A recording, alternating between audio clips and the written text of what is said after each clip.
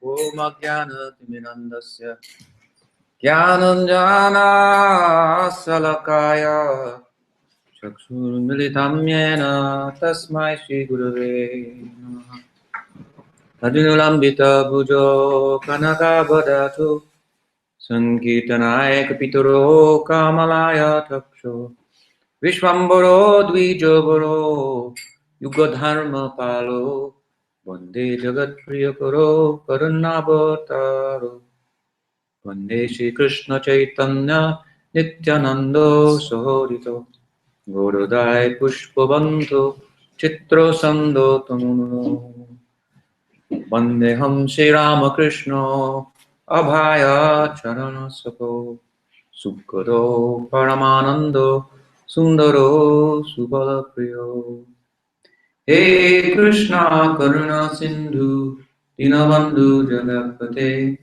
Yupesha Gopika Kanta Radhakanta Namostute Tapta Kamshana Gaurangi Radhe Vrindavaneshwari Vishwamana Sute Devi Pranamami Haripriye Shri Guru Vaishnava Guru Parampara Ki Jai Shri Krishna Janmastami Mahamotsava Shri Ki Jai Parampara Srimad Bhagavatam Ki Jai Gaur Bhakta-vrinda Ki Jai Gaur Premanand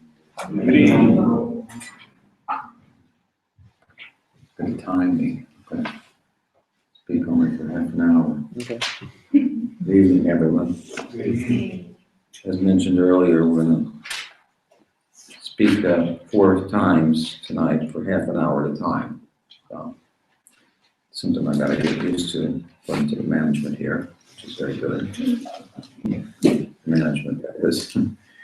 And in between, then you can do other things, hear and chant and get fresh air and so forth. And so this morning we spoke a little bit about what the importance of the story, the significance of the story of Janmastami in comparison to the story of scientific materialism, and how the former holds much more prospect for us and is much more realistic. So tonight we enter into the Bhagavatam itself. We should be excited to enter into the super subjective world of the Bhagavatam.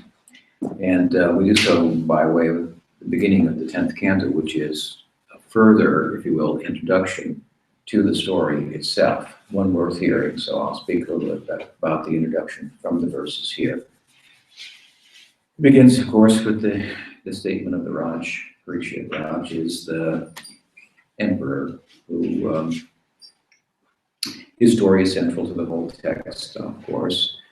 He was cursed to die in 7 days, having acted out of character, as it would be, and he, in accordance with his actual character, he went to the bank of the Ganges and fasted from food and drink was preoccupied with the necessity to hear comprehensive answers to the pressing questions of life, like what is death? That's a pressing question to life. Understanding death is to understand life. And of course, on the scene, the young boy Sukadev appeared, naked, and everyone rose. Understood from his appearance that he had understood death. In other words, he was detached. This is how, from an interpretive point of view, to understand his nakedness. He had nothing. He was unconcerned even about clothing. And so, but he was wise at the same time. So detached means what? That death is a problem because we're attached to things that we can't keep, we can't take with us.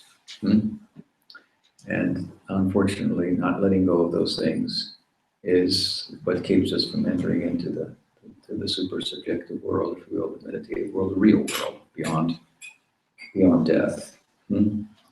So he was young and the king was old, and both were wise, one in the form of questioning and the other in the form of giving the pertinent answers, qualified as he was, and as we'll hear, some praise here on the part of the king, of the boy who was only 16 years old, Sukadev.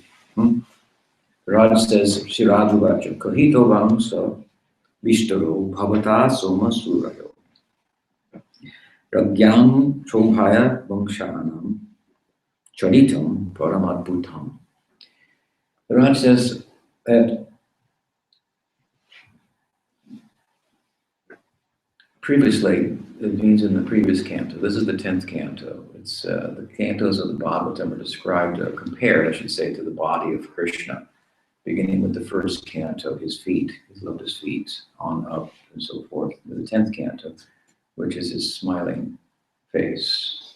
The 11th canto is his intelligence, and the 12th canto is afterthought, so to speak, wrapping the whole text up and reminding us what it's about. And the 10th canto is what we're entering into here, where the story of the Janmastami, the birth of Krishna, the Janma, the birth, on the Astami, the 8th day of the waning moon of the month of Bhadra. That's where we find ourselves at this time. 10th canto is the smiling face. It's the main body of the text.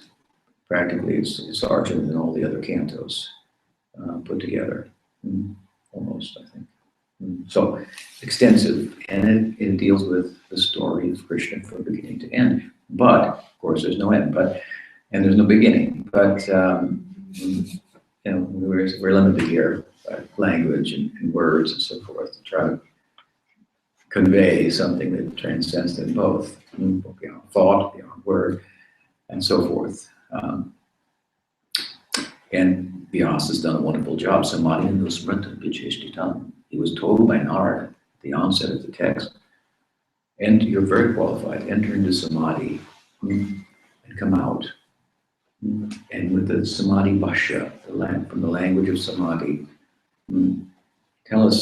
speak about what the sacred texts of the Hindus of India are essentially about.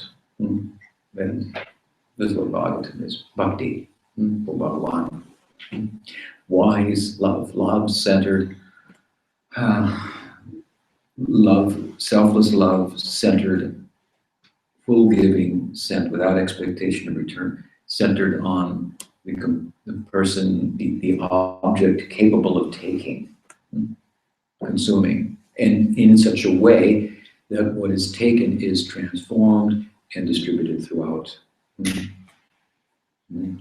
By serving the center, the circumference of the circle of life is supported as well. So the ninth canto, this preceding this, there was a few verses in which the sage Sukadeva, spoke about Krishna Lila in some cryptic way, but with some details. It's not that his Lila is not spoken about throughout the text. It is here and there, like an appetizer amidst a lot of medicine. And this, the 10th canto, this is a full meal.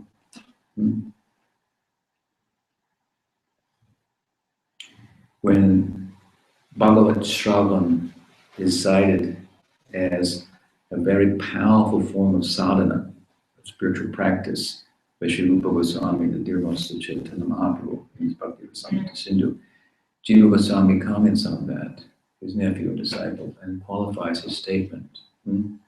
He says, that means the 10th canto. Hearing these topics about Krishna, this is a very powerful medicine, this is the full meal, I should say. This is really to be taken advantage of by one whose practice has become food rather than medicine. It's medicine at first, and you have to remember to take it. And you need somebody to tell you, take it, do it, promise you'll do this. That'll be good for you, and so forth.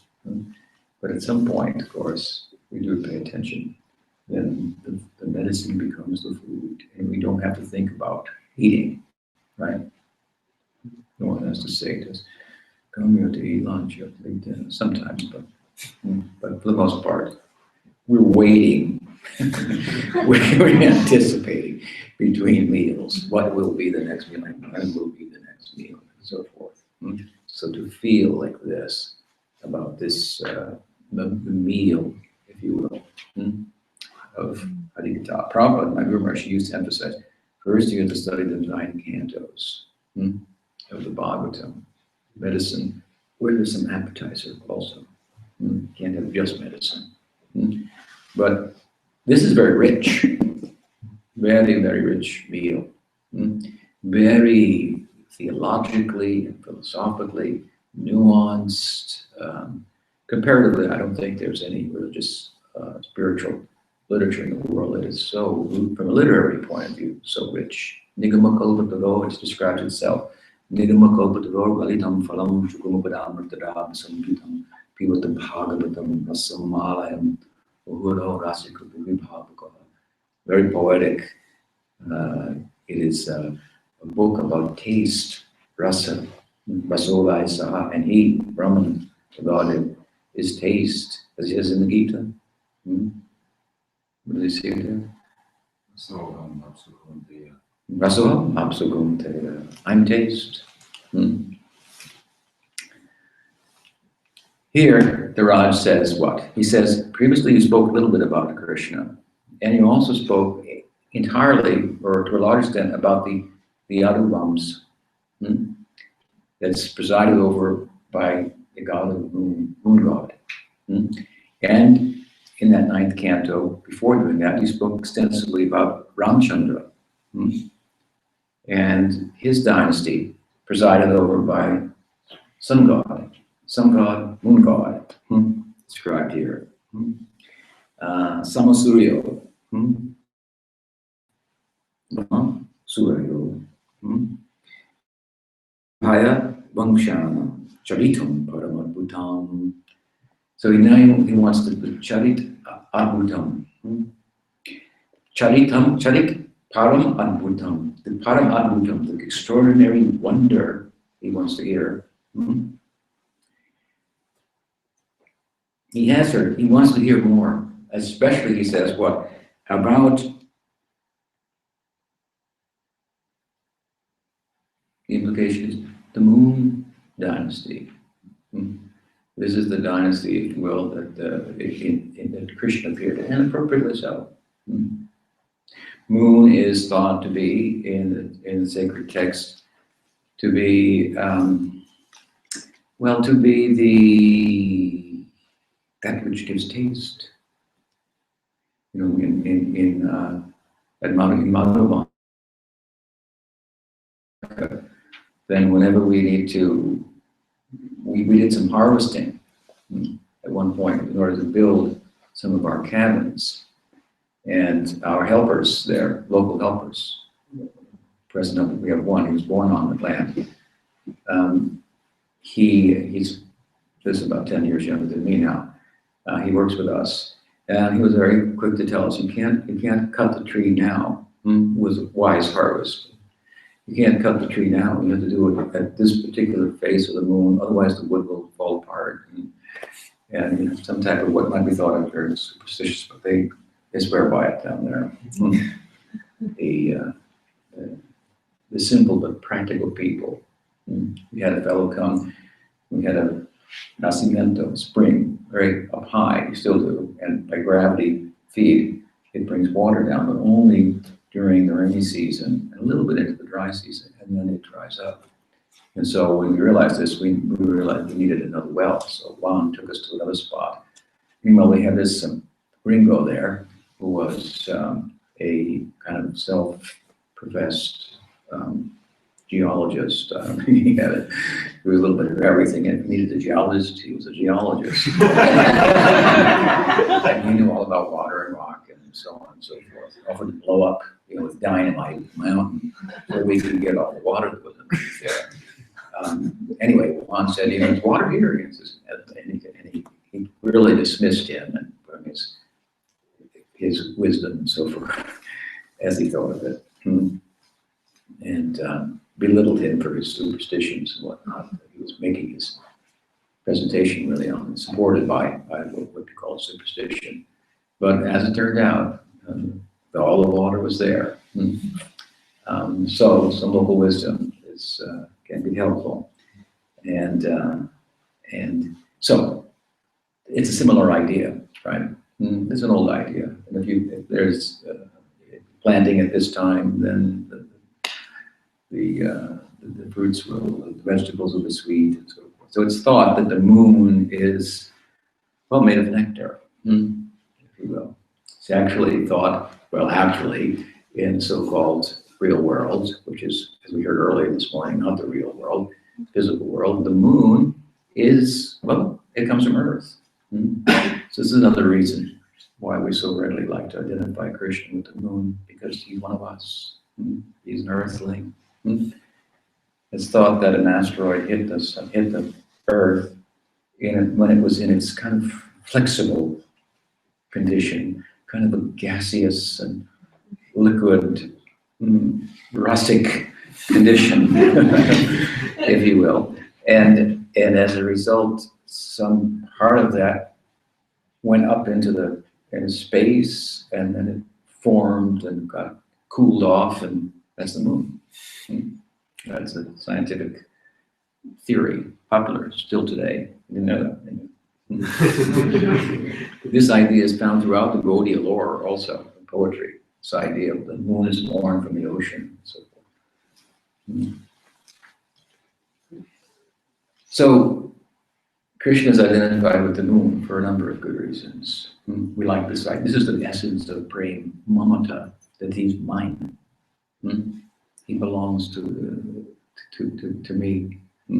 This kind of mineness that is what material life is about. We are, as I often say, our I is formed, derived from our sense of my. What I think is mine is what I am in a conventional ego sense of identity.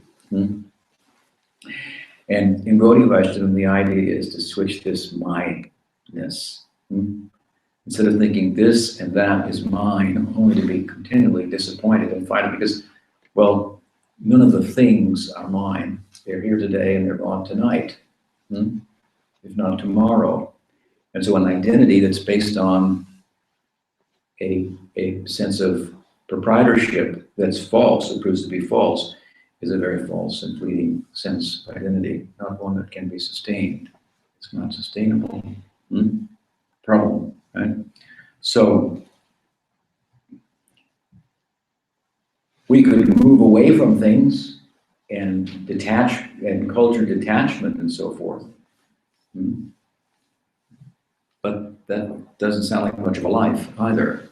Just to give things up and do nothing, sit perhaps, and be.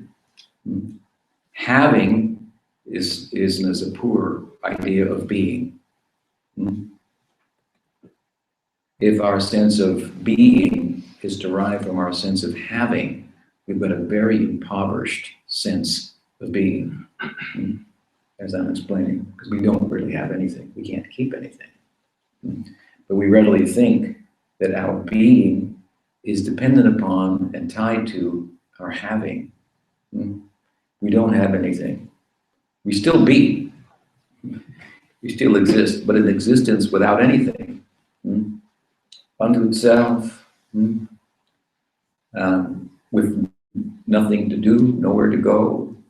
It might arguably be better than life of attachment and the pain, the sorrow, the misery that is born from the womb of attachment. But it doesn't really speak to us that idea of freedom from things unto itself, detachment as a way. It doesn't speak to us about that which we feel life is about taste, about rasa, about love. We want a unity, but we want diversity also. Love requires a diversity.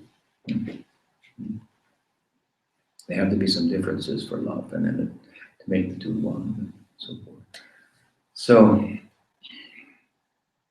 Gaudiya Vaishnavism as a path, and the Bhagavata's mark teaches us what? How to become attached to Krishna. Change the environment from a material environment, Maya Shakti, to Swarup Shakti, the influence of bhakti. And it results in due course, a sense of possessiveness. Krishna is mine. So that he's identified with the moon, and the moon, point is from the earth. We're from the earth, so he's one of us. And this is the whole idea of Janmastami. He's one of us. It's the human, it's called Nara Lila, the human-like Lila. Human and like. Like is a big part of the term. Human-like. And a little different also. A little different. He's amongst us, but he knows why he's here. He's amongst us, but he's not affected by the here, by the environment. And capable, therefore, of his stories, if you will, and power to take us out of this environment and put us in another environment where we can be all we can be. So here, he wants to hear about Krishna. about the Moon dynasty. Moon, again, Krishna is often identified with the moon. Sri Goswami, in his very opening verse of his tome on bhakti, most definitive text on bhakti, the Bhakti Rasamrita Sindhu, the nectar ocean, immortal nectar ocean of Bhakti Rasa. He begins his book by describing Krishna, Vidur Jayati, the victorious moon, Radha Prayam, Vidur Jayati. That moon may be victorious. He's not like the sun. Cannot take advantage of the sun. The moon is different. It diminishes the stars, but not entirely. It plays with the night. Also, it makes the night, by interplaying and facing with the night, makes the night more beautiful. And it itself is beautified in the season of the spring. This is Rupa Goswami's description. It's very esoteric. He speaks about different constellations, the nakshatras. There are 27 and 1/3 nakshatras, as is thought, or to put it in our terms, days that constitute the cycle of the moon. In the Braj, Leela, in Vrindavan, was a custom amongst the elders to name their daughters after the wives of Daksha. He had lots of wives. 27 of them are in heavens, are the nakshatras, like Radha, Vishaka, Lalita, Rohini. So they used to name their daughters. That's where we get these names from. It's a religious kind of idea, but it has deep spiritual significance. Rupa Goswami plays on these names, these nakshatras, while describing Krishna as the moon. And poetically, figuratively, he's speaking about the moon and the nakshatras and how the moon is beautiful, interfacing, putting out some, kind of dimming some stars, playing with the night, as I said, and being nourished, an opposite thing, by the spring season. And these descriptions of the stars that he uses, the night and the spring season, these are all the names of the gopis who are opposed to Radha.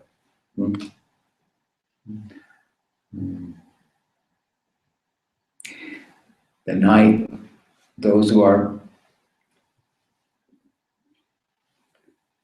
friendly but not on her team, so to speak, in the Braj Leela.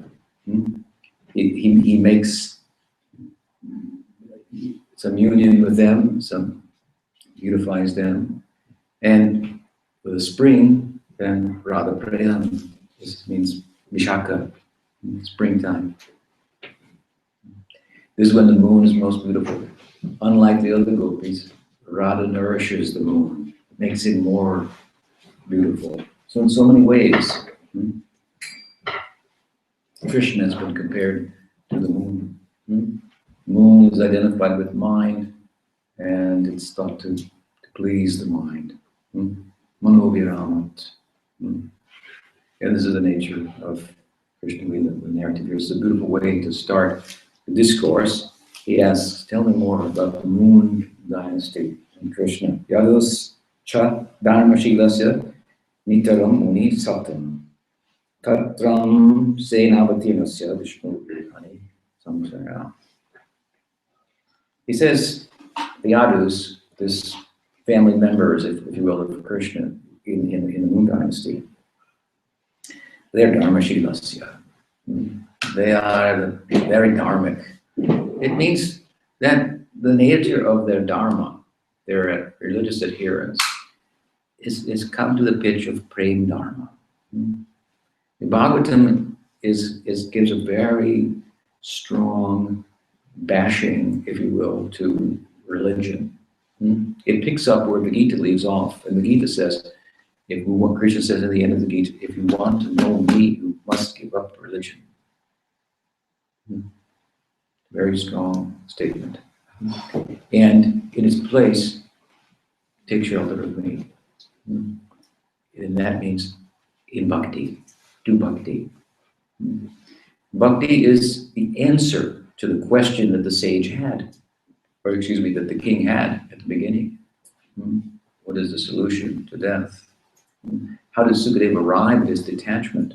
Not by an overt culture of detachment unto itself, but by hearing the topics about Krishna, he lost interest in the world. So he says these yadus, they're all the epitome of Dharma. They've stepped on the head of religion and entered into essential, experiential, spiritual life, mystical orientation, experiential orientation, rather than some kind of loving orientation, rather than kind of a business deal with the Godhead.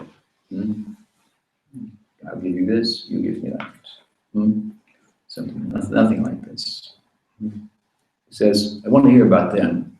They have such good character. And he addresses the Sukadeva as Muni Sattva. You are a Muni, means you're a big thinker, and you are amongst them, you are the best. You are a Sat, Sattvata. Sat means truth, and Sat is another word for devotee. Bhagavatam begins, what does it say? Dharma projita kaita gotra parmuni matsaram satam. This is for the satam. It doesn't require much. You just have to be thoroughly honest. It's a popular idea. You can hear it in rap music and stuff. Be really honest, but there's a little more to it than what they thought about there. To be thoroughly honest. Nothing belongs to me. Like you said earlier, that's honest. What to do about that? You asked me some months ago or a year ago when you were here, what about they're doing this, the corporations, they are doing this, what are we going to do about them? What did I say? I said, you are they.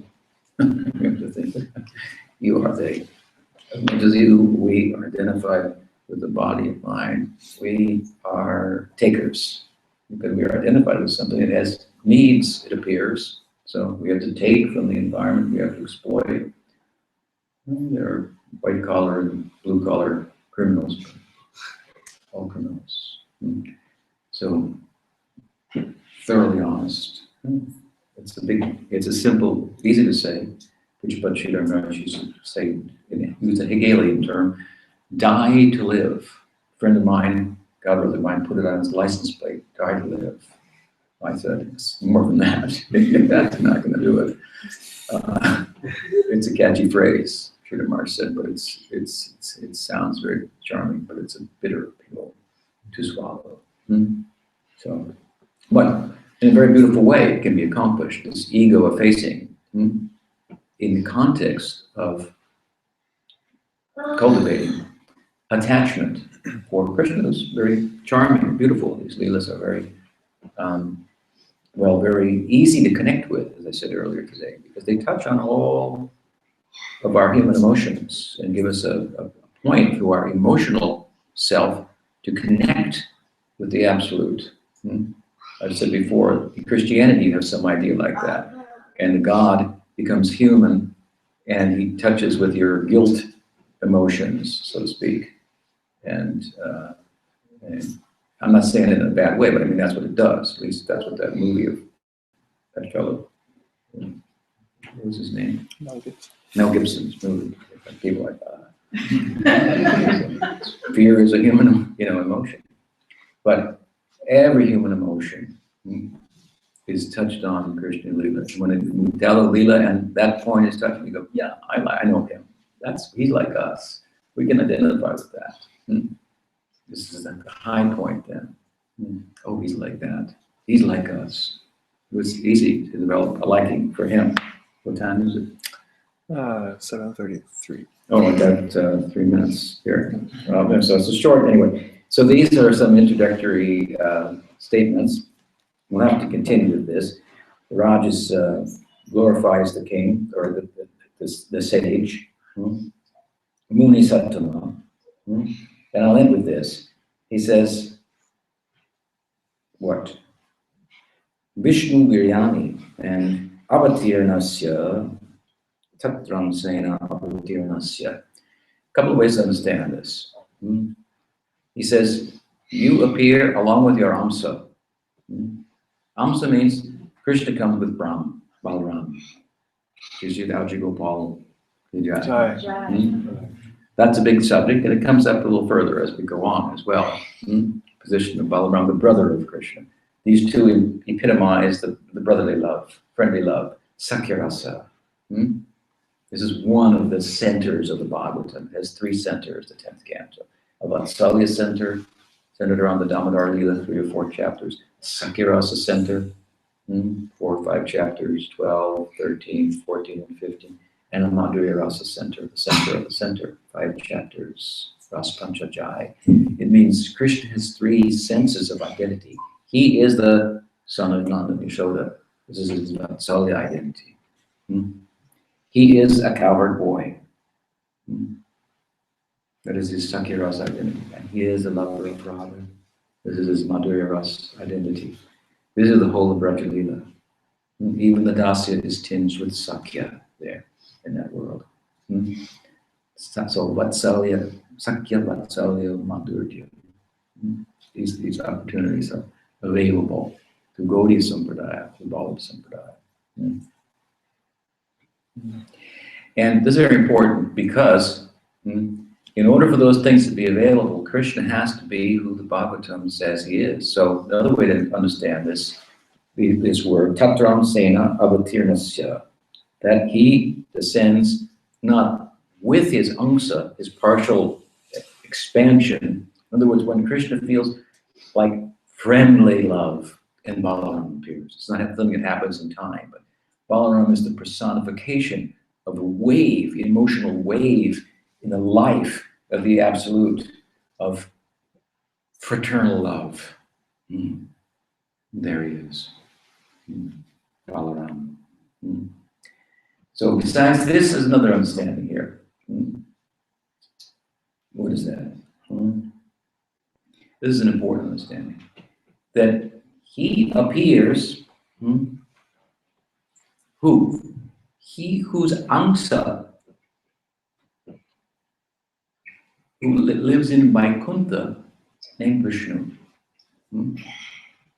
He appears who? Whose angsa living in Vaikuntha is named Vishnu. This is a very important interpretation because if Krishna is the avatar of Narayan, you cannot have Vatsalya, Sakya, and Madhurya because that's not available in Vaikuntha, only Dasya. There is a face of Narayan on Janmastami in Vaikuntha. Narayan appears like Krishna. And he shows these leelas. But the inhabitants there, they cannot participate in them. When Gopakumara, Bhagavatam, went to Vaikuntha, his destiny was Sakyarasa. He saw Narayan, he said, "Hey, Gopal." And everybody said, "You can't talk like that to him, that's Narayan." Oh, Narayan, he has 4 arms. This is reverential plane of love. What are you doing here? You can't relate like this with God. But Narayan, knowing more than the inhabitants there, who see him as the be-all and end-all, and everything as everyone is his avatar, it's a certain spiritual perspective. It's beautiful. But that's not the only spiritual perspective. And Narayan knows that well. He shows Gopakumar his leela. He says, "Stay here, I can do. Here's my leela. You can see it sometimes if you stay here." But Gopakumar says, "It's not enough. I want to be your friend. I don't want to watch your friends." So there's a partial manifestation of this Mahavaikunta, it's called in the Purana, the Golok, in Vaikuntha, but you cannot participate there. So if Krishna is the avatar of Vishnu, then the love that Gaudiya Vaishnava talks about is not available. We're not against the idea. You can think of Krishna as the avatar of Narayan, but don't think that you will taste Madhurya Rasa, or Sakya Rasa, or Vatsalya Rasa. Krishna, Narayan does not have any parents. He doesn't have any close friends that he just kicks back with, and so forth. And he's not henpecked like Krishna. He's not Dear Lalita like Krishna. So it's a very important understanding. What is that understanding? We hear it in the morning. Krishna's tu Bhagavan Swayam. This is the password to enter into the computer of the Bhagavatam, to get in and find out everything that's going on. Very foundational, philosophical point. And we also make that analysis, come to that conclusion by rasic sensibilities, by the sensibilities of feeling love that we see that is possible in the Krishna avatar, the appearance of Krishna, to have that kind of love. Do we think that in his descent, in his appearance in Janmastami, where he showcases this love and people fall in love with him in that way, the result is they have to go to Vaikuntha and worship Narayan in awe and reverence? No, there has to be a world that corresponds with that, because the sadhya, the goal, corresponds with the sadhana. Practice makes perfect. So as you practice, so that you will attain. And with that, you'll have to stop. We'll continue our discussion. What time? 8:30. 8:30. Okay. So now we take a short break. We're going to be up till like 1 o'clock or so. So we appreciate the breaks more. As we go. Gandharaj Srimad Bhagavatam Ki Jai. Krishna Janmastami Mahamotsav Ki Jai. Gaur Premanandi. You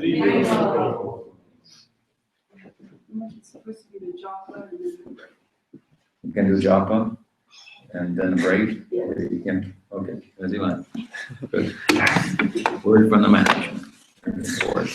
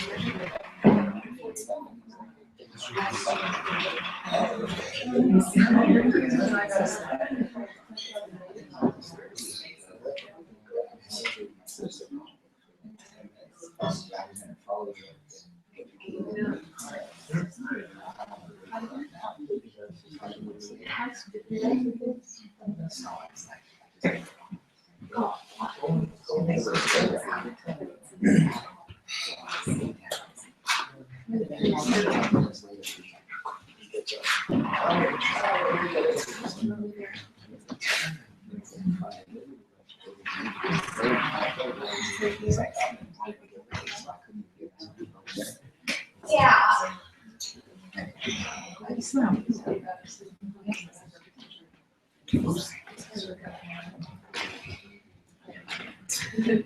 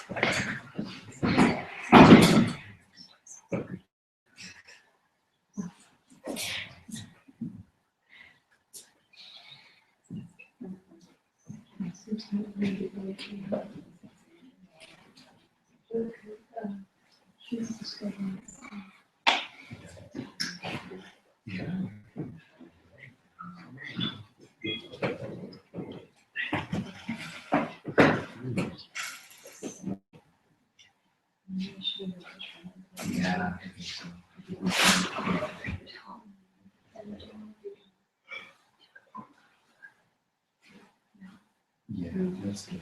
Yeah. Yeah. Yeah.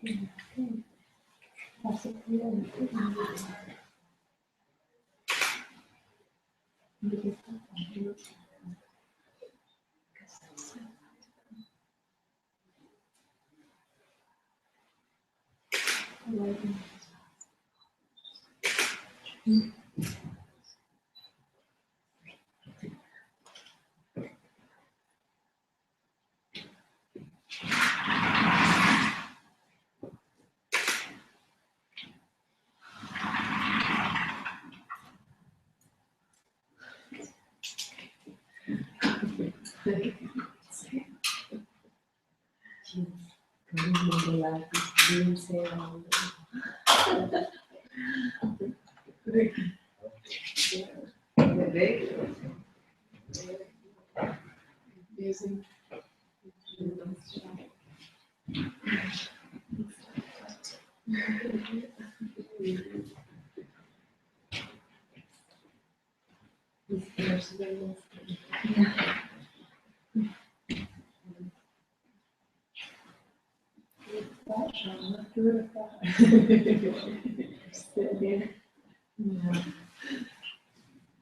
Life takes an amazing turn. I remember mom sitting here, the first year I came on, it was really tragic.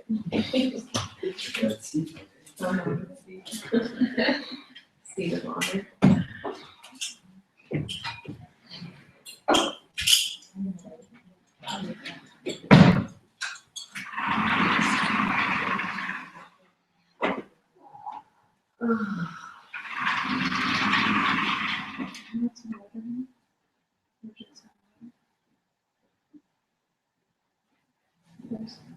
Yeah, you can push it out.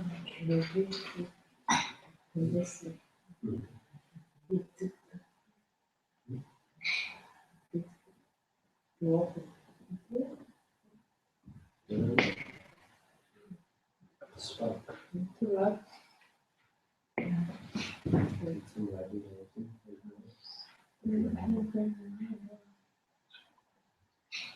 Yeah, I think he's got him sick or something. Just racing, it's cold.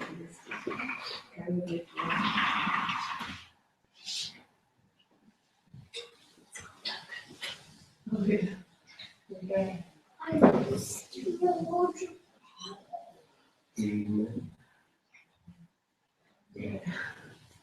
So they say he's old enough to tell us what he needs.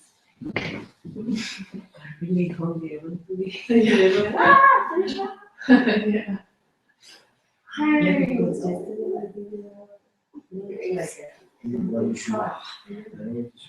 Yeah.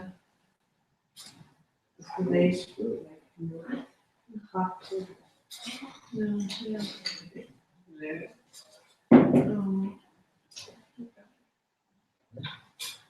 Just diets, I think, just not really stable.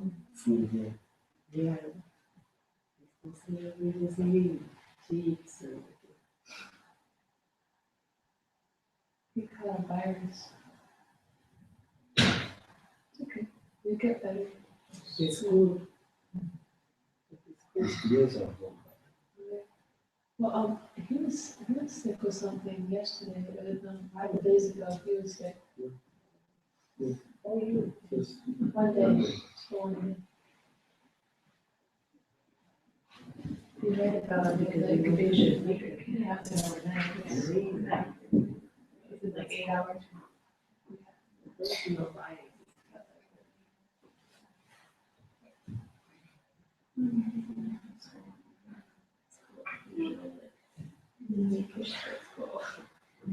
It's true. Luckily, his classroom was like brand new.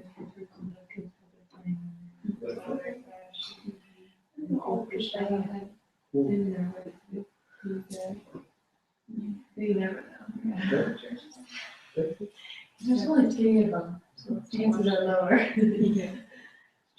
Yeah. Actually.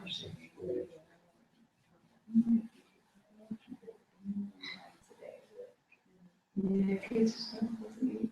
I still think so.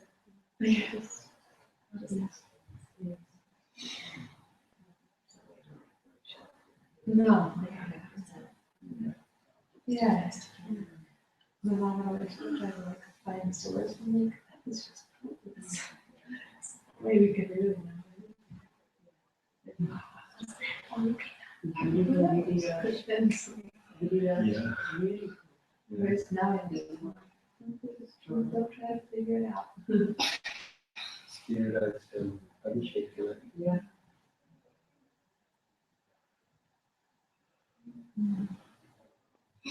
Yeah, last year I had like a good dose of Resistant boosting, make it super all full of your long vehicles constantly.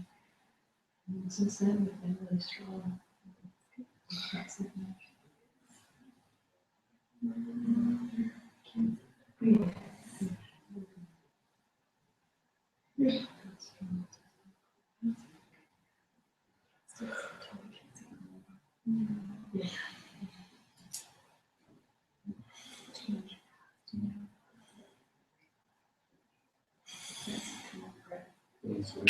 Yeah.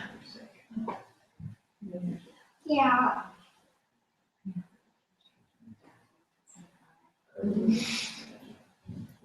Right. Because then I know the word, like you can tell all the filters it's like. No, no. So you're a nurse, what's your take on that?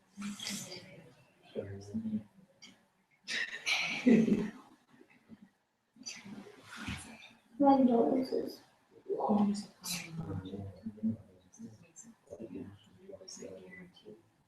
What? Mhm.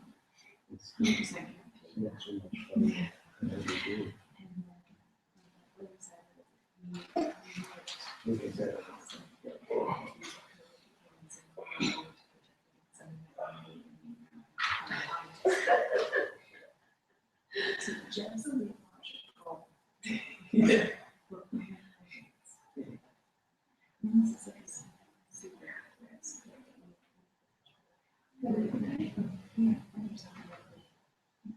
Again.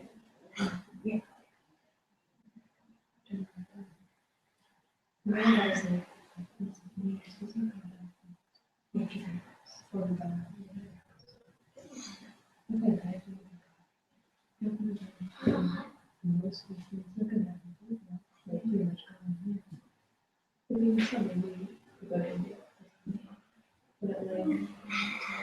Yeah.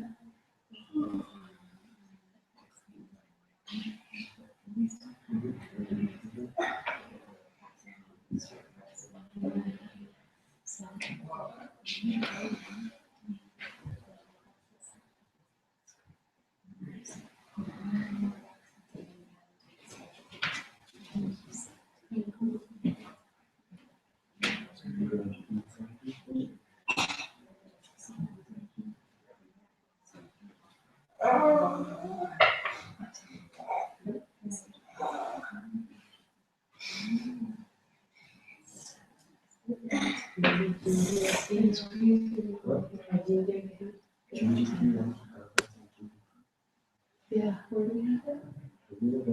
Oh, they have it in here. They have fresh ginger. Oh, good, okay. That would be good. Oh, yeah, I know, it's crazy. Not this year, the next year. It's a lot. Stupid lots. Right? I have not, in a while.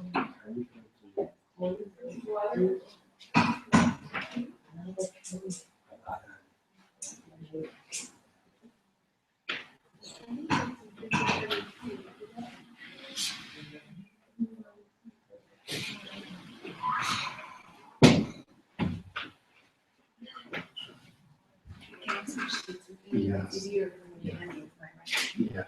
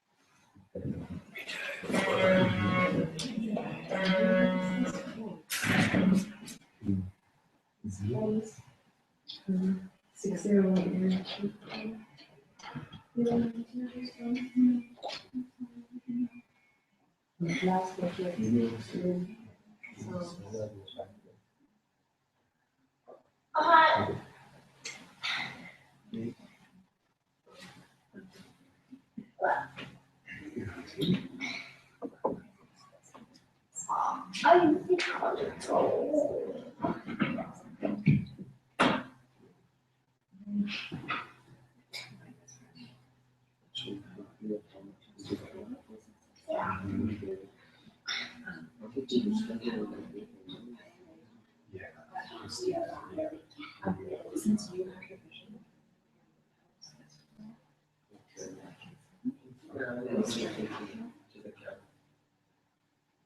I can I love you.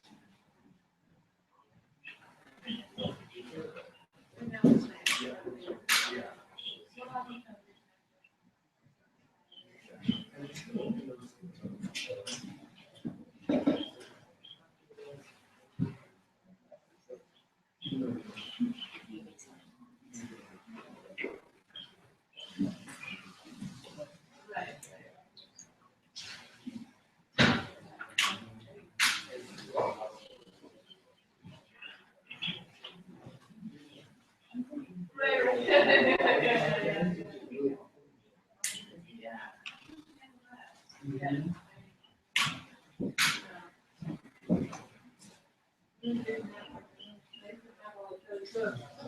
was just curious because it was interesting that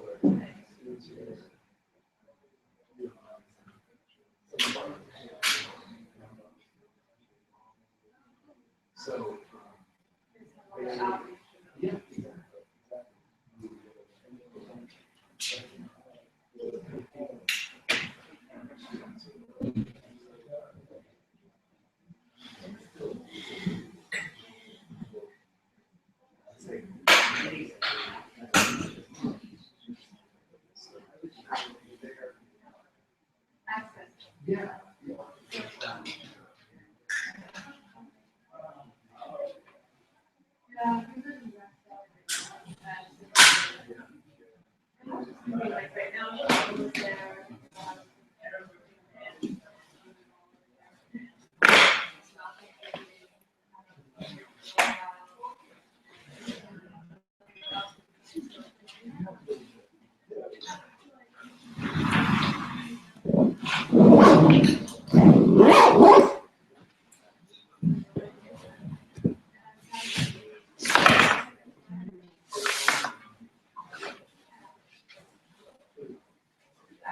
That's how I like her.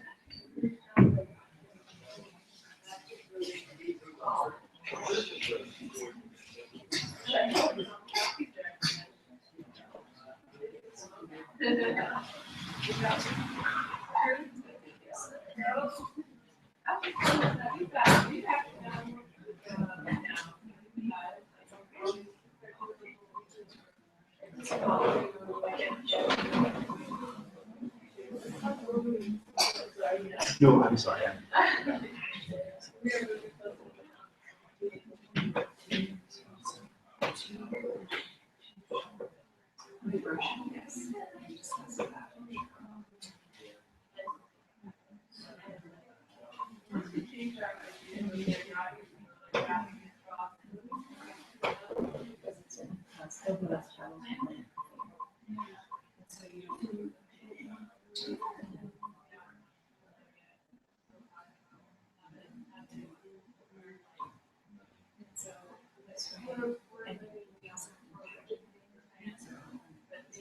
I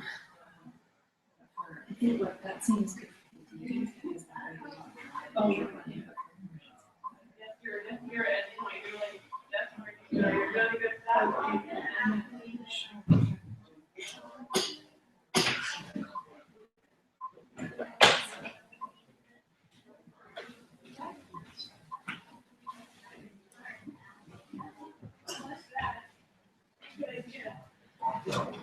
I would have thought. Oh.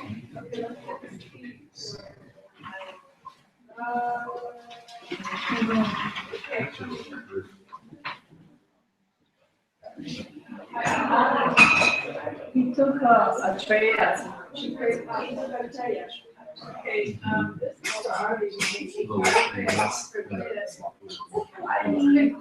Mommy's right here. Mommy's right here. Oh. I'm thinking, yeah. Right, sticker.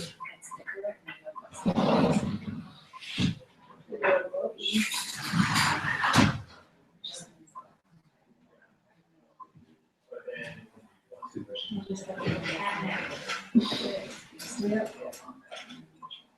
And both on the same photo.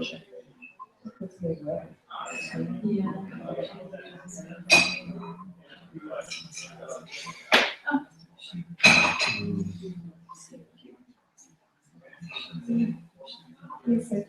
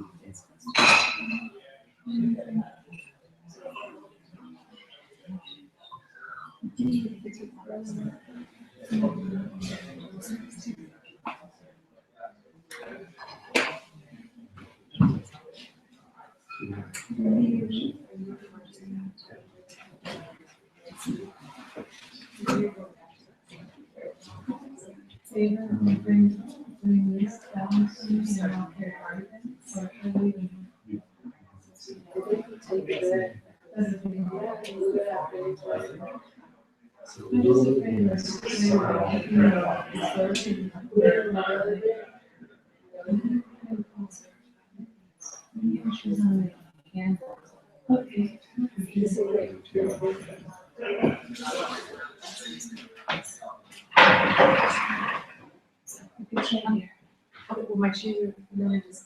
So the meeting. Oh, yeah, yeah, yeah. Introduced them. Of course. They could just put my shoes. That makes more sense. And small. These shoes are the ones.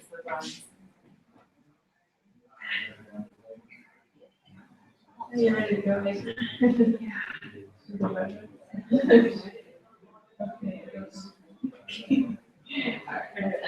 Okay. Okay, I'll be down. All right, Ari. I think if you do a step. Okay.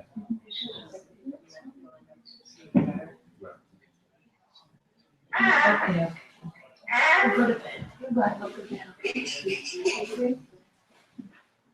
Easy.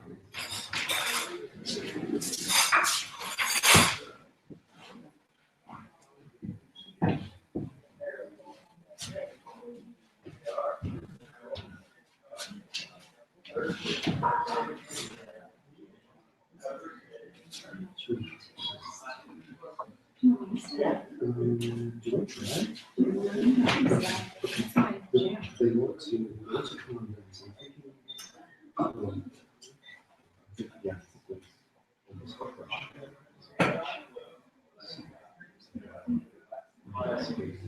What kind of thought would be better? Having sex is your email. Without sliding them all the way down. I don't know. It's, I see what you mean. yeah, like they. So they-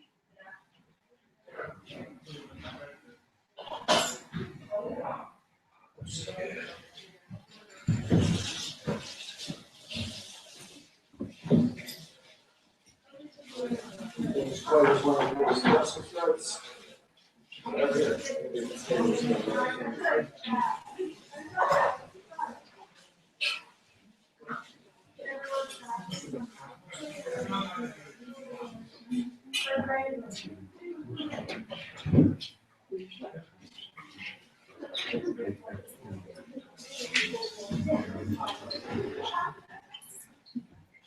we promised, I guess, the finished product somewhere else. It is, it's in the refrigerator. Okay. Garbage number 2. This one would be bigger. Okay, much bigger. These are so beautiful. Yeah. Yeah, I think with the yellows,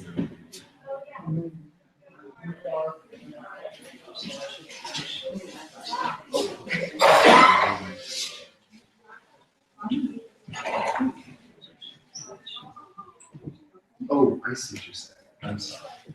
Right.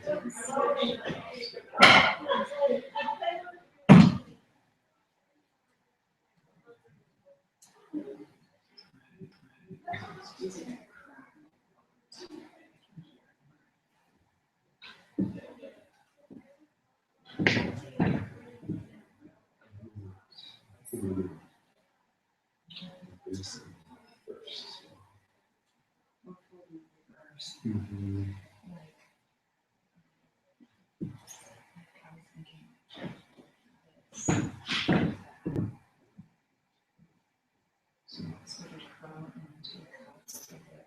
So this is what this. But then instead of Oh, okay. into the cup, Yeah.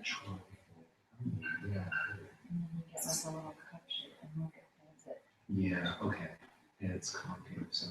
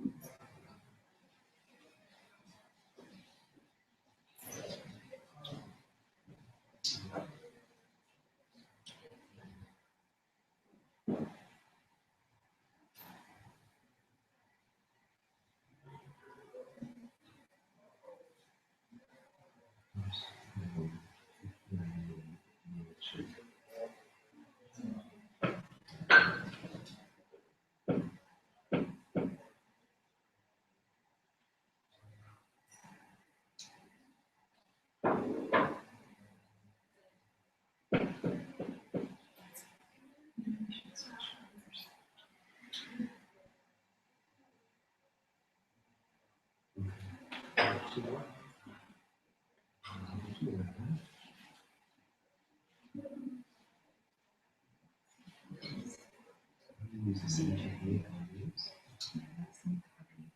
Yeah, I definitely want.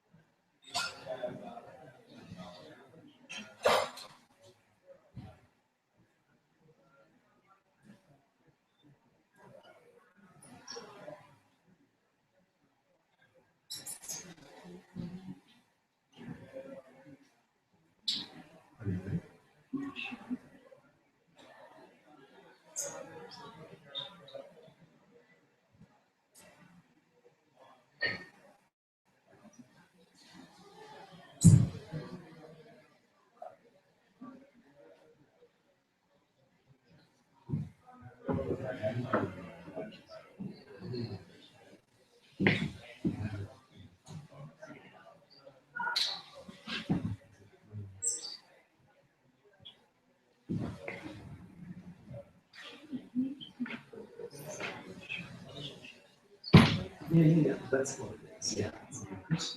Yeah, please keep it first. When you finish.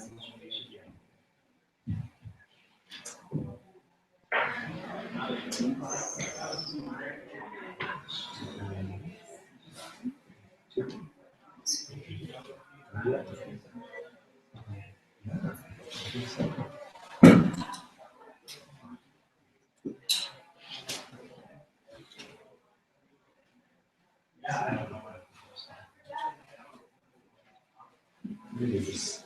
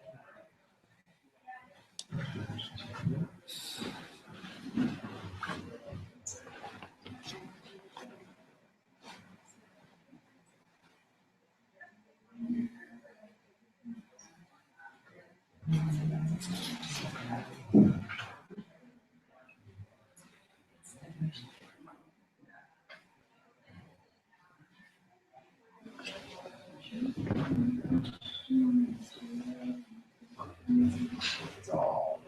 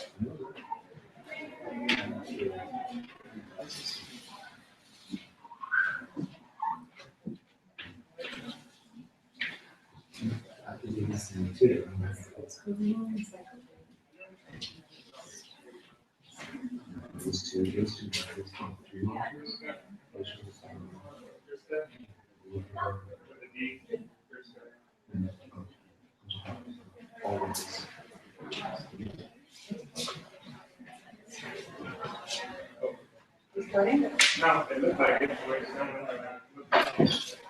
So maybe we guys know about the baby.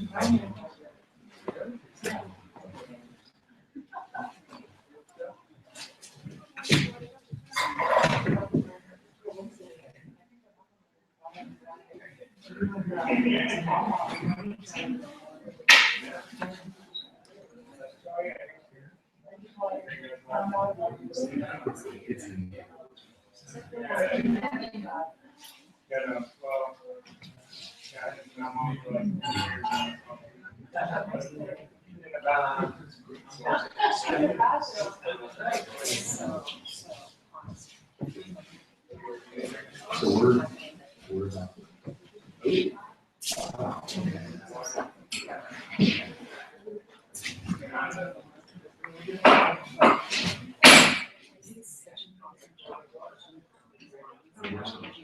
You know what I'm saying in the airport?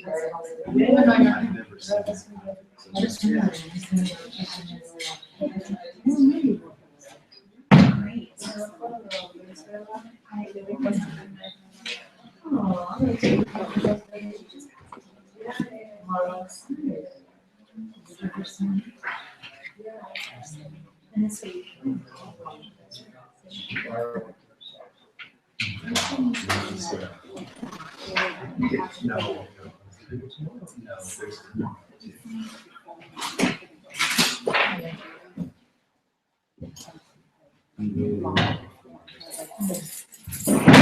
Oh, sorry. Really good. Yeah. Yeah. Cooking.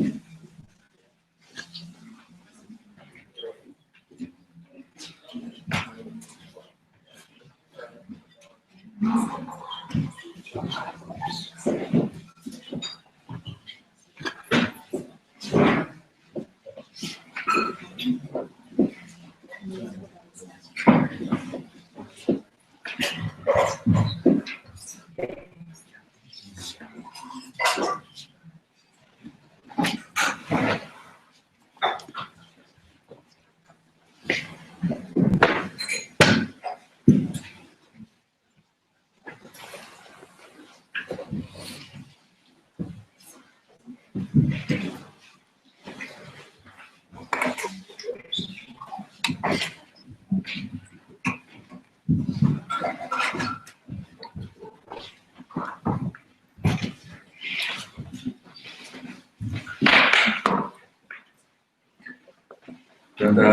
Bhagavatam ki jai. Jai. Janmastami ki jai. So we continue our discussion, and we left off here with the idea that if Vishnu is not an expansion or avatar, depending on how you look at him, there's no an expansion of Vishnu as an avatar of Krishna, then and it's the other way around. Krishna's the avatar of Narayan, and there's no hope for the pursuit of the full face of love as we know it in its varied forms, fraternal, parental, romantic, and so forth. No hope of experiencing that in intimacy that constitutes with the Godhead. Rather, we have this, what we call, I guess, agape, a kind of a reverential, awe-inspired love that creates some distance between the object of love and the, we don't almost want to call it love, but worship. A distance between the object of worship and the worshiper. In, as we know, in fraternal love and in parental love and romantic love, that distance is, that gap is bridged. And so it is with the idea of rag bhakti, that is the ideal of our tradition, and it is illustrated in or played out, manifest in the pastoral leelas of Krishna, not even in the city leelas of Mathura and Dwarka, but in the pastoral leelas that this 10th canto of the book is centered on. Really builds up to a point where Krishna goes to Mathura and Dwarka, and although those chapters make up a greater balance of the book, properly understood, they are all reflecting back on the pastoral leela and the condition of the inhabitants there in the apparent absence of Krishna. It's a big subject, their love and separation. So the idea, of course, is what you might think, well, what about Ram? Ram is, Ramchandra from the Surya Vamsa, from the Sun dynasty, as it's thought. He was human-like also. He had a mother and father, brothers, and so forth. He is said to have an abode in Vaikuntha called Audarya. You can't enter there except by Dasya Bhakti. You can't become the brother of Ram. You can't become a Sita. You can't become a Kaushalya or whatever, mother of Ram. That's not possible. But the very fact that there is such a dimension where Narayan in some form, in the Paravyom, in the super subjective world, beyond time, space, the trans-temporal, trans-spatial realm, similar to that thing in our head called consciousness, that defies time and space. In that realm, we find Ayodhya.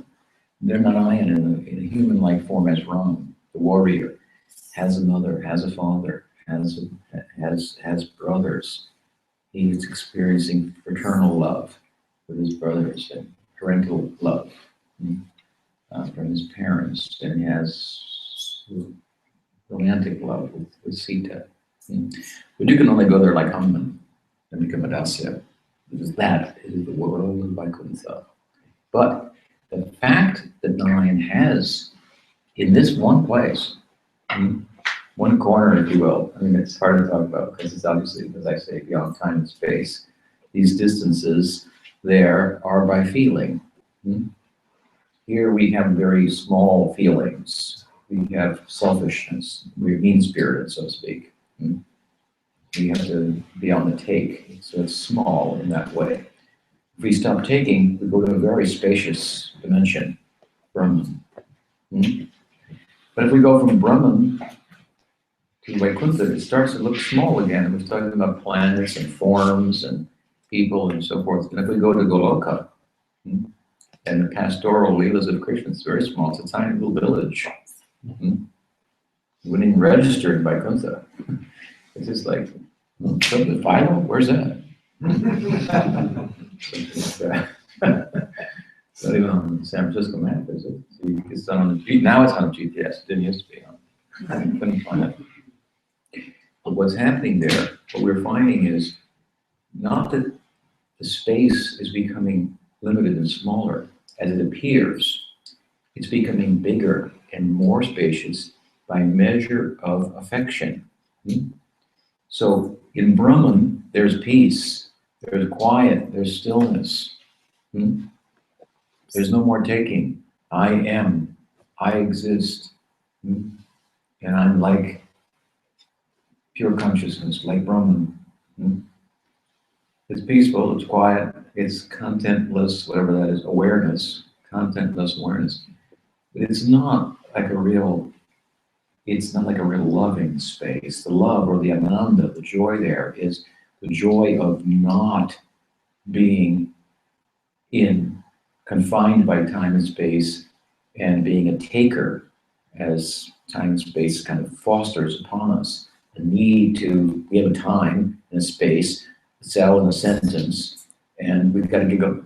We've got to keep on the move, or it appears that we may not exist at some time. We're threatened with the possibility of non-existence. That's not very comfortable. So to be free from that, oh, that's very comfortable. It's a big, So this is the ananda of Brahman. It's, relief. It's just like if you found out you had cancer and you had a month to live, oh goodness, and you have to tell your friends and you have to tell yourself you have cancer.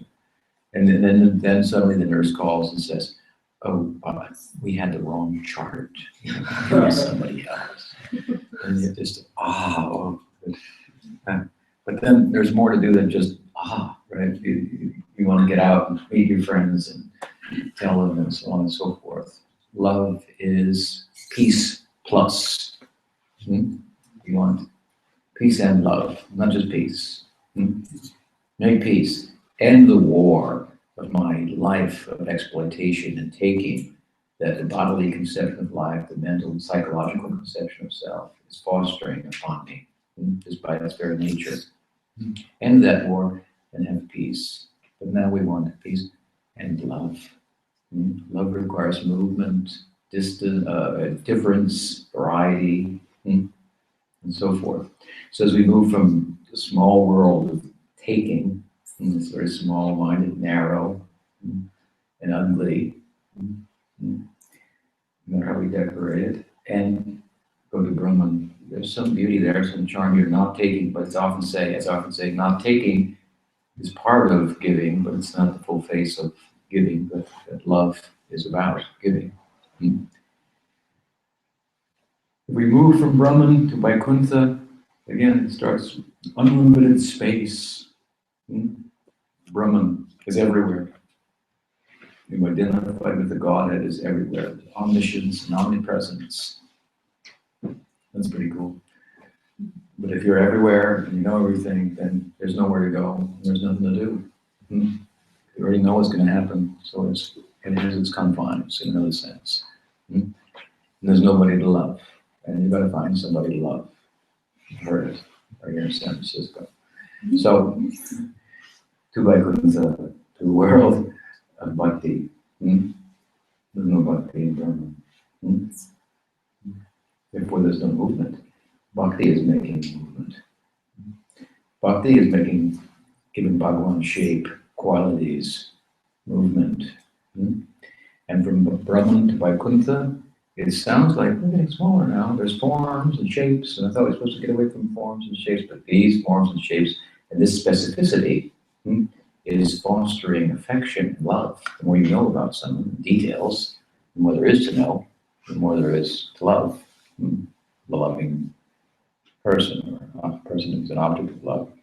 So in Vaikuntha, then it's actually getting bigger and more spacious because love is accommodating. If you get to Golok, you get to a very small place, it appears. geographically, or existence looks small, and knowing, Sat and Chit look very small there. They don't know even anything, all this stuff. They don't know all this philosophy. It's all buried in the ground there. It's all underground. It's the art, it's the canvas on which the art is drawn. But the love side of aspect of the Sat-Chit Ananda equation looms very large there. And as I often say, when you have experience, if you love someone, you can live in a tree, or a hole, or a cave, under a rock, or something like that. And that, at the same time, is the biggest space, the most meaningful existence, and the most meaningful knowing, a loving existence, full throttle, and a loving knowing. Indeed, loving is the end of knowing. Rajagaja, Manmanabha, he says, from the beginning and end of the 9th chapter of the Gita. King of knowledge, what is it? Manmanabha. Love me, that's all. So in Vaikuntha, it's a big place. But all of the love there, the feeling, the sentiment, is all reverential. And in Ayodhya, the abode of Ram, we find something peculiar, as I said. Narayan, in that form, has a mother and a father. What Ram Dham, if you will, Ayodhya is doing, is pointing to Goloka. It's pointing to, there's a possibility of fraternal love. There's a possibility of parental love with the absolute. There's a possibility of romantic love. You can't have it there with Ram. You have to be like Hanuman, Adasya, servitude. But in a way, it's pointing, and this is the Mahavaikuntha. It has to be different from Vaikuntha because the standard fare in Vaikuntha across the board is Dasya Bhakti. It means love in servitude to the master, like love between the teacher and the student, something like that. It's nice. It's beautiful. It's the high end of love in this world. And it's the low end of love in that world. Only thing lower is compassion. Compassion is for this world. It's big in this world, and people need it. We need it. But in Golok, there's no need for compassion. There they have, Mother Yasoda had some karunya, some compassion for Krishna. That's very peculiar. Karunya, so, some empathy for Krishna, some compassion, like parents have for children, something like that. So we ended on this point. I better get going with the rest of it. That Bhagavan is, who is this Bhagavan Krishna who appears? He whose Amsa lives in Vaikuntha. He whose Amsa lives in Vaikuntha. And what? Avatirya yador bhangshe Bhagavan bhuta bhavana krittavan yani vishvatma taninyo vishtarat. Very peculiar here, or very interesting, I should say. He says, Raj Parikshit, Bhagavan Bhuta Bhavana, the purpose of your avatirya, with Obam, the purpose of your appearing, descending, avatara means, kara means to cross, from up to down, to cross from up to down. The purpose of your appearance, your descent, and appearance in the Yadu family, the family of the Moon dynasty, as we explained, is what? Is Bhagavan Bhuta Bhavana, to give bhava to everyone. It's a very nice thing. This is the goal of sadhana. Bhakti in practice, the goal is bhakti in ecstasy. And the culture of bhakti in ecstasy results in bhakti in love of God. Sadhana bhakti, bhava bhakti, prema bhakti. We should do our sadhana for a purpose, our practice for a purpose, to attain bhava. There are so many stages. from initial faith to growing the faith practically by associating with others of like-mindedness who are affectionate towards us as well, like all of you. In that context of associating with saintly people, someone stands out. She's very attractive and compelling. He speaks very nicely in such a way that answers our questions, almost as if he or she, that figure amongst all the sadhus, speaks, is articulating what it sounds like. That's what I wanted to say. I feel like that. It's not an artificial foreign kind of imposition. Yeah, she says it like that, and I feel like that. Yes. Because why? The Guru is Krishna in the heart, and he appears representationally outside as a sadhu. So among so many sadhus, in our growing of our initial faith in their company, some of them stand out. And then that siksha, that instruction he or she gives, will capture our heart in such a way that we will then capture him, her. Now you have to accept me. So the law of love. Yes, I will accept you as my student. I must do that. And I'm humbled by that. And then we learn to live within certain parameters that constitute bhakti. And as we do, there's some fire of ordeal there in our practice, where we learn to accept things that are favorable to bhakti and let go of things that are not. And as we are successful in this kind of there's a learning curve to it, so there's ups and downs there. It's a given. Come in, welcome. Please make room. More guests, move forward. Then gradually our practice becomes steady, fixed, irrevocable. This is when that spiritual life becomes experiential on the right.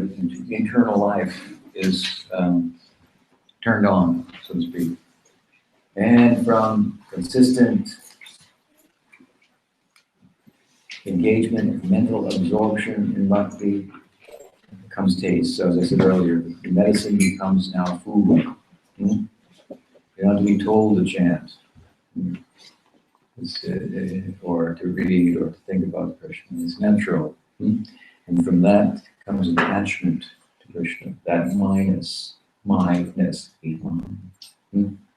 and from there we enter into then bhava bhakti, bhakti in ecstasy.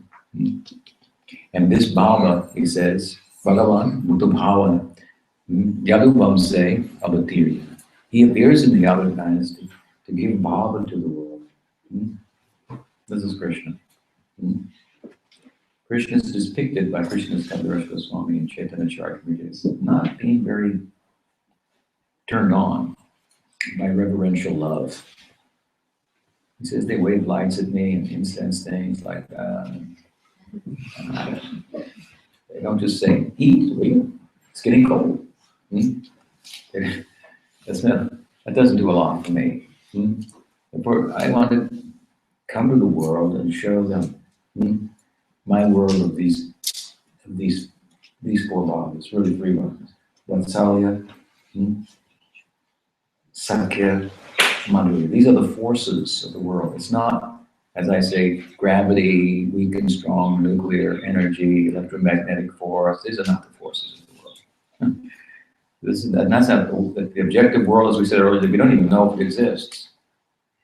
It's a premise that science is based on, that there's a world out there. We don't know that. We can't prove that. We know that we exist. That's all we know. Subjective world is the real world. Grow that. That starts on an undeniable premise. I exist. No guesswork there. Maybe there's a world, physical world. Let's check it out. But are you there? So, or is it just me? So grow in the subjective world is the idea. And deep in there, this is where we find this Krishna Lila. And it's made up of these feelings. And these are the same feelings that really run, so to speak, this world. This is what's really driving us. We're driven by the forces of parental love, friendly love, the love of the servant for the master, romantic love, and so on. So it's making the world go round. And therefore, Bhagavan, Buddha Bhavana, Abhatirna, Yadagopang say, he who appears in the outer dynasty to give bhava to the world is also described here as Vishvatma. Vishvatma means Vishva, the world, the universe, Atma, the soul of the world. What does it mean? He's the soul of the world. There's different ways to think of the soul of the world. The Gita says what? Aparayamitasthanyam prakriti jiva bhuta mahabhaho yayedam dharyate jagat. Dharyate jagat jiva bhuta. The jagat, the Vishwa, the world, the Haryate is being sustained by jiva bhuta, by consciousness. Again, if there is a world, of course we accept that there is from the sacred text, but you wouldn't know about that, you can be sure. So consciousness is driving the world. Obviously, it's what gives it meaning, right? Matter only matters because it matters to us. If it mattered independent of consciousness, no one would know about it. There's no one to care about it, matter about it. So values, meaning, purpose of it all comes from consciousness, right? That's what the world's about. Feeling and love, ultimately. You take, like, there's a guy that says super dome or whatever it's called, super game, and it's a home run World Series. It's the bottom of the ninth, and whatever, the bases are loaded and so forth, and you have all these details. He hits the ball and it traveled at this speed, and it was hit at that trajectory and with this many feet, and landed there, and so forth. That's not what gets the crowd on the feet, all those mathematical descriptions of what happened. There's an emotional content there that's driving the whole. This is what we mean by rasa, emotional peak. Of course, it's material, but the point is, this is how the world's driven. It's a love-driven world. We cannot rest until we find love. When we find love, it has an orbit of its own as well. So if we find spiritual love, we won't rest either. And if we find spiritual love in the full sense of the term, there's no resting. Krishna never rests. Narayan, he does quite a bit of sleeping. Mahavishnu, his life is spent sleeping. But where bhakti is more prominent, the more animated the absolute becomes. Again, if God is Brahman, then Brahman is everywhere. How can he move? He knows everything, omniscient. What's there to do? You have to play. If you get bored, then you have to play. That is Leela. Krishna plays really well. They're lost in the play. And that gives us a chance to enter there. It's a very animated world. And the animating force, the driving force, is bhakti, love, not attachment. Love. Healthy attachment, we could say. Not like the attachment here, that's the womb from which suffering is born. Rather, a love that's arrived at by an attachment that's arrived at by sacrifice, by leaving your shoes at the door to come in, not taking the baggage with you of a biological, psychological sense of self, to let go of that. This sacrifice gives birth to attachment and a loving attachment. So what does it mean, Vishvatma, the soul of the world? We are the soul of the world in one sense, but then we are the spark, as I said earlier, of the fire. So there's the Paramatma feature, the world soul. Vishnu means everywhere, all pervasive. Vishnu, soul of the world. the soul of the world. But we're talking about Krishna here. We just learned that Krishna's partial manifestation is Vishnu, Narayan, the Vaikuntha. So it can't mean like that here. He who comes to give bhava to everyone. And these Braj bhavas that I'm talking about. He is Vishvatma. Vishvatma means here what? That he is the soul of the world in the sense that the world's soul is what we are like essentially driven for. It said if you lose in the Bible, if you would think you gain the world, but you lose your soul, you lose everything, or something like that. What profiteth the man if he gains the world but loses his soul? So if you lived but haven't loved, then you can say you haven't lived. You live but haven't loved. We're love driven. What is where do we find the love? Where is love? Well, in one sense, if love is the soul, if you will, of the world, that's what it's essentially about, then yeah, we are the objects of love. Why do we love things? Because we're in them. Because we think they're ours, therefore we love them. It's our house, therefore we like it. It's our car, therefore if something happens to it, it's important. If we drive by and somebody else's car is broken, you can just keep going. It's the same rate and the same model.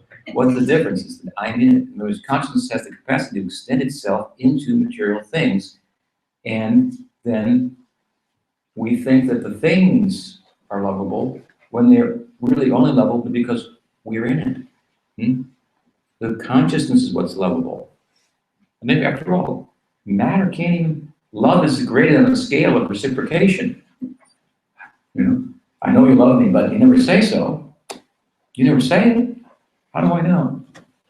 You might have heard that before. Right? So, matter's not going to respond back to you. It's not going to say, I love you. So, it doesn't, we are the object of love. Jiva Goswami explains Bhakti-yoga. We are the object. Atma is the object of love in this world. But why is it lovable, as we know from Brahma Vimohan? Why is it lovable? Balaram tells. Why is it lovable? Because it's part and parcel of the Paramatma, who is the partial manifestation, as we just heard, of Krishna. So he's Vishvatma. He's the soul of the world in this sense. He entering into the world to give Braj bhavas to other people, to display his lila of intimacy, the secret place, straight to be private island, make it accessible to others. He is, in this sense, the soul of the world because he's answering what the world is after, providing, in the form of himself, the perfect object of love, in which the love that we're all pursuing, that is what's driving the world, makes the world go around, and it's its soul in that sense.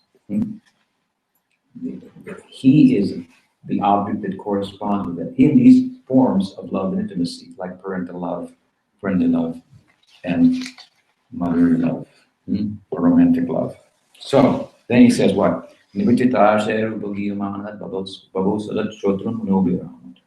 Kautama sloka gunanuvadat pumandirat pinapashu. So Sukadeva, the king, Rajaguru, further glorifies Sukadeva, the boy. It says Nivititar. This is you. He's talking about the person who's qualified to speak about these topics. It's said, there's a Sufi saying, that which comes from the heart will enter the heart. That which comes from the tongue will only pass through the ears. I guess it means through one ear and out the other. Nivritatarshe. He had no Nivritatarshe. He had Nivritat Trishna. He had no taste, no thirst. What did the Buddha say? This is the problem, right? Krishna, thirst for things. This is the problem. This is the source of all suffering. As soon as you want something, you're going to be troubled. To get it, you have to move, you have to struggle, and so forth. Nibhritasya. So, Sukadev, he says, you are very qualified because you have no thirst for the world. You can see it in your nakedness. You have nothing, you want nothing, you need nothing. Still, you're preoccupied with this topics about Krishna. And it is Manoviram. It is these topics very pleasing to the mind.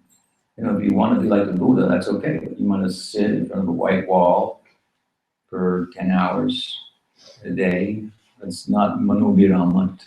It's not real pleasing to the mind. It's good to calm the mind, stop thinking, but it's not so easy to do in that way. Now, to hear about Krishna is not so difficult. It's very easy to do. And it's not something to do to attain something. It itself is the attainment. He says, you are free from any material attachment and you're speaking, relishing the topics of Krishna in the present. It means it's for practice and for perfection. Bhakti, for the sake of bhakti. Oshadi means medicine. For bhava and bhakti, this means not bhava but bhava. Bhava, Sindhu, ocean of material emotion and existence. This is the remedy for this. This is the medicine.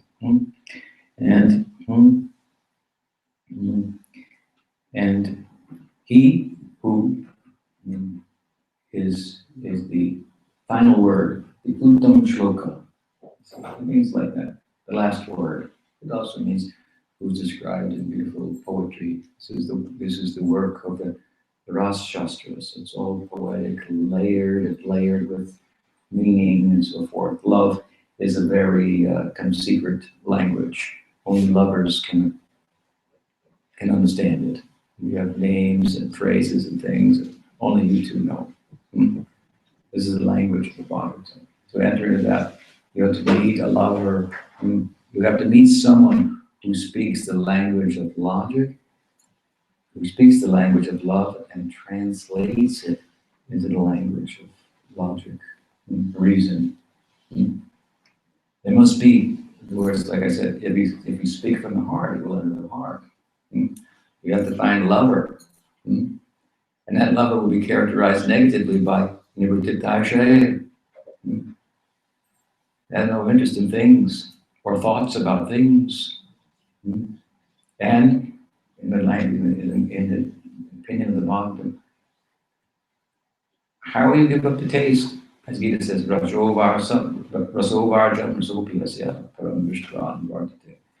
up a lower taste, mundane rasa, for bhakti rasa. That will be complete. Giving up is a byproduct of bhakti. In Jnana, he's talking about nibhrittitashya, he's not talking about a jnani or a Buddhist whose path is detachment. The jnani is one of the angas or limbs of the path, the cultivation of detachment. In bhakti, it's not, we don't cultivate detachment, we cultivate love for Krishna. And in the context of loving Krishna, we find out certain things aren't pleasing to Krishna, so we reject them. That's our renunciation. It's a byproduct of loving. After all, you have to understand that renunciation makes the heart hard.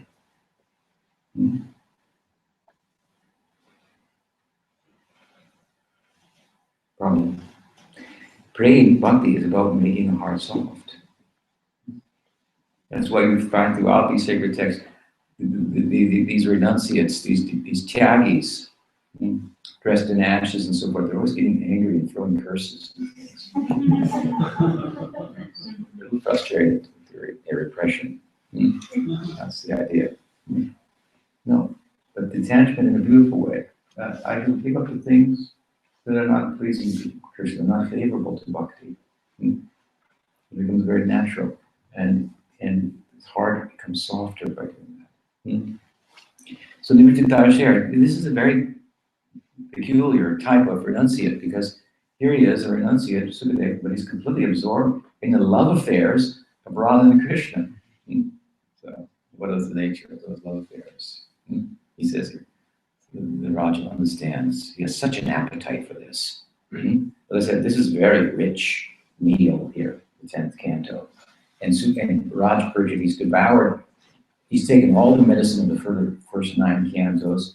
He's eaten all the appetizers there, and he is ready to digest the whole, as rich as it is, all the ghee saturated sweets of the 10th canto of the Bhagavatam. If you're hungry, then you can do it. You have, this is Raga Bhakti. He had some hunger for all of this. He glorifies Sukadeva. He praises him. And he deprecates his own self. He goes on, he remembers, oh, my what is it, grandfather Arjuna, and other relatives.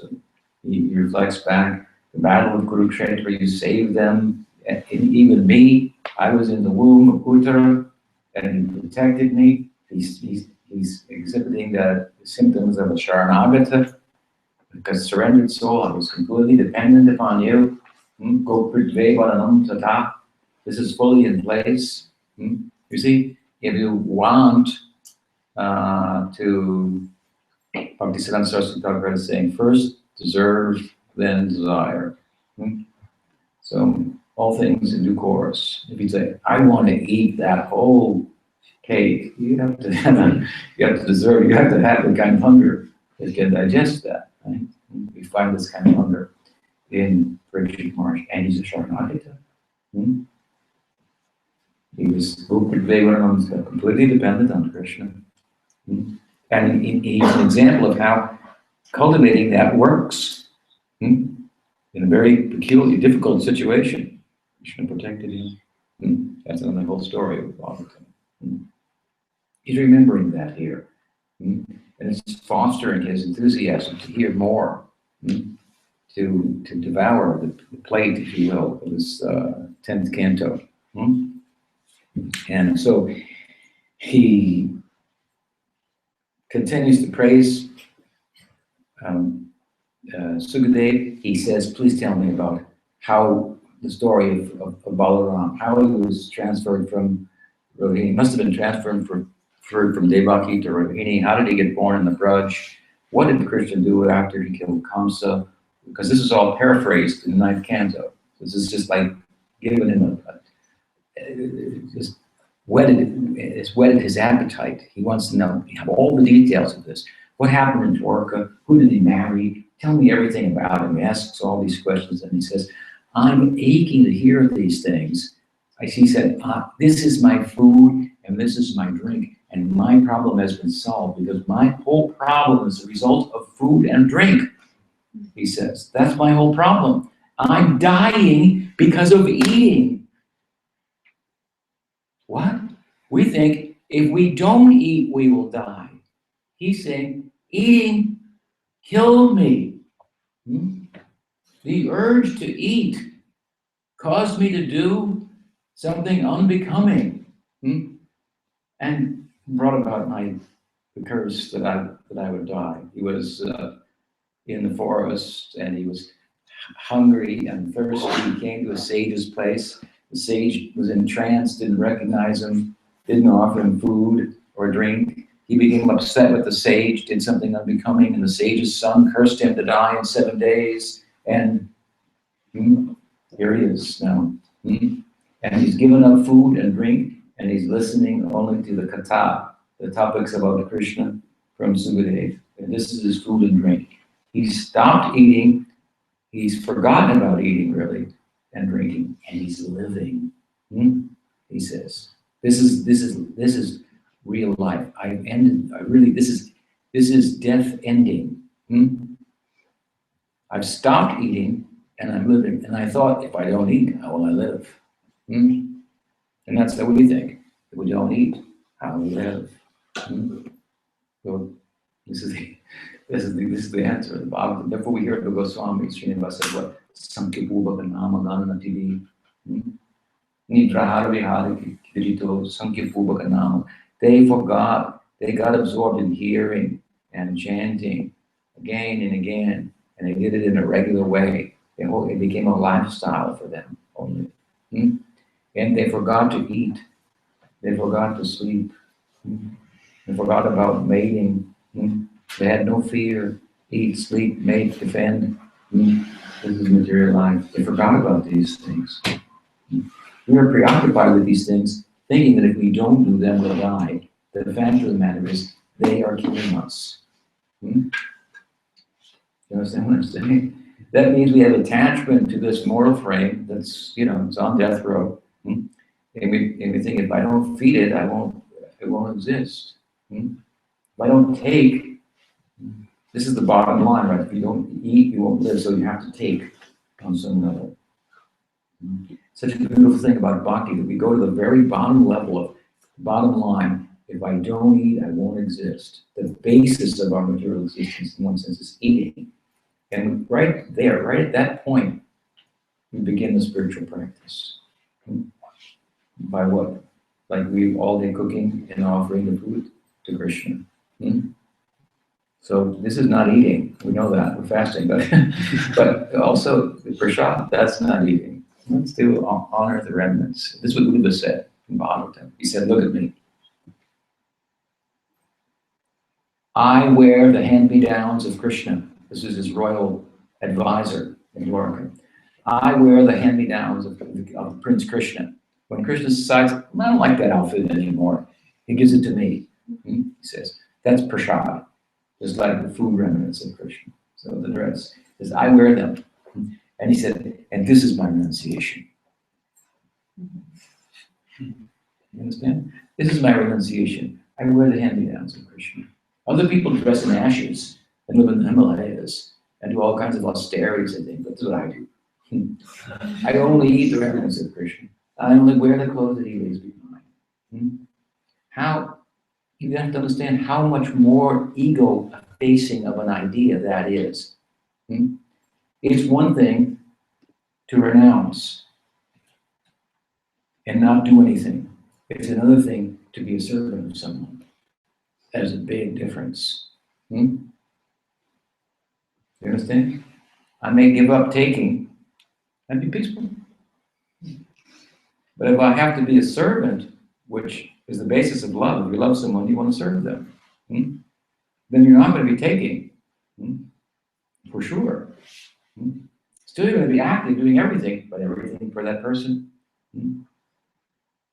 If you want to, it's just like this, if you want to give up, renounce, that's one thing. So, okay, that means you take all your material desires and put them in a hole, dig them and cover it up. That's one thing. But bhakti means you put a temple on top of it. It'll never come up again. It'll never come up again. So it's such a pleasant idea. Imagine, he's wearing the royal clothes of Krishna. Nice clothes. This is our renunciation in service.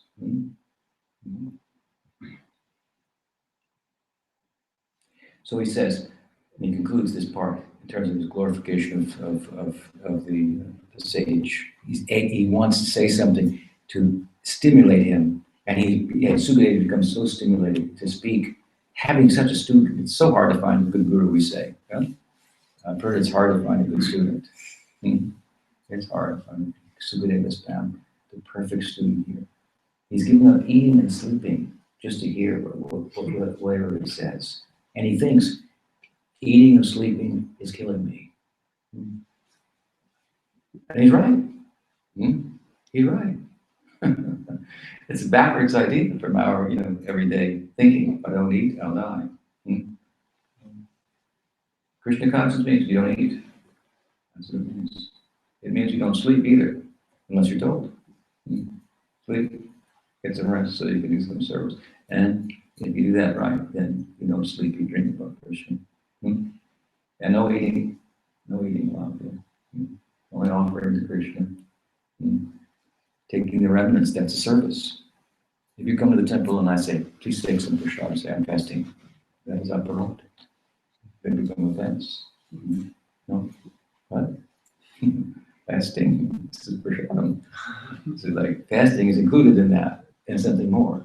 No taking is included in that, and so much more. So Sukadev is hearing this, and imagine how enthused he is now. Here, the interest in the subject matter on the part of the Raj. We've gone through 9 cantos here. We're at the 10th canto. This is it. Sukadev, what will he do? He'll begin to speak. What will he say? He'll say, what a good student you are.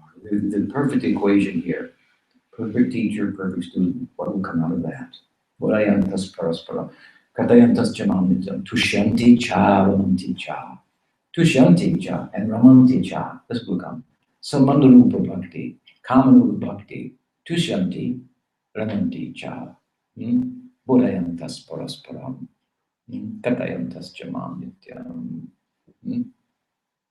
Krishna describes, this is what my devotees are. Here's an example. Mutually enlightened one another. The speaker, what does he say? Sukadev begins, he says, these topics are so nice that you are promoting here, that you want me to talk about. They are so nice that they purify the speaker, the inquirer, and those who hear it. In that order. He says, you have done such a favor to me. I will now speak about it, and I will get the most benefit. You have inquired, you will get the next benefit, and people who are in the audience and here, they will get the next benefit down. The most benefit will come to me. So he's such an opportunity you've presented to me to talk about Krishna. I owe my life to you. This is how the Guru feels. I'm indebted to you. I'm purchased by you. This is his or her feeling. Sukadev is voicing this. And with this, then, we have to stop, I think. We're over time, probably, I'm sure. A little bit, right? We're going in this incremental periods here. What time is it? 9:17. Oh, yeah. He did it. A little long. So, now he'll begin the story. We got a couple more sessions. We got a lot to go. Audarya Srimad Bhagavad Gita. See you in a few minutes, right? In 15 minutes. 9:30? Yeah. And 9:45. 9:45. Okay.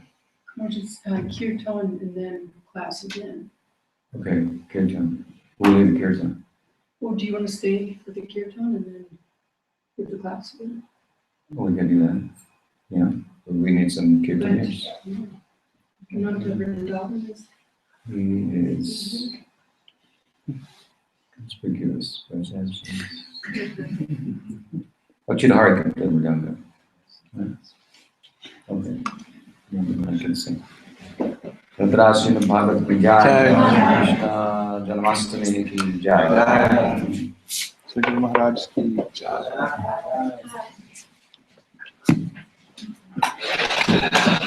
Can you play any? Can you play any? What do I sing?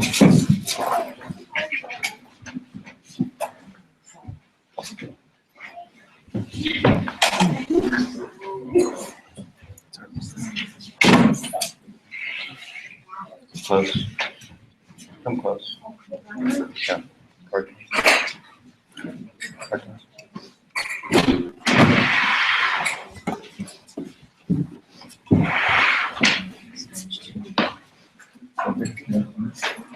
You want to play?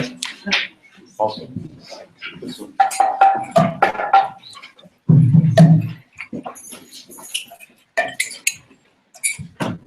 A little closer.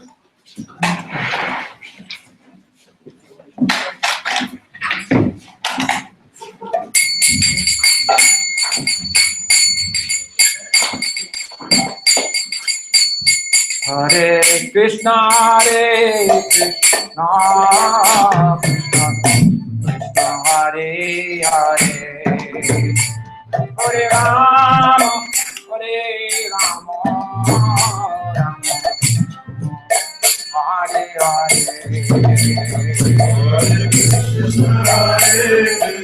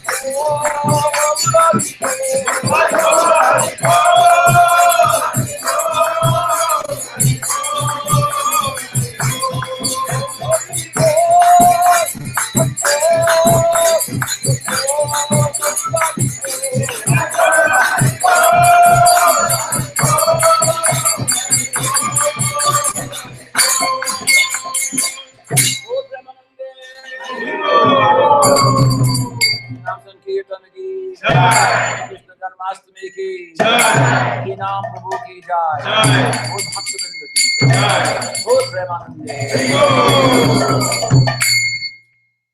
Sit, please. Rantaraj Srimad Bhagavatam ki jai.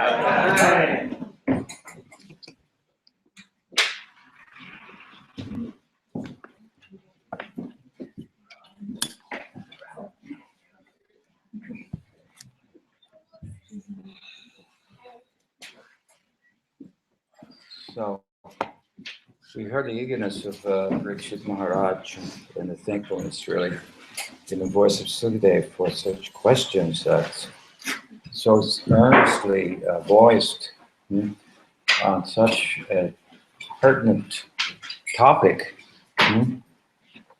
Sukadev was very inspired to speak after all this time, so many cantos of discussion.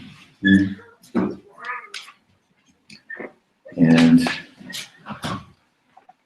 a qualified speaker and a qualified listener, Goswami said, oh, how much nectar is found in the 2 syllables of Krishna. So you can measure that. When it vibrates on the tongue, it enters the ear and then comes down and dances in the heart and causes the senses to be unable to function in relation to sense objects for purposes of their own. This is what it means to be a real teacher, is a real problem, because if the name of Krishna is dancing in the courtyard of the heart, then you've got a real problem. It's hard to relate to the world. And you cannot take advantage. He said, I cannot take it if I wish, he said.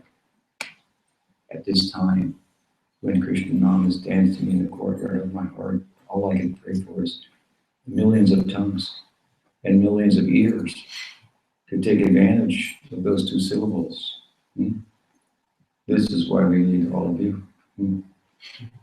This is the idea. Guru has a problem.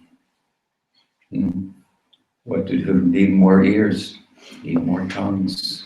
This is how Sukadeva is feeling, and he's got the good company of Raj, the king. King is giving up everything, right, for this. So, let's see here. Where are we?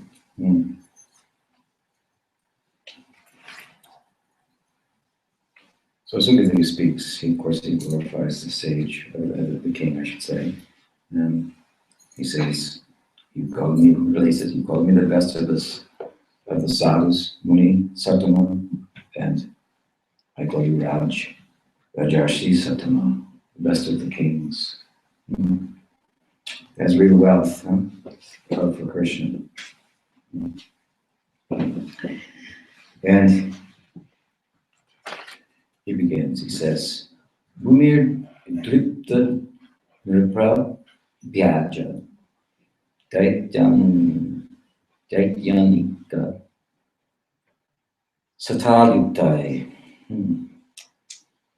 It's a once upon a time story. Once upon a time. Once beyond time. Something happened within time.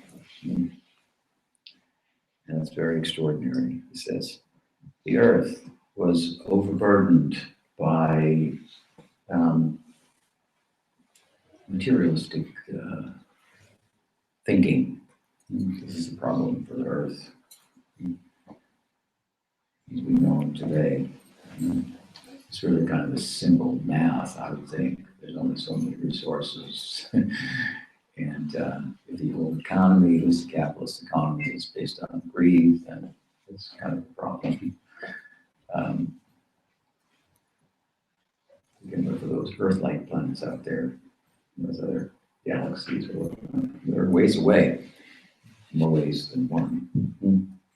So it's the kind of environmental crisis that he's talking about here. It's a little different than ours, but the same idea. There's a predominance of materialistic type of thinking that yada yada hi dharma sigani, when there's dharma sigani, then it says, I come.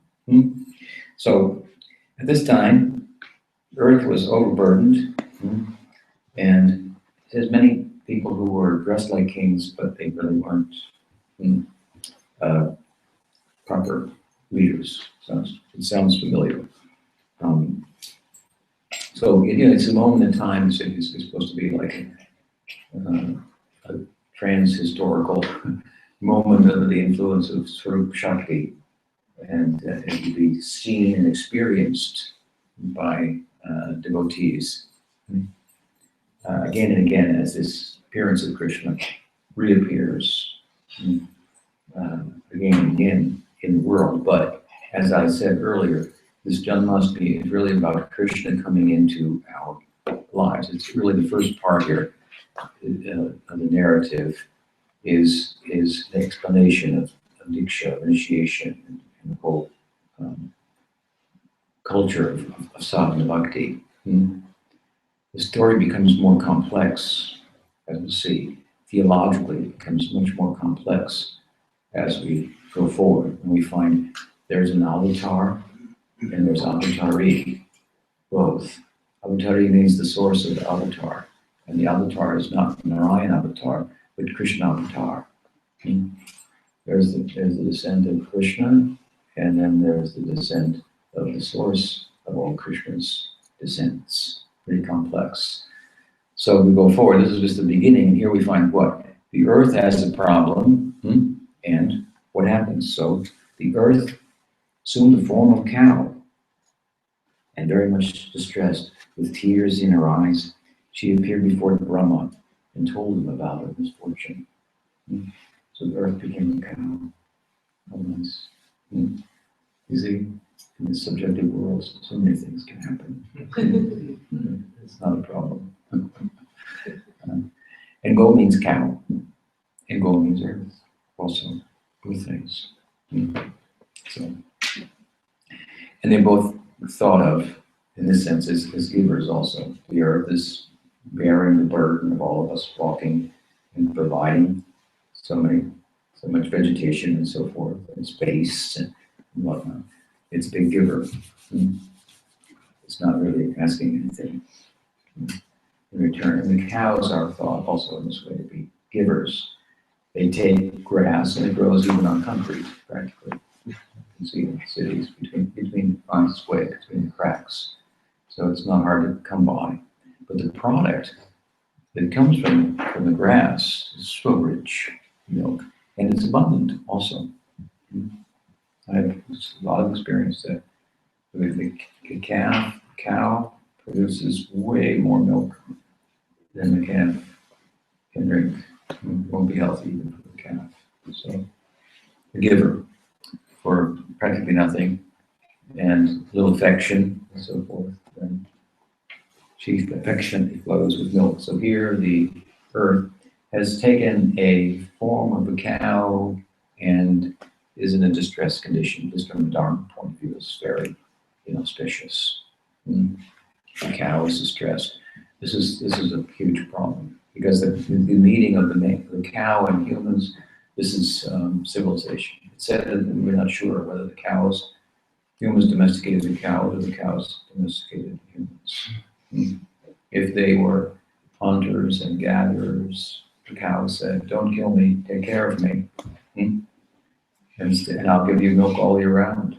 And my husband will teach you how to grow food by going like this on the soil and so forth and tilling it. And then you can grow things, and you can have milk, and you can go from hunting and gathering to agriculture, cultivation." The cow's very smart like this. Use your intelligence, you're a human being.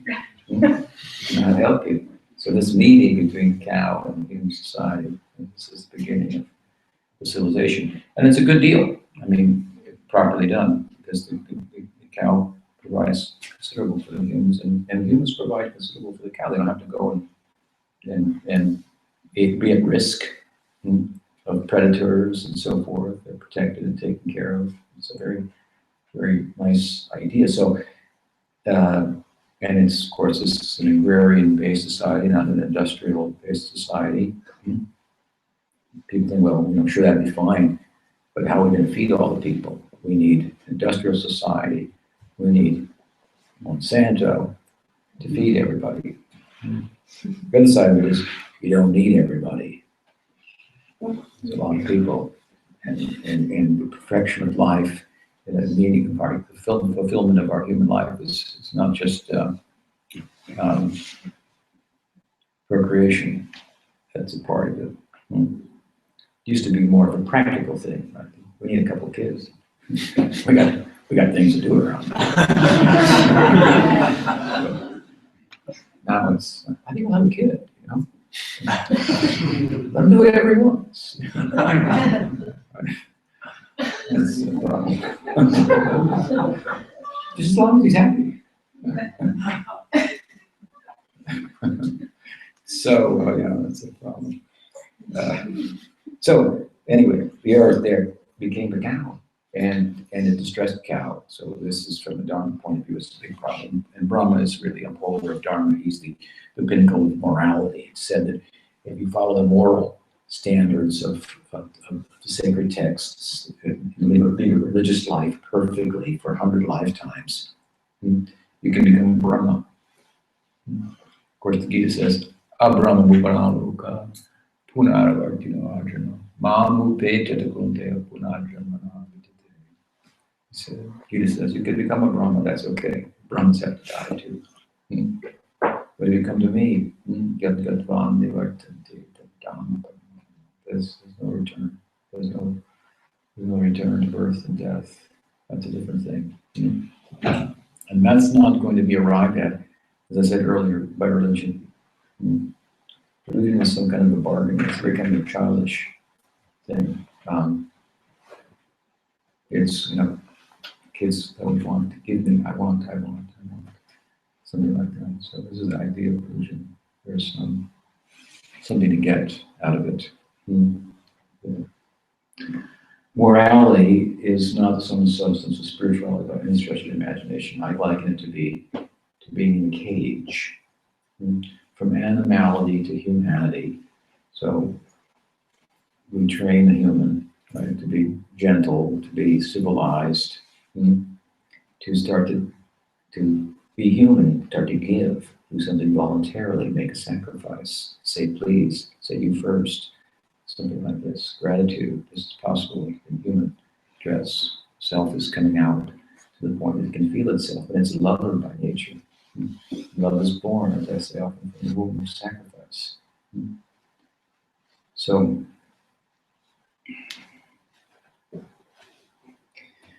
if you take a wild animal, train, and they put him in a zoo or something, they put him in a cage, and then give him a little food. So I'm not recommending that, but morality is something like that. Being in a cage, there are laws and rules. And you can only do so much because unto yourself, what would you do? You would cause problems and so forth. But that door is supposed to open at some point. It's supposed to be able to come out.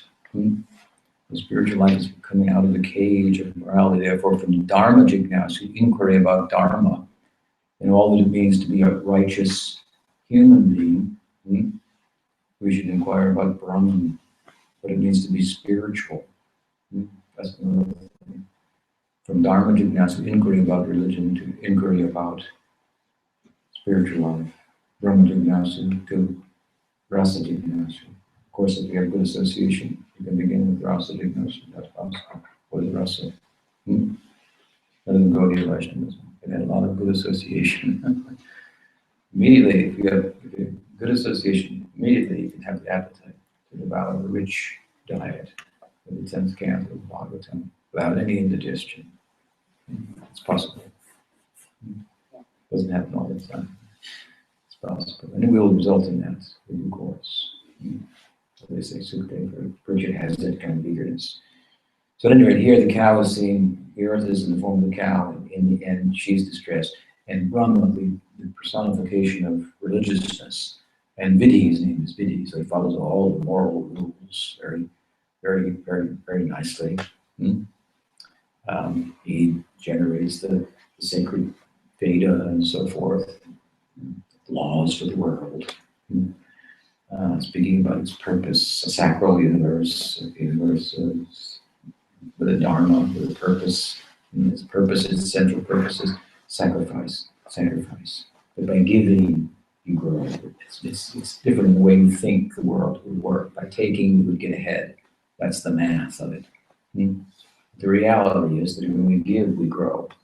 And we become bigger. We don't become fatter, but we become bigger. And people feel that we're bigger. And our sense of identification extends as we give.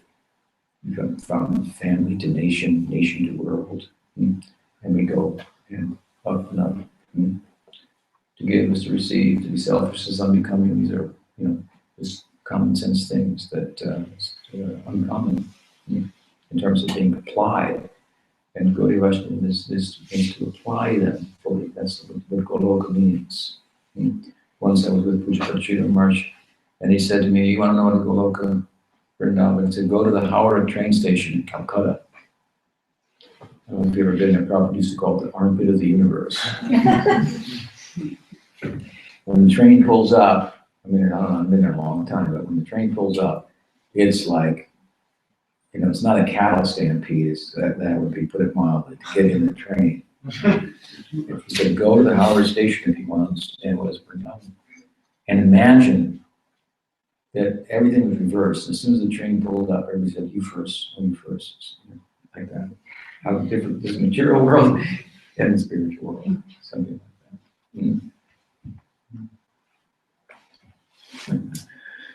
So I guess to say, as I say, these are not it's like book knowledge. This is common sense. We all accept this. We all intuitively understand this because we experience it. On some level, when we give, even if we attach getting to the giving, and even if we give in a place that isn't capable of fully receiving what we give, still the giving, we grow by. So that's the secret of life. We grow by giving. Now we have to hone that and learn how to give without expectation of return, and find a place to give that can take completely. And by taking, can transform what has been taken such that it can be distributed everywhere in a way that no other part could do. The center can do that. This is the idea of Krishna. That's why Krishna is depicted as the enjoyer.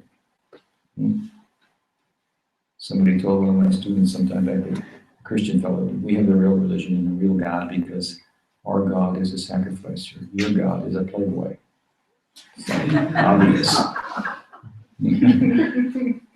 And I said, it's true that Christ is the emblem of sacrifice, but who's he sacrificing for? It has to be someone who's enjoying it. On the other end, that is Krishna. And it's only ugly and unbecoming if he's not really the center. But he is, and so he goes like this. And he takes, and when he takes, it's digested, like the stomach digests and sends food everywhere, like no other part of the body can. So anyway, Brahma, he sees the situation. He's, like I say, religion personified. And he sees that Dharma is in distress, the earth is burdened. Brahma's an interesting and peculiar person. And he is a kind of a sky god, if you will, in modern terminology, in some circles. And he's made out of nature. Even as he models nature, he's made out of nature. And he and the different gods, they, in one sense, appear to be projections of our own psychology. They are representations of our own microcosmic psychology in macrocosm. So there's a creative urge in us. He's the creative principle in nature, if you will, personified. And his power to create is also somewhat, well, let's say it's enhanced and turned on by the God who's the maker of nature, if you will. Even though it's not made at any point in time, but This is the categorical kind of difference between the gods with the small g and the capital G. Vishnu. And so Brahma, who's a creator, sees that the earth, in terms of its purpose, as a within this sacred idea of the universe, the earth has a very special place in Vedic text. After all, Krishna's coming to the earth, as I said.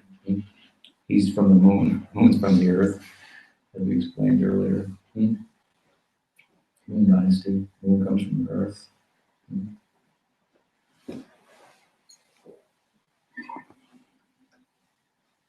He, in his form of Vishnu, he's the maintainer. This is Sattva. Brahma is Rajas, the creative urge. Shiva is Tamas, the destructive urge. So we have these things in our psyche. We have creative sensibilities, destructive sensibilities. We have clarity. We have we need to be somebody. Need to space out. This is Tamas, Rajas, Sattva, and so forth. And all aspects of our psychology, that psychology, that mind stuff is like a microcosm of the macrocosm of mind stuff. So as we said earlier today, there's something called mind. It's not just between your ears or something like that. There's psychic matter. It's a fantastic world to explore. People mistake it for spirituality because it's so mystical comparatively, and you can walk through walls and stuff like that, type of a thing. So this is the idea of the gods and the goddesses. They reside in such mind stuff, and it corresponds with our psyche. So Brahma's of this nature, and personified, he's the urge for creation, but also in the Bhagavad, we see he's also a devotee. So he dovetails his creative propensity. He says it right in his original discussion with Krishna, when he first had performed the sacrifice of meditation, and Krishna appears before the dawn of creation. He says, I want to go about my work of creation in such a way that that at the same time I'll be able to cultivate friendship with you. So he's also a devotee in the Bhagavad. And so naturally, even more so, he's concerned about Dharma. But what does he do? Then he goes, as is described here, with the other gods to the shore of the ocean of milk. What is that? So Vishnu is lying inside in the ocean of milk. Milk is thought to be, it's cow's milk, by the way. Milk is thought to be affection. It says to us that Vishnu lives in an island surrounded by affection. To go there, we have to go by affection. I mean, you can say, yes, if you put oxytocin in the cow, then she'll let down her udder and milk will come out. You can explain it that way too. But that's a very flatland, the earth is flat type of explanation of things that denies the reality of our emotional selves and so forth. In our reasoning, it has meaning, and we have causal efficacy and so on and so forth. It's very unimaginative, like I call it, flat, it's a glorified earth is flat society.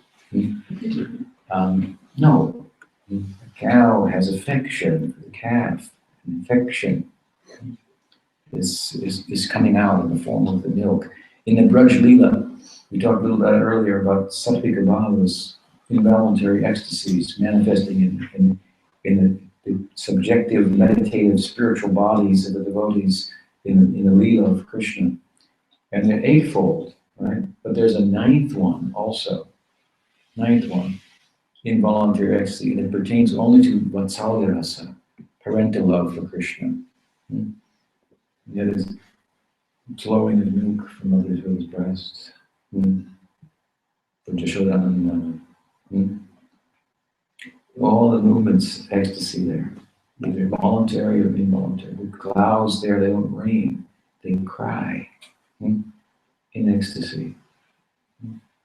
It's a land where this, well, as I said, the walking is dancing, the talking is singing. What must be the singing? What must be the dancing there? Vajay Sheta Dupam Tamahom Golokam Iti. Very rare to find a person who knows about that place. The Mahaprabhu is making that available, so why? This is an extraordinary dispensation. So Brahma goes to the ocean of milk and that way find Vishnu there. Brahma communicated with him at Darshan of Krishna at the dawn of creation. So the gods knew that. So they accompanied him and said, you talk to it. It's a maintenance issue. Shiva says, I'm the destroyer. It's a maintenance issue. What's being maintained? Dharma is being maintained. This is the idea of maintenance. This is the idea of the strength of maintenance. Maintain that sacrifice goes on. That sacrifice is seen to be known to be that by which we move progressively in life. The giving is the getting. This is mysterious because it would seem mathematically or logically that if you give, you would have less. But life doesn't work like that. It works just the opposite. You give and you get more and you grow. This is nothing like, we experience this every day, so this is not a big lesson to be learned. Listen to yourself. This is very simple. Reflect on this. This whole idea of the Vedanta all comes out of these sages. They reflected on their experience, which I said earlier is all we really have. We don't even know if there's a world out there. So they just reflected on their experience, and the whole thing is coming out of experience, which is the ultimate way of knowing. Whatever you experience, it will be very difficult for me to tell you it's otherwise. Experience is the ultimate praman, or evidence, if you will. And we are a unit of experiential reality. That's what we are. We just have to build on that. On what experiences are possible. If we have the capacity to love, now we need a significant other, consciousness other, to interact with. So there's movement and transcendence, right? It's interaction, movement and love. Love is two becoming one and staying two at the same time. I have to take your heart for mine. You take my heart for yours. You bother about my things, my desires. I bother about your desires. When Radha says, those who say I love you, they know nothing about love. Because I love you means there's you and there's me. In love, there's just the two of us. You become me, I become, we don't know the difference. There's this melting. This is what Chaitanya Mahaprabhu is. This is that meeting, that union of Radha and Krishna, where they cannot distinguish who is who. They come out of it, and Krishna's wearing Radha's shawl, and then cowherds, they better change that around before somebody sees that. In the village, they're not supposed to be wearing like this. But this coming together, this is what Chaitanya Mahaprabhu is, and then the dispensation of that. So a land of affection. He goes to the shore of the ocean of milk and he communicates from the heart within with Vishnu. He had experience and he gets a reply, what to do, how to deal with the situation. And he says, Vishnu says, I'm coming. I will rectify the situation. I will come and my expansion will come. And my energy will come. My Swarup Shakti, my Yoga Maya. It's an interesting juxtaposition of words, yoga and Maya. We usually do yoga to God Maya. But this is Yoga Maya. This is a yoga of illusion. It means ultimately the idea that the forgetfulness, which is kind of ignorance, a divine ignorance, that Krishna's God is unknown to them, the players in the drama of Krishna Lila. Because if he was God, then they couldn't, they'd say, oh my God, they could not get close to him. No, they heard he was God, and some people think he's God, and that's cool, but he's my friend, really. He's my lover. This is their feeling, their experience. So he says, this yoga maya, it makes my leelas what they are, like the stage hand or orchestrating, following me like a shadow, whatever's my desire, making it happen, something like that. This Shakti will come, and my expansion will come. My expansion means Balaram, he was mentioned earlier, Balaram will come. Three of us will come. And Brahma, he told Brahma, and Brahma, tell the Devas to come too, to assist me. Means the denizens of heaven will come. Tell them to come. So who's coming? Because he's talking to Brahma. And Indra's there with him, and Shiva at the shore of the ocean. It means the denizens of heaven. It means let the people in heaven who got there by bhakti, by not perfecting their bhakti. Krishna says in the Gita, oh, don't do religion. Don't do that. It's so hard. There are so many rules. There's so many rules. And the results that you get for following them all are temporary. So you go up and you go down, up and down. Don't trouble yourself. That's for less intelligent people. He said, don't worship the gods. They're for less intelligent people. Don't believe them, he says. He says, don't believe in the gods. Don't have faith in them. Because that's having faith in the prospect of material prosperity, material progress. Is like as an oxymoron. Material progress is like going up, the down escalator, moving in the quicksand. Is believe in me. I'm like you, or you're like me. We're consciousness constituted. Not about things, or about getting away from things. So he says what in the Gita? He says that in the beginning, he says to Arjuna, look, really here's the bottom line. You're right about some of the points that you made. You said, if this happens, what will become of the world? What will happen if this war goes on? Will be a problem. I said, let's not talk about that. You're not the body. So what are you talking about? Let's get that point straight. After he makes his point on that, then he goes back and says, yeah, but okay, you were a little bit right about the Dharma stuff. There could be problems.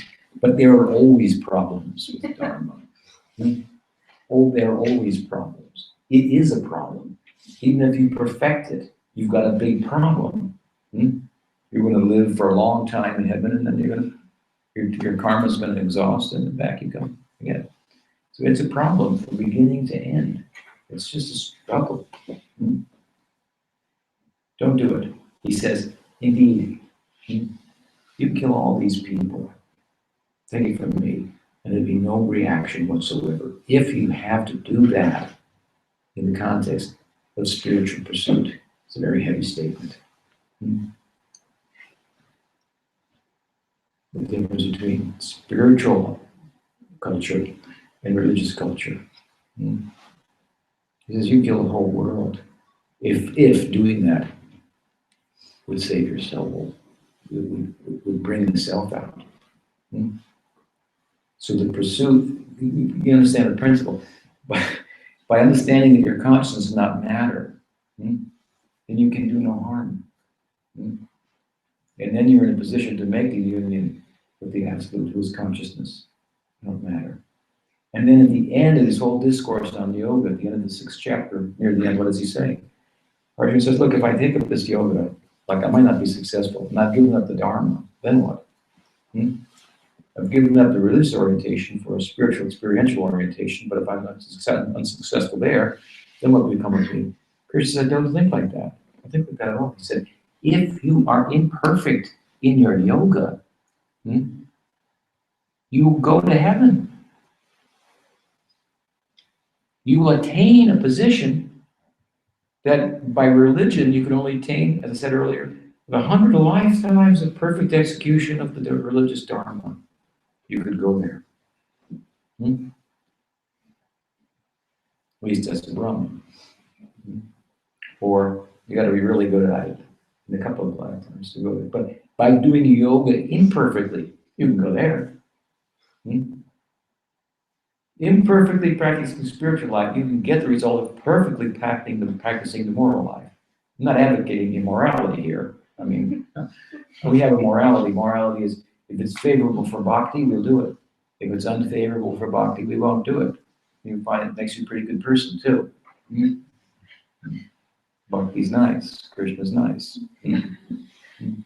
So there are some people who didn't perfect their yoga. They're in heaven. And Krishna says, now I'm going to come to the world, and they let them come down from heaven and participate in my Leela, so that they can pursue Vatsalya Rasa, Sakya Rasa, and Madhurya Rasa. Very special people. They come, they participate in the Leela. This way it goes forward. With them and with others who are coming from perfecting their yoga, perfecting their bhakti. Having attained Swarup Siddhi, they take birth in the Leela. This is a meeting point between the world, between time and the temporal and the eternal. A very special place. This is what this part of the Leela here is about, this meeting place. Perfection of sadhana bhakti, perfecting the sadhaka deha. So here's how it begins. He goes to the shore of the milk and ocean, and Krishna says, I'm coming, and then now the story begins. And what time is it? 10:13. 10:13. Okay, so now we're going to hear the next part. How he comes. He said he would come, so he's going to appear. He's going to appear in the night. And with a little rain also. And there's a little build up to that appearance that is very interesting. We'll connect with that next, but this takes us to a very much more complex theological discussion, because Krishna is being born here in Mathura, but he's also being born in Vrindavan. This is the Krishna avatar. And the avatari is taking birth under very different circumstances in Vrindavan. Here we see the difference between Vaidhi Bhakti and Rag Bhakti. One difficult, easier than Dharma, but it's difficult. Other very easily. And without struggle. But how to qualify for that? That's the question. So anyway, we come to that next. Granthala Srimad Bhagavad ki jai, Janmastami ki jai, Gaur Bhakta ki jai. Take a break, and what time do we come again? It's 11. At 11. 11?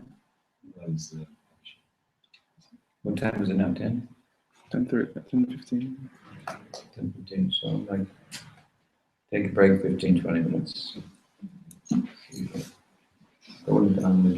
Jai. Guru Maharaj ki jai.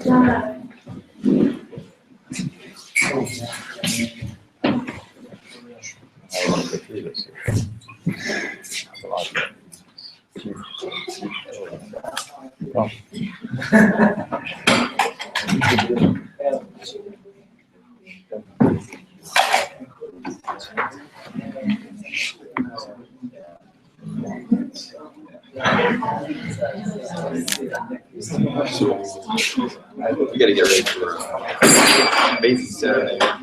Yeah, that's a good one.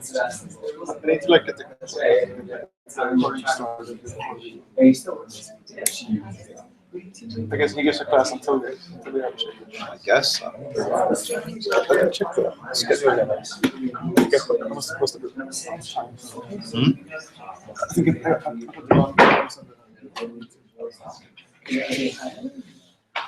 That's like, I mean, 2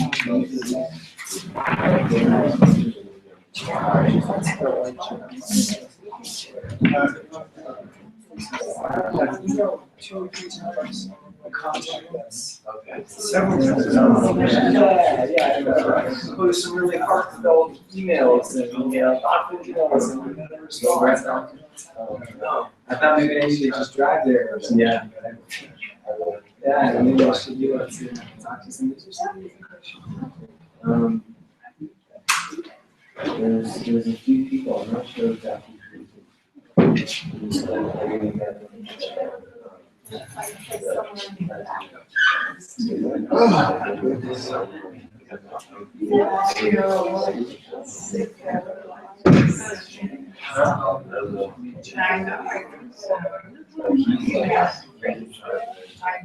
don't know. I do like they have they do. At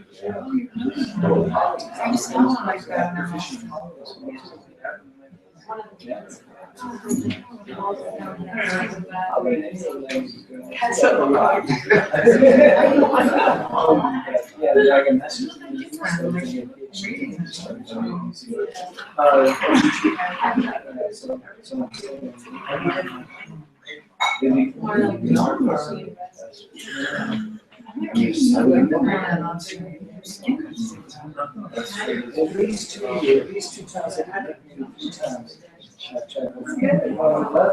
Sorry, right in between I go to school and work.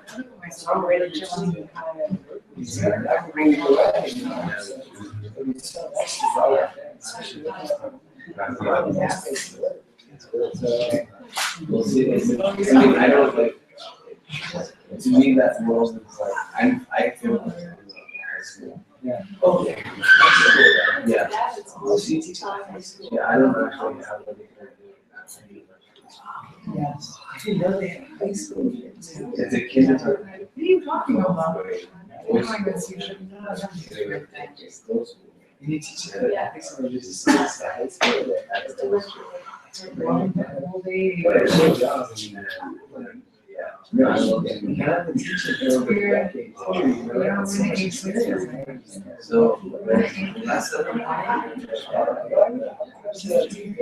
I didn't realize that high school. Oh, first time? Well, Oh, okay. we just got started like 2 years ago. They're looking like there's a process of initiatives that companies like next week. Some like this year, we're teaching students. Kids are. They always have to say that. Yeah, it's always been general. Yeah, well, when I was going to the institute, there was no relationship. Yeah. The credits and the. Yeah. In fact, it's like this, they send this like very quick situation, can't they like, they weren't able to get students, so they don't have credit. But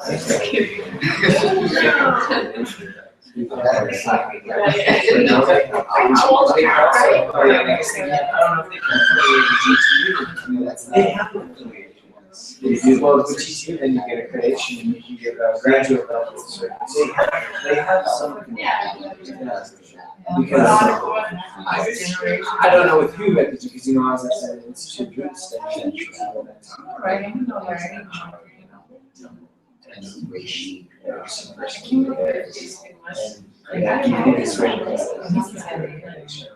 Then I can go to other schools, like, of course, I do a lot of stuff, and I don't Sanskrit, I do some work with it. So, you know, I was able to go to other schools, but I couldn't go to. I just thought we really cool.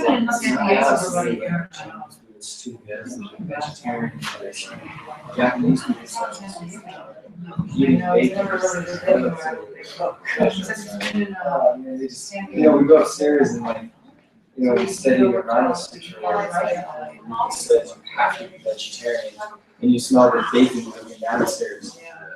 And it's just like, and you kind of look around the room and you go, is nobody listening to this lecture? I should just sit to okay, everybody, breakfast time. Everybody go upstairs, you know, it's like, I really like the table tennis.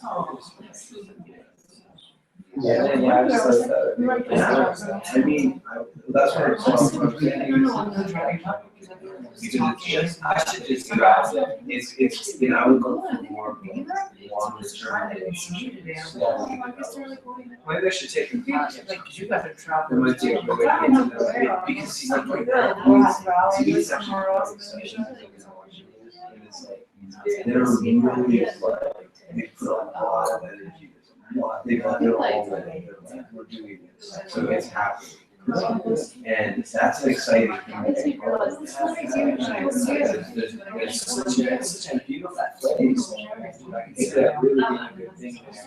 So they do have like, I mean, I don't know how much money they have, I don't know how much, like, all the classes that they're trying to offer. But to me, like, you can't get enough help.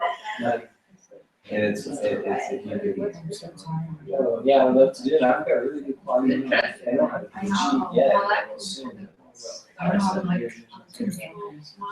So I think I'm very qualified. It's like, they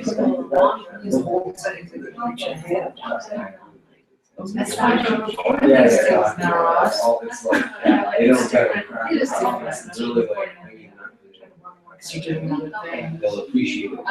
Now, that should be like, that's how you will on your relationship. Yeah, you have to get it and start talking. Nobody hires anything outside.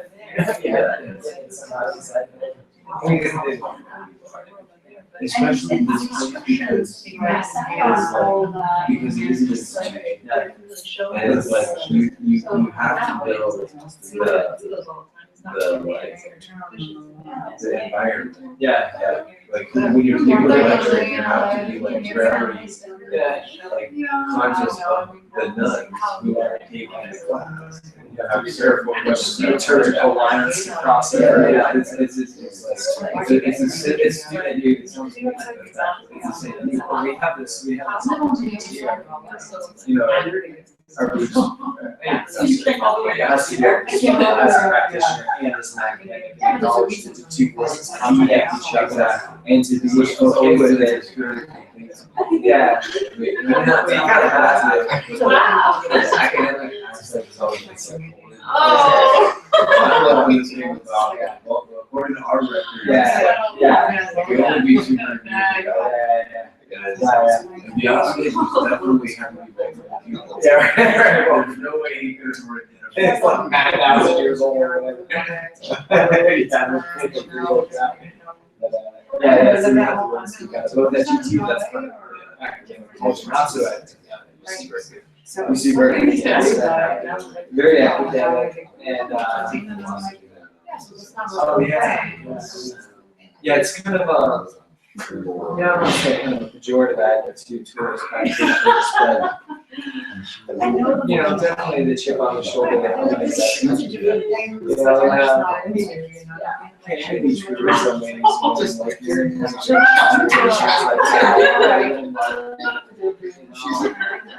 partly you get away from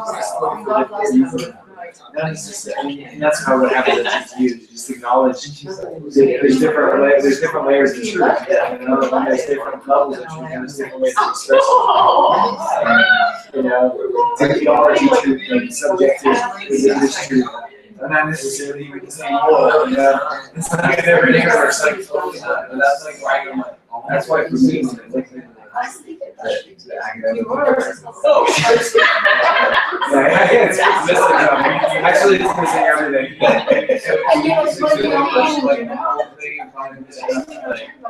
He's just taken like 10,000 years of history, and he was like, "You've never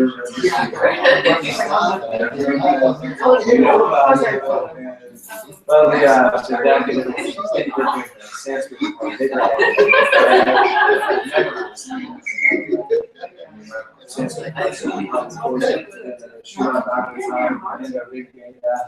and then he'll quote each game, and next thing you know, he'll be speaking the best number, you know, and then he'll jump over this you know, I mean, it's just like the same as this guys. They literally like know, you know, So they get a chip on their shoulder for good reason. So sometimes they do a lot, you know. But at the same time, that's why I don't like to super iron because everybody's got a dual identity.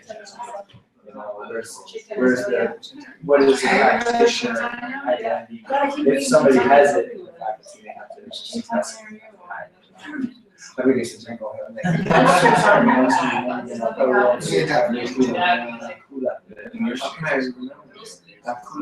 Oh, Nakula and Sahadeva. Yeah, Nakula and Sahadeva. Okay, gotcha. Now I got it. Yeah, twins. Yeah. So you say Nakula. Alright, Koji. That's the hard one. So Nakula. I'm gonna call you Sahadeva.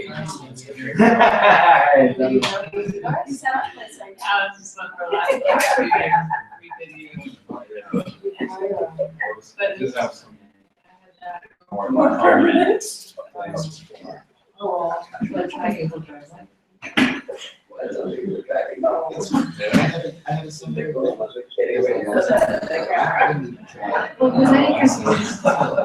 have a license. He's got a license.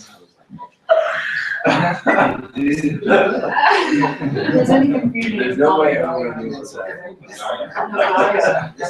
mean, it's cheap time to buy them.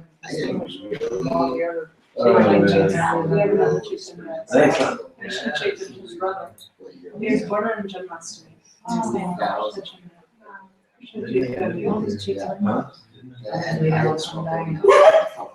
I'm like 20 minutes. She's like, I got 20 minutes. I got 20 minutes. Oh, you don't have to be able to pick up. Don't do it. Don't do it.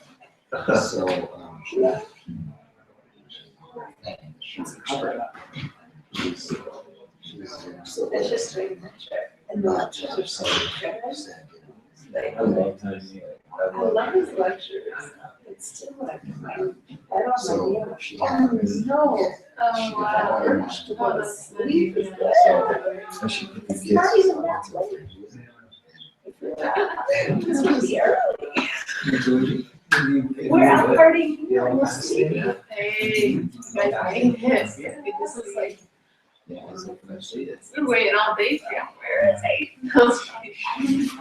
So yeah. Isabella. It's fun. Showing up.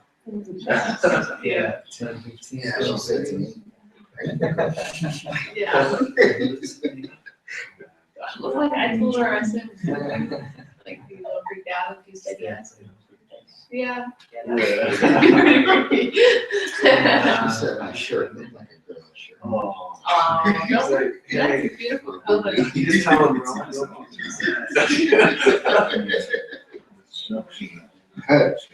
But it was funny because my sister said, like, okay, I went to get on for her. And then the guy was like, she was here. I went first. As soon as I got over, and I was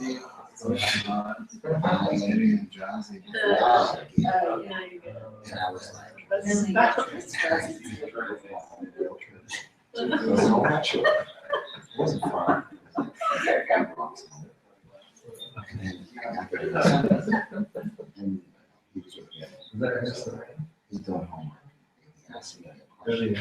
And I was somebody sent the pictures. It's so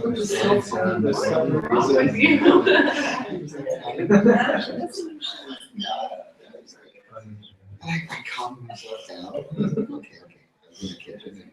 You gotta come down with those. Yeah, and yeah, I just lost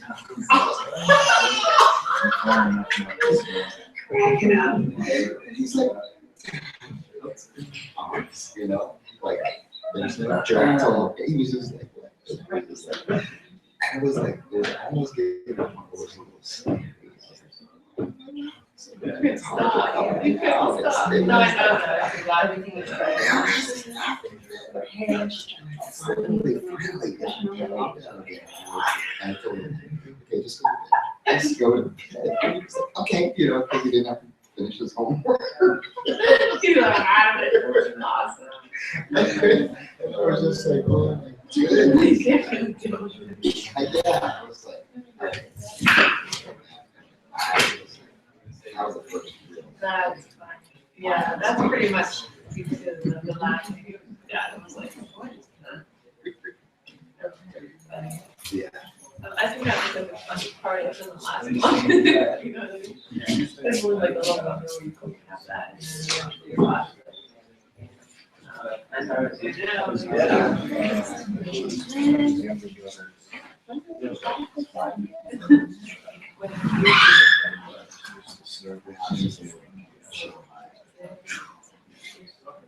Yeah.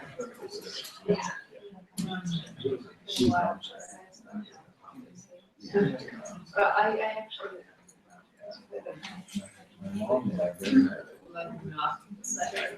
You know, how I was in that situation.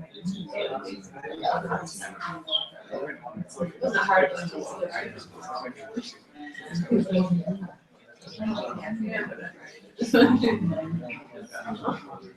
No, I feel yeah. But it is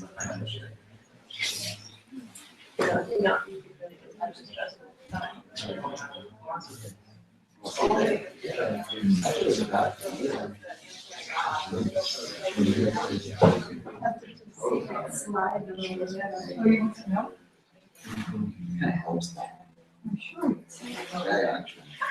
Stick another cushion under it. Oh, you sick? Really? I got it. Have you got it? Yeah. Yeah. Why not? That'd be your pleasure.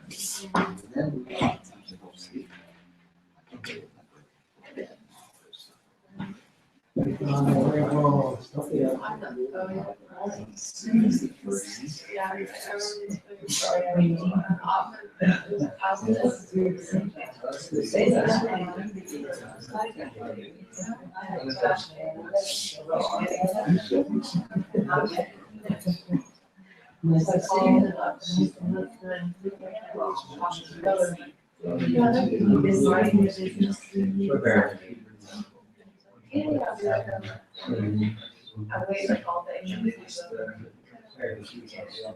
to bed, late. One. The next day,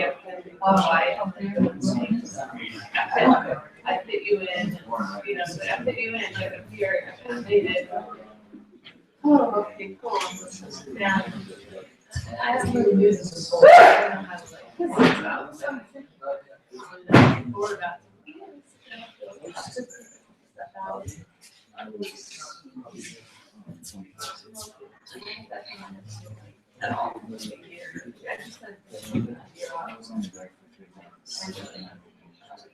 It's all here now. It's like the right thing to do. It brings us some chocolate.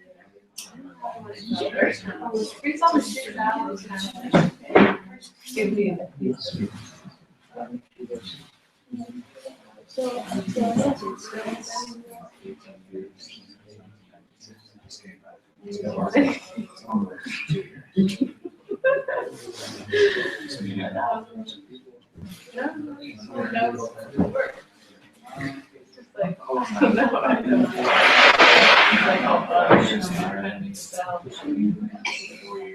You like you put on this page and when you throw it in, I know it's like anyways, like well, I gotta go. Like, okay, you like just packed it up and I was like that's her mind like that, you know. But mine was like I was like laying in bed. Damn, what's that? Just like all night.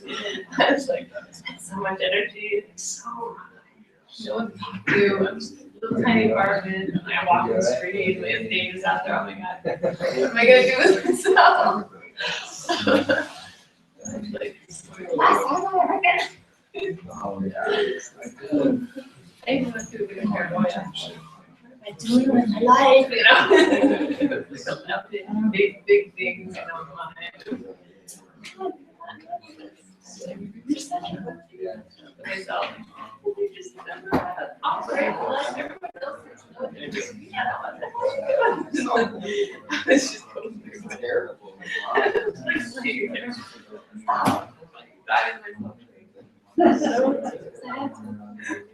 So strong. What I was doing.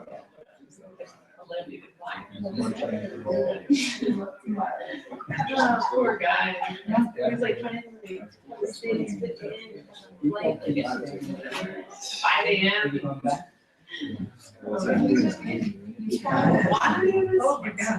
We're still waiting.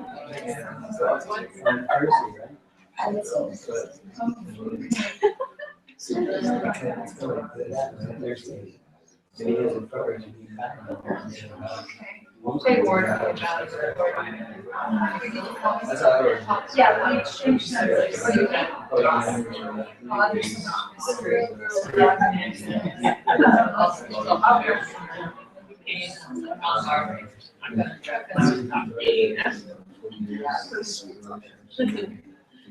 I know, when I saw it, my type. Sweet talk.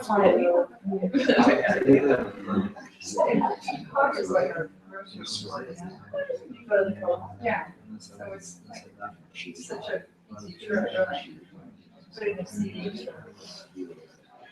And that's it. There. No, grandparents. Oh, yeah.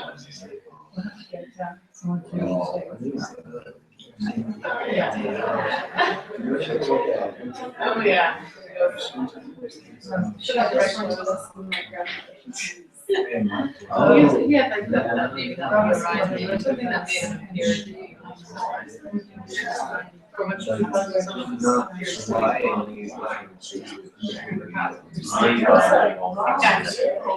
wash your grandma's.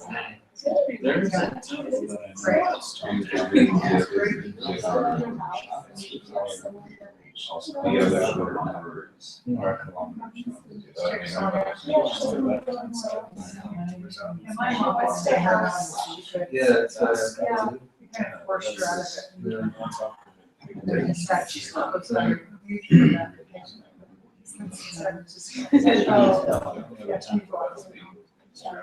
falling down.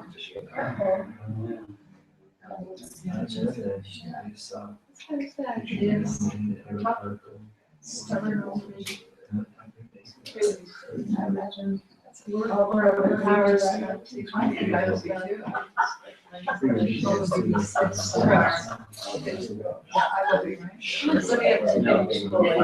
Sweet Audarya.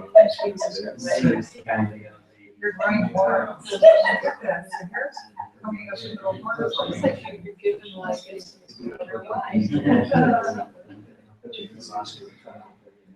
Yeah. Yeah, I think that's why I live a long time. She didn't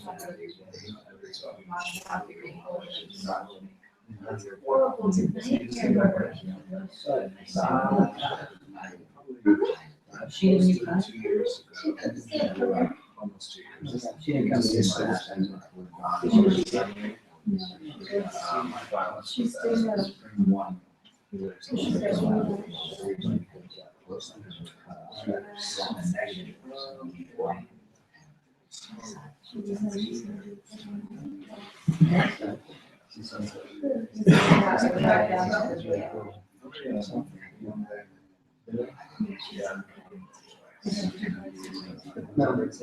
She's a disciple. First prize. She was just a little girl when she had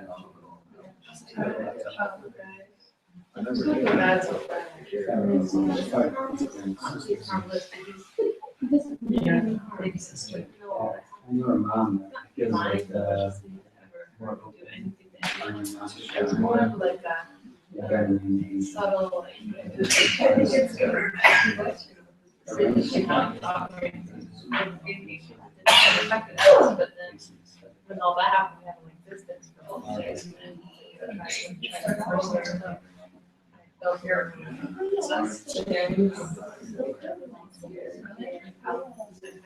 To your home.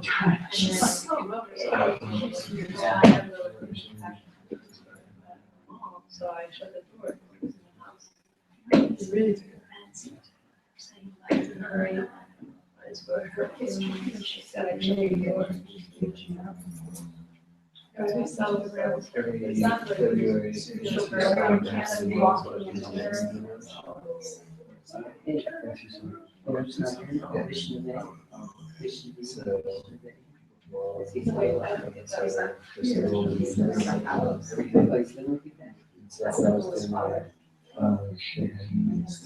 Oh, that's right. Oh, yeah. I guess I'm all this kind of worried about it. No, I don't. Yeah. It's feeling great. Like this. Other We words. kind of just, that's how. Just. We have. It's not this good for us. Anybody say But we had such a close, like, little family feeling vibe. So it's been years. Mom felt like. Yeah, they're like, cat in the back. Like, oh, that's it. Oh, yes. That's good. So he has his own house and you have your own house.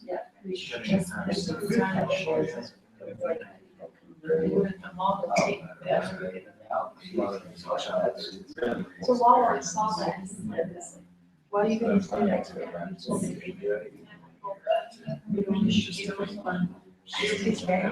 Oh, yeah. So I don't want to miss random pieces. Didn't mind. That was just one little point. It's the beginning coming and small. Sometimes. I think I'm not gonna give you again.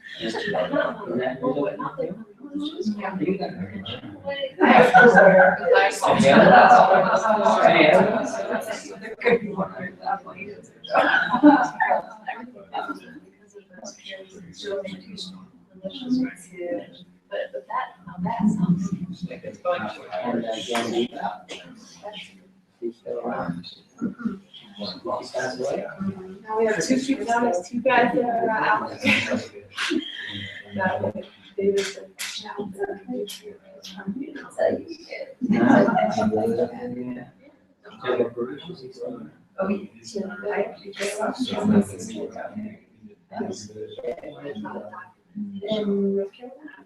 Oh, in North Carolina. You're saying that because he's in Greensboro, distance. Anyway, that two of them are like, two people you're trying to distance from are like the same distance. That's pretty good. Still trying to do that.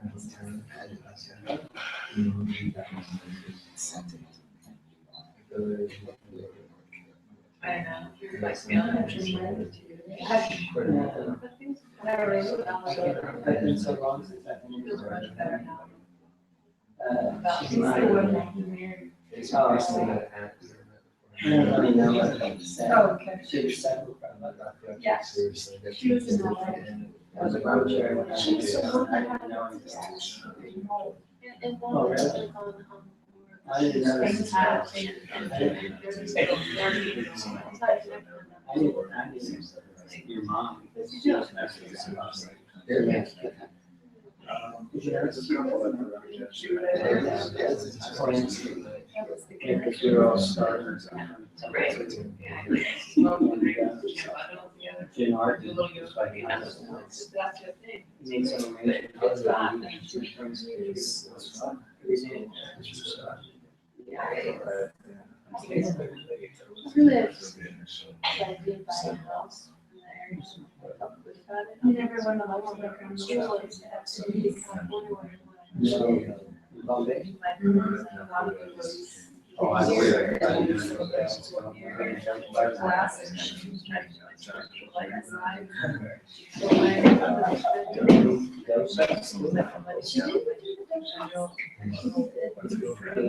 not that she couldn't, but like, I remember like going, come down.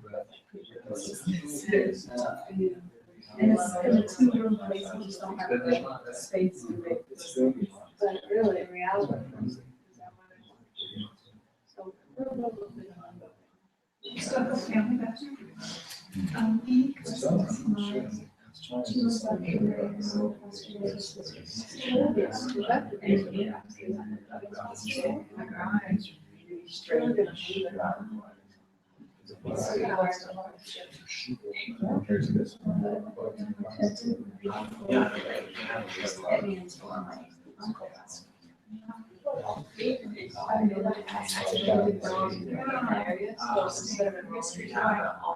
Remember a lot of things. I wish I would have crossed your mind.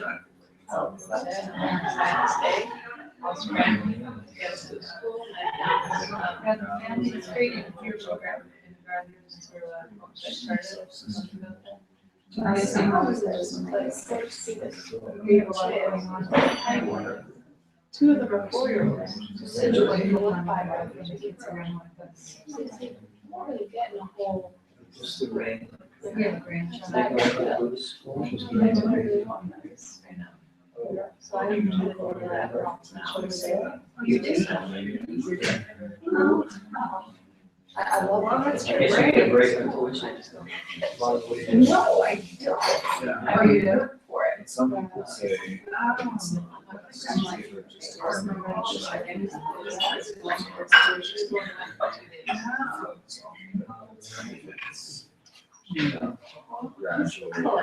Is it an expensive?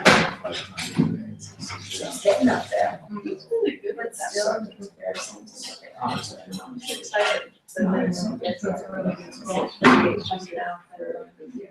No, I think you see that. Oh, yeah, it's in our registries, it's all registries. Whenever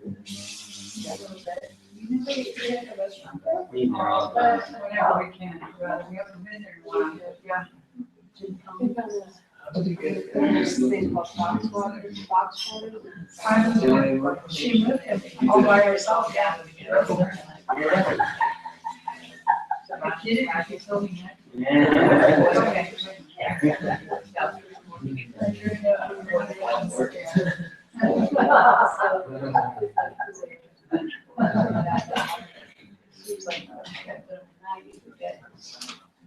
Hang out with a bunch of boys.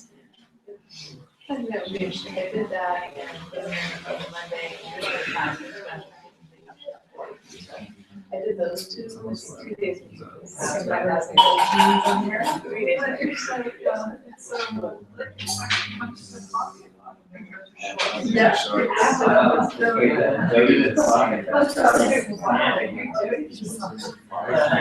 You gotta have to tell you now, I know, right? Yeah, right. Yeah, so it's only like.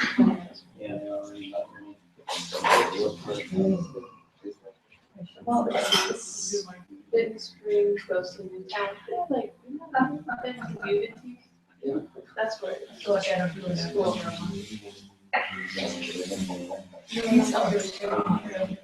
Oh. Oh, yeah.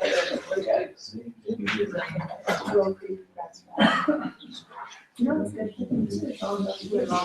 Yeah. Like it. Yeah, it's very nice talk. Yes, it's actually really close to 26. I gotta go around. That's right. Do you know this? Oh, yeah. Okay, you know that. So that's where. Love is so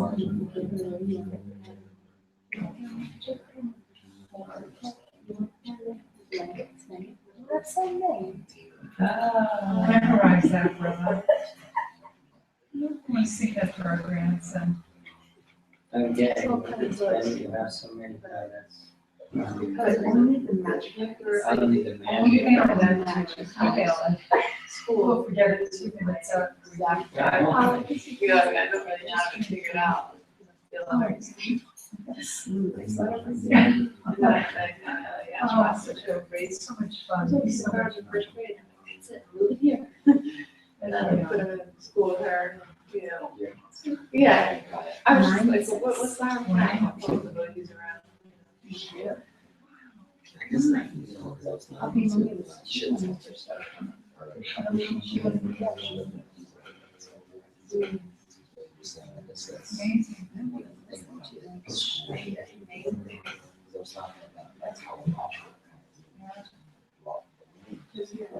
beings at school. What they have a good devotee school? So many devotees want to know their good children.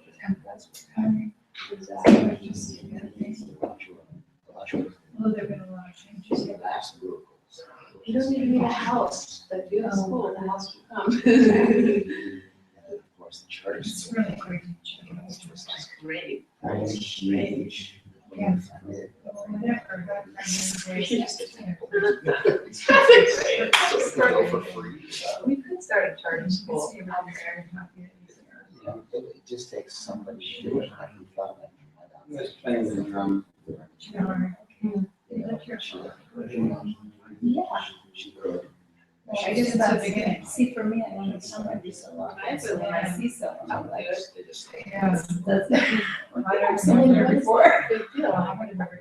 She's actually. Oh, you were just saying that someone got to get started. Who's got to, right, whether you're a teacher or not, you guys who's got to organize it all, hire the teacher. Yeah. Deal with all that. Teachers. The thing is, in my brain, it's like simple. Get the building, you get the course you're gonna follow, and you get the teachers. And then start it, like the way the woman who was in trade school, it was gonna happen or not happen, depending on how many kids attend there. So you get everything together and let everyone know about it, or put it out, and see if it fills out, and if it does, you'll get a lot of them. But at least she can try, you know, it's such a lot, she has to do it, all she's to do is, if they have to agree on place, they have to agree on how it's gonna be taught, like, for instance, we go to even religious homes, like school, charter school. But government, public schools, homestead school. So it's a program, homestead program. But that's who we're working through. But we only, you know, schoolhouse and the teacher, and she just uses that. Sure. So in that sense, we can get the building, which is out there already, it has like here, a building that can be used. And then you get that, whatever that program is, and then you just have lots of teachers, you get the kind of teachers. And I find that part is really expensive teachers. And so you get the good teachers, and you said, it's easy, the building's easy, courses, and teacher, that's the person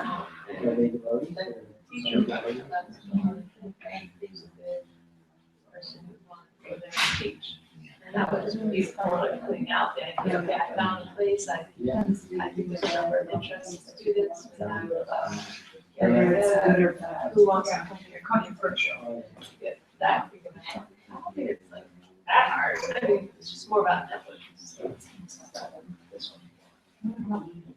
So we will be a teacher.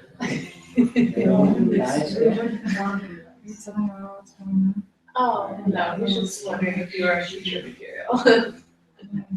It's so great. No, I was just telling them our first step that we wanted to school was finding teachers. I said, hey, are you, you don't teach, you don't have that, right? Little children? Yeah, I went to school for that. Yeah, you gotta find someone who knows. Oh. Just take on some, get the teaching classes, get your bachelor's, education. No, I already have 2 bachelor's. See, that's Alright. Just get it going. What's more, no teacher takes like years to get credentials. Small.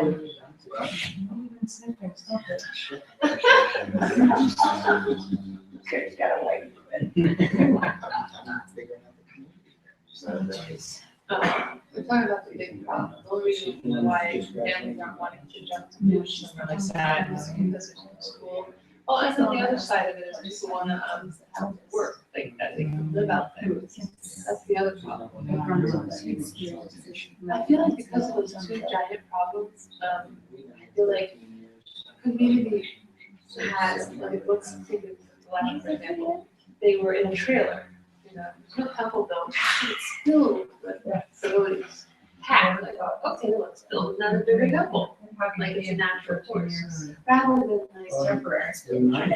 Temple, it's got to come into it, like, it doesn't work that way. Because where the people are, it's gonna help, but right now, it's not, it's light, it's not happening, whether they have land or not, that's just a stipend. So that's a lot like travel. It's really natural now.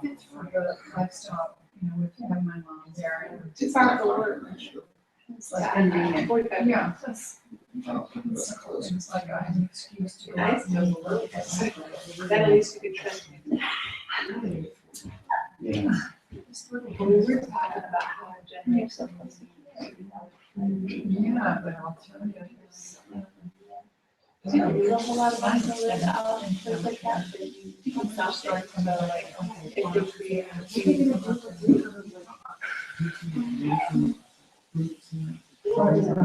options for people who live off the land that way. They can go, Asheville's a good outlet. It's just a big dream.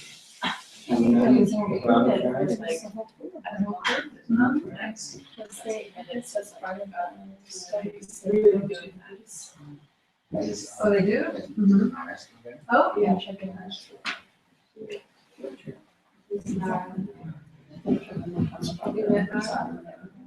I'm like, she's like, Oh, there are a lot of you guys would have lots of talk. I could just take it, like I could just see her. I don't know.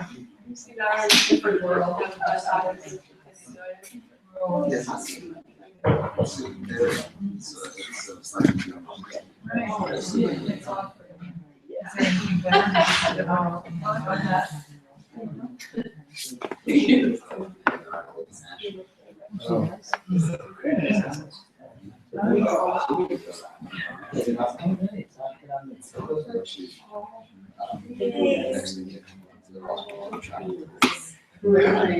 Oh, that's cute.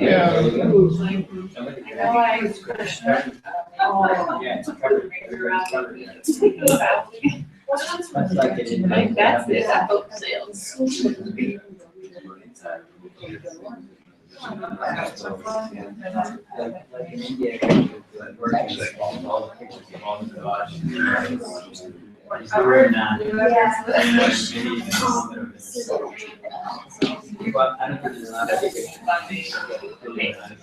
Hey, you could have got me like a year ago. I'm just kidding. 2 years ago. I was hot. The design was hot.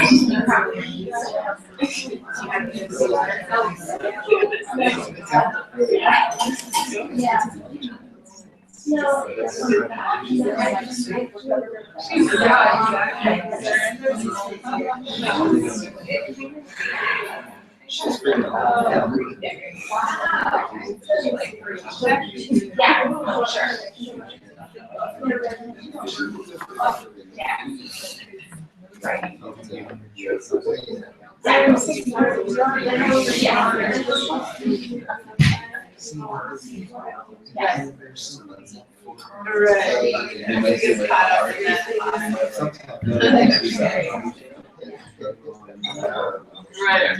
You really? No.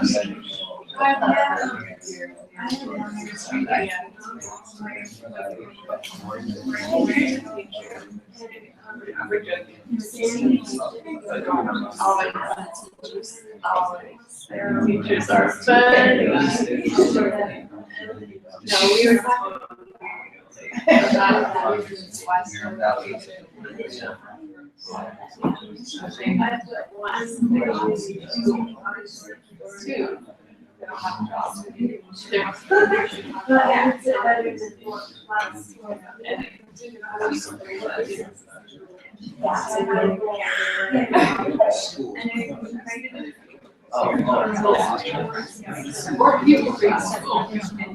This could be like.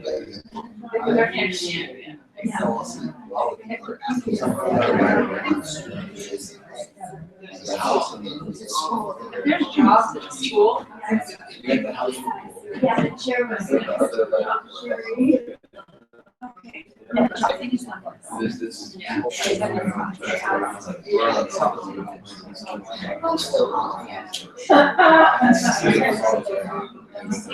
She works out.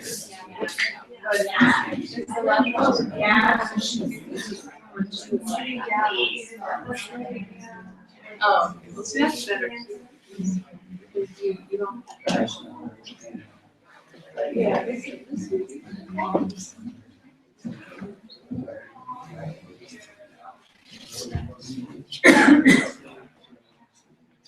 All new.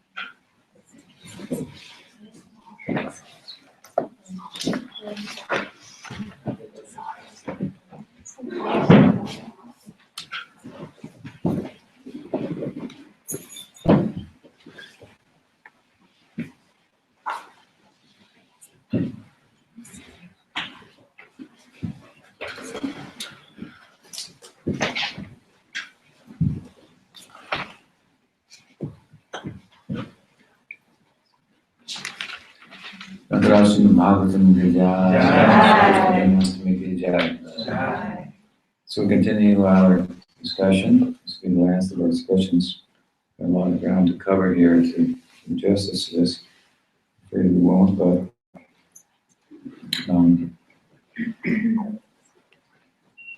there's tomorrow. At any rate, Sukadeva has explained that Brahma has gone to the ocean of milk and Vishnu responded favorably. He's coming, and he's not coming alone. And then with his expansion, Ram, Balaram, and his power, yoga mind, if you will. And he's asked, he's bringing these special devotees from the heavens also to participate, who come into the body to show the Devaki and so forth. To experience fullness of these sentiments, parental love, and so forth, friendly love, romantic love. So the point here in this regard is that we have the prospect for entering into this affair. This is the ideal of Gaudiya Vaishnavism. Lila is different from karma. Karma is obligatory work. I owe, so off to work I go, something like that. You've taken and now you owe. So there's movement out of obligation, and then if you have no obligation, karmic obligation is resolved, and there's no reason to move. But if you have resolved your karmic obligation through bhakti, then there's scope for movement, because while it's true, and you can argue well, that if you're full and complete, why move? Because we move out of incompleteness. We think we want or need something. And so as I said, as soon as you want, then you've got trouble. You've got struggle. You have to go somewhere, you have to, and so on. So movement is thought to be related to want, to desire. If you have no desire, then why move? And some philosophers reason along these lines. I mean, transcendentalists, and wisely so. We reason in a different way. And that is that if you have no desire, and you're full in yourself, you're full in yourself. How will you be full in yourself if you are a unit of being, knowing, and loving? How will the loving component of yourself, which is kind of the purpose, you exist, you know that you exist, and you exist for a purpose. The purpose is love. The self has a capacity to love. It is an object of love. So if you're full in yourself, how will the love component of yourself, the purpose of yourself, be fulfilled when you are if you will, unto yourself. Again, if love is valued or graded on a scale of reciprocity, reciprocation, there has to be another, a significant other. So that other then gives rise. Love is not still. As I said before, we can't rest until we find love, materially speaking. And when we find it, then what happens? Do you rest? No, not at all. It has its own orbit, so to speak. And so the Leela is moving. It's moving. It is movement out of fullness. So there's this static aspect of it.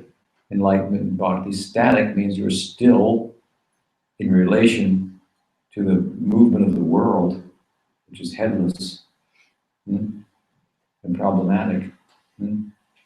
But you're dynamic in the sense that you're moving out of fullness. In other words, you can be so full and complete that we just have to tell everybody, I'm full. And so movement, dancing, celebration, not out of any need that you have to get something, but just out of how full you are. That is the idea of Leela. So they look similar. The movement of karma and the movement of Leela look similar. Krishna's in the world and looks like a member of the world to some extent. Stories in worldly and their content and so forth. So, but this is Leela. And the idea is enter into the Leela. There's a place for that. To have interaction in love, reciprocal dealing with the absolute, which arguably would fulfill the loving component of the self, the ananda feature of the self. Without that, how much can you love? So, this is the idea in bhakti. And it's important to note here that so Vishnu is saying, I'm coming to the world, and Buddha Bhava, Bhagavan Buddha Bhava, we heard he came to give Bhava, to douse the world in Bhava. And some people who are highly qualified but not finished in heaven, they are called to come down and participate in the Leela. Got there, not by wanting material things, but by imperfectly practicing their yoga. By imperfectly, they went there, waited for some time until Krishna Leela appeared on earth, and they got the opening to come there. Very special idea. The point is, you can enter there. There's a way. And that's what this part of the Leela here is about in Mathura. We'll hear it, what happens. So, he's going to come, right? And so the story begins. There was a king named Devamita, and he had two sons, one named Sura and one named Parjanya. Sura means like godly, and Parjanya means like rain cloud, something like that. And he had two different wives. So one was common in those days. He had a wife from a villager who was like from an agricultural community, and a wife from a royal family. So Parjanya was born from the wife from the agrarian agricultural community, and Sura from the royal family. And they had their sons. So Parjanya, he had 5 sons. And Sura had, a number, I don't know how many, but one of them was Vasudeva. So this Vasudeva and the sons of Parjanya in the agrarian community, agricultural community, they had a relationship. They were what we would call in today's world half-brothers. And among the sons of Parjanya, of which there were 5, they were all named with names stemming from the verbal root nand. verbal root Nan means love, bliss. So there was Upananda, Sunanda, Nanda, and Nanda, and so forth. One more, I forget his name. So they are all brothers. And amongst them, Upananda was the eldest son, and generally the system was that the eldest son would become the king. This was the king of cowherds, people, village king. And when Parjanya, who's named after like rain cloud, because he was like a cloud of mercy, very, very generous and whatnot. And it came time and he thought, it's time for my oldest son to take the rule of the community. So he handed the kingship to Upananda. Upananda was his name, the older brother. And the first act that Upananda did as the king was to take off his crown and coronate Nanda, who was the middle son. He said, in relation to you, I am just an Upananda. It can mean a little Nanda. So this middle son, Nanda, he became the king of the cowherds. And on the other side, from Sura, as I said, came Vasudeva. And Vasudeva was living in Mathura. Mathura is the metropolitan area related to the rural area of Vrindavan, all within what's called the mandal, the circle of Mathura. When Sukadeva begins to describe the birth of Krishna, first he speaks about Mathura. What does it say? Very nice wording. Let me see. Can't remember offhand. But appropriately, he glorifies the place of Krishna's appearance. Mathura, Nitya Samhito. Samhito means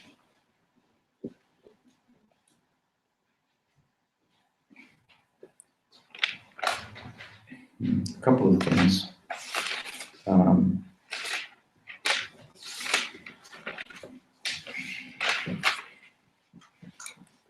There's, I think.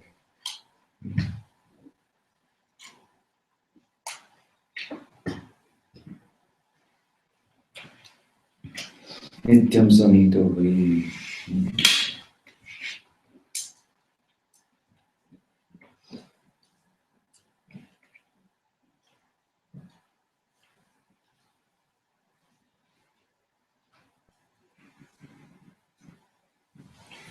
Nityam Samhito. Hari means Hari is always present, Samhito. He's always present, Samhito, in Mathura. So, very special place. This Mathura Mandal circle, as I say, it has a metropolitan district and a rural district. And the divide is the Jamuna River. And it's kind of like having a head and a heart.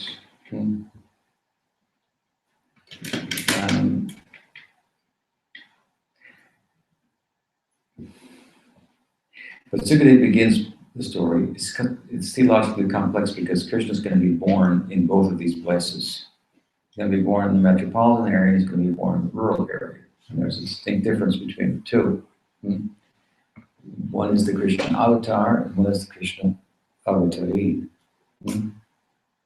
And one represents Vaidhi Bhakti, and one Raga Bhakti. So he begins by talking about Vaidhi Bhakti. Vaidhi Bhakti means Bhakti with we do because we should do it. It's the right thing to do. And because, after all, you should worship God.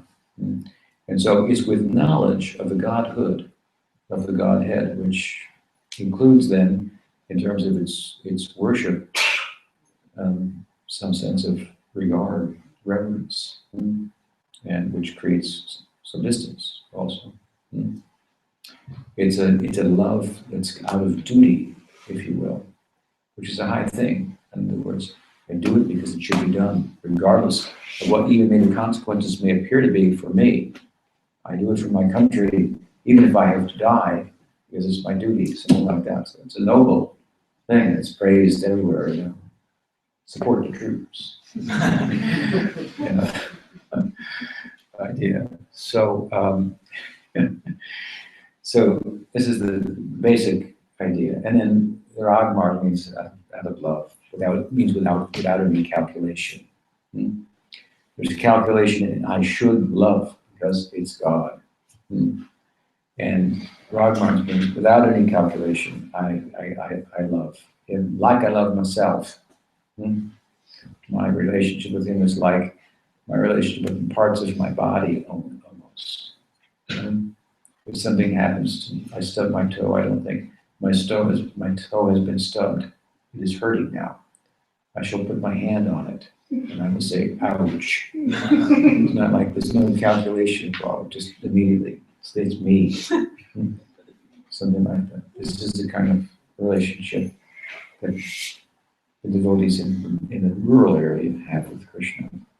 Very different. So, but he begins, and appropriately so, in the metropolitan area, which is formally called Mathura. The whole circle is the Mathura Mandal.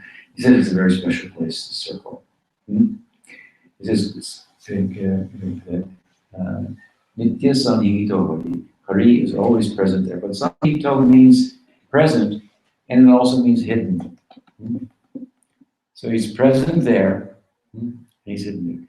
He's present in Mathura, always. And he's known all over the world today, he's been celebrated. Krishna is born in Mathura. The Janmastami, the birthplace, is a big temple there. You can go there. And then in the bottom underneath there's a prison. We didn't get to that part today. He's born in the prison.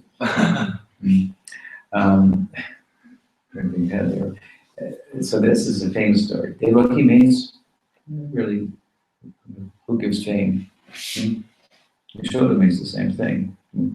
But Yashoda gave the fame to Devaki. She is famous. Devaki Putra, said in the Upanishads. Krishna, son of Devaki. We'll get to that. But he begins by glorifying this Mathura. In Mathura, Krishna is overtly God. We'll see that from the nature of his appearance. In the rural area, Krishna is not.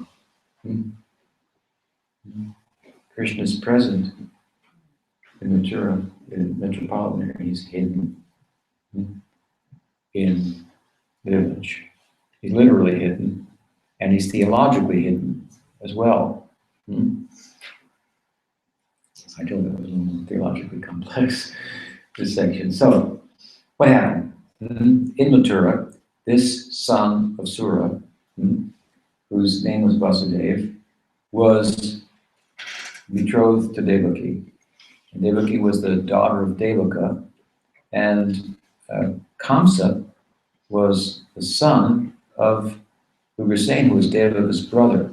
So they were cousins, but they were like brother and sister. It's like Arjuna is the cousin of Krishna, and sometimes referred to as his cousin brother. So they had a very solid family structure. And the Leela has a really good father and mother system and all that. And extended relatives are always there to help out, and they're not spread out by the industrial influence and so forth. Very healthy, happy.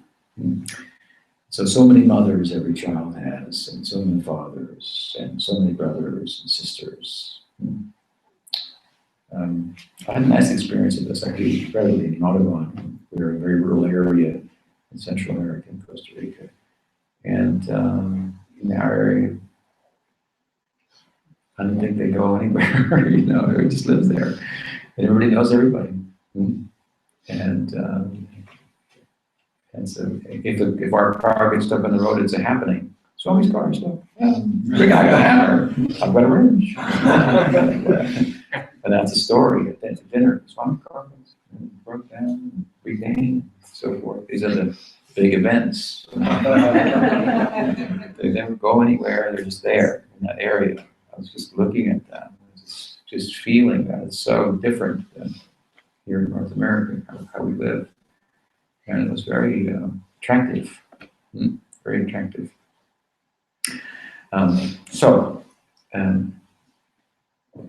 Kamsa and Devaki, they were like brother and sister. And so Kamsa was driving the chariot, and they are off to the whatever, their honeymoon or something, or wedding procession. And suddenly an oracle came from the sky and said, the 8th pregnancy, from the 8th pregnancy of Devaki, you will meet your death. And the word there is used, not putra but karma. In the womb, that becomes pregnant, the 8th time, your death will come, said to Kamsa. Kamsa, this guy, he was not a really nice guy. He was very, had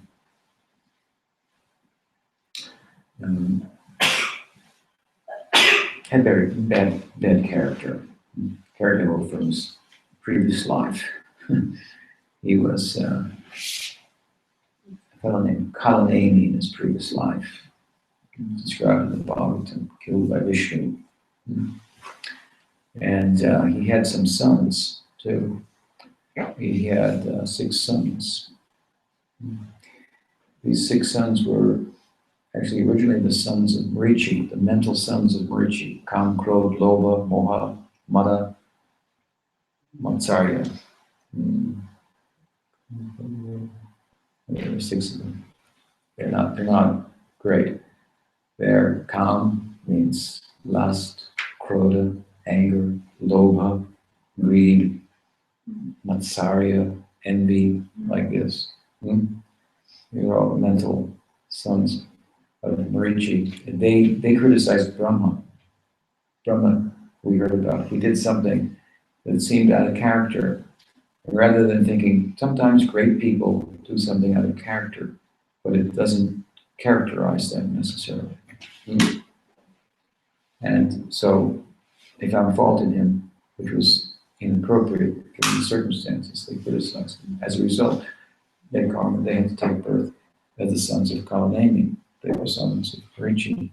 And as the sons of Kalanemi, they were the grandsons of Hiranyakasipu. You might have heard him. For the Nrsimha, personification of materialism, if you will. Hiranyakasipu means gold and soft bed. So money and sex. This makes the world another sense. So he had some communication with Brahma. He got some benedictions from Brahma. And so these grandsons of Hiranyakasipu, they went directly to try to get a connection with Brahma himself. And Hiranyakasipu was upset that he didn't go through them. So he cursed them as well. These Kam, Krodh, Lobha, Moha, they got a bad deal. So he cursed them that they would have to take birth and be killed by their father. So you never know who's your son and who's your daughter in the world of karma. So they took birth as the sons of Kamsa. No, they took birth, as the sons of Devaki and Vasudeva. And Kamsa was the next birth of Kalanemi. So Kalanemi took birth as Kamsa. And because it was said from the sky that the 8th issue of Devaki will bring about your death, didn't say son, because that needed to be hidden a little bit. Because as we'll see, it appeared that the 8th issue was a daughter. Which, if it had said son, it was a daughter, it would have thrown him off and some confusion. And the whole Leela by now played out. So the Devas, they wanted this Leela to play out.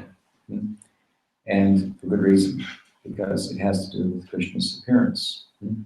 Because, well, the story is that Krishna would be the 8th son of Devaki, and he would establish the Dharma, and Kamsa was such a person that he was propagating adharma, religious practice, and it was a personification of the problem that the earth was feeling and took the shape of a cow and complained to Brahma about because of people like Kamsa. So,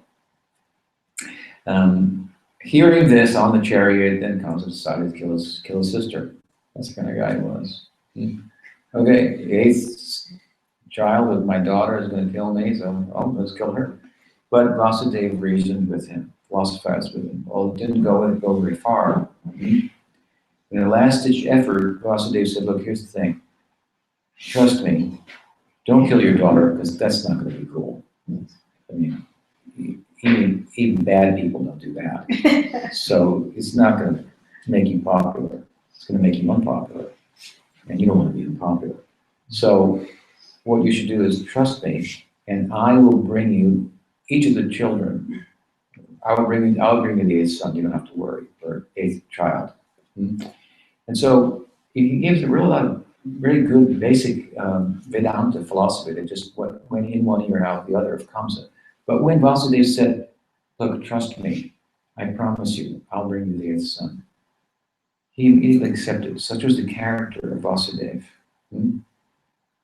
He was a devotee, he was spiritual, but he was morally very stout. So his word was like gold. And so Kamsa felt some security, everything went fine. But then, by bad association, he came to believe that, maybe the oracle said eighth, but maybe, who knows, it could be the sixth, could be, could be any one of the sons. And so by bad association, he got influenced and decided to imprison Devaki and Vasudeva and kill all their children. So one after he killed them. This is Kalanemi, taking birth as Kamsa. And based on the curse of Hiranyakasipu, these sons, Kam and Krodha, they've been killed by the father. And so you don't know who's your father, because it's the problem in the world. Pujapat Sridhar in his own kind of autobiographical notes told the story of how in his childhood, his youth, at school, he had a leaning towards the traditional and religious perspective rather than the modern, more secular perspective and philanthropic, in a worldly sense, perspective. And he met a friend who had also this kind of religious side, spiritual side orientation.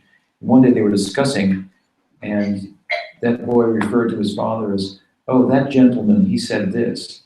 And Sridhar says, how can you call your father that gentleman?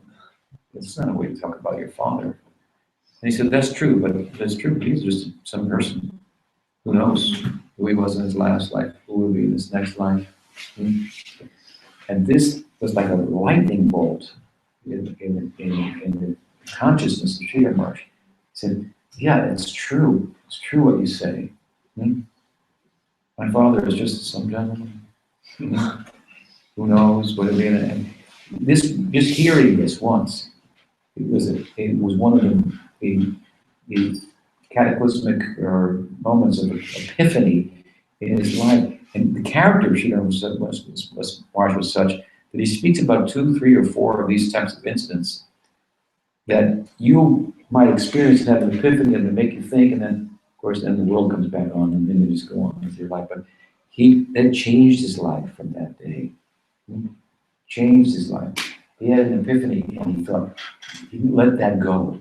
He hung on to that. He got an insight and took it in. This is what we call submissive hearing. He heard in such a way that if he knew that's true, I have to make that part of my life now. He wasn't hearing for entertainment of the intellect, titillation of the intellect, but to change his life for the better. So when some point like this came, the full implications of it became clear to him, and he took it in and made it part of his being. We should hear like this.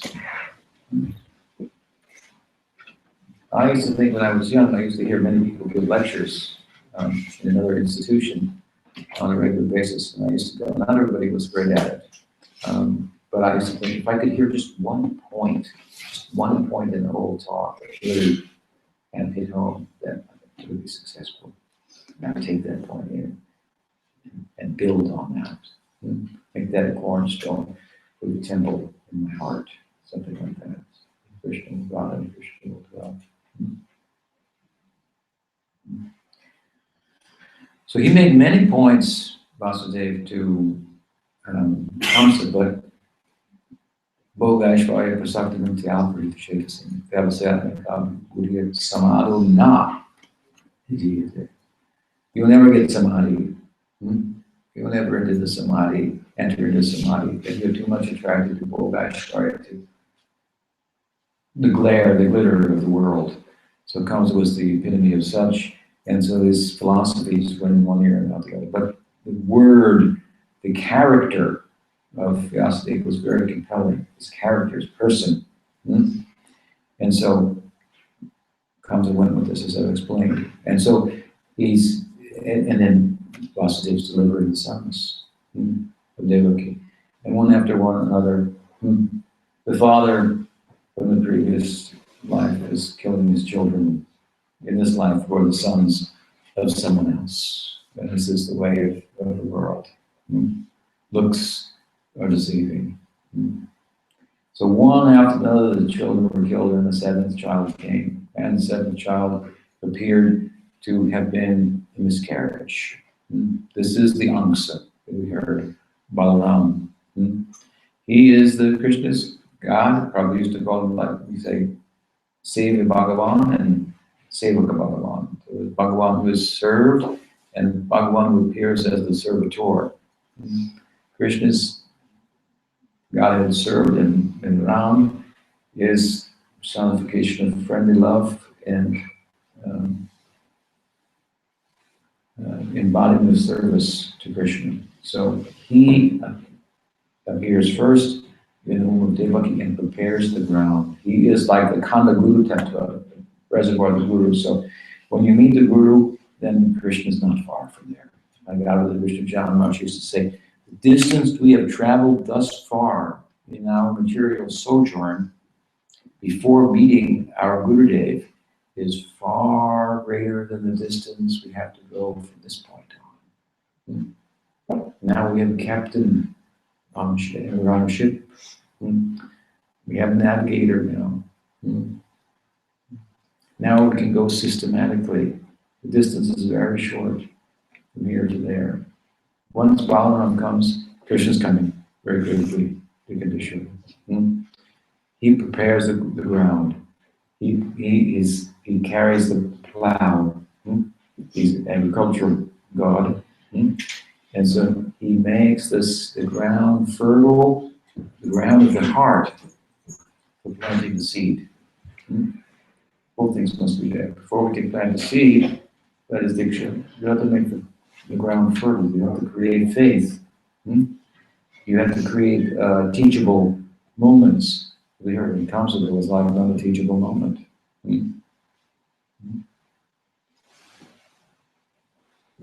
So one child after another dies, Balaram comes, makes the ground fertile, and then that potency that also, we said, Vishnu will appear, that is Krishna, hasn't come yet. But also, his Amsa will come. And Balaram, he's come now.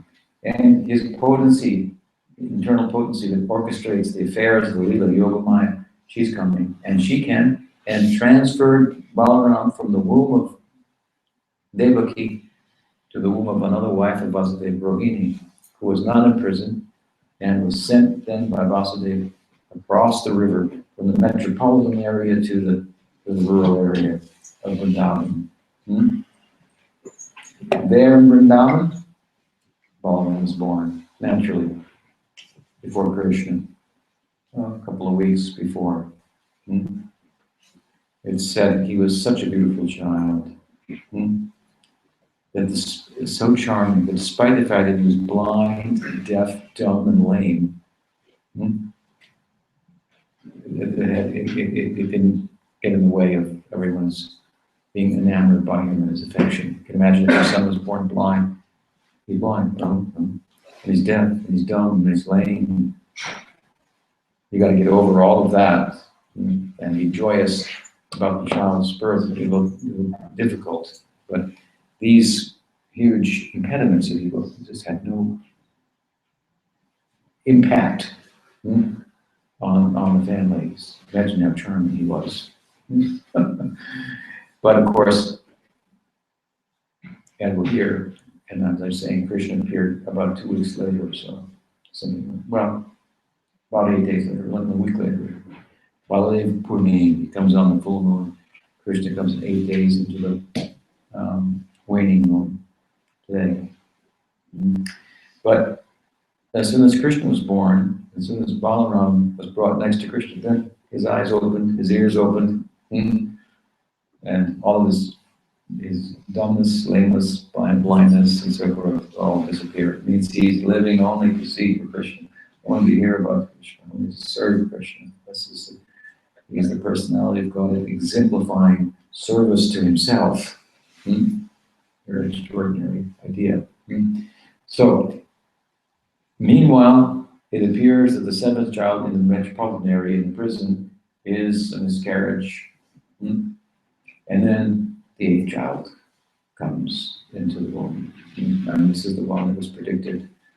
And Bhagavatam describes the birth. What's happening in this, metaphorically, of course, instructive for us in terms of sadhakas, is that Devaki represents bhakti. And Kamsa represents fear, but in this context, a healthy fear. The sadhaka, the practitioner, has a healthy fear, a healthy anxiety. That fear and anxiety is that is there anyone of spiritual consequence that knows what I'm doing and cares about it?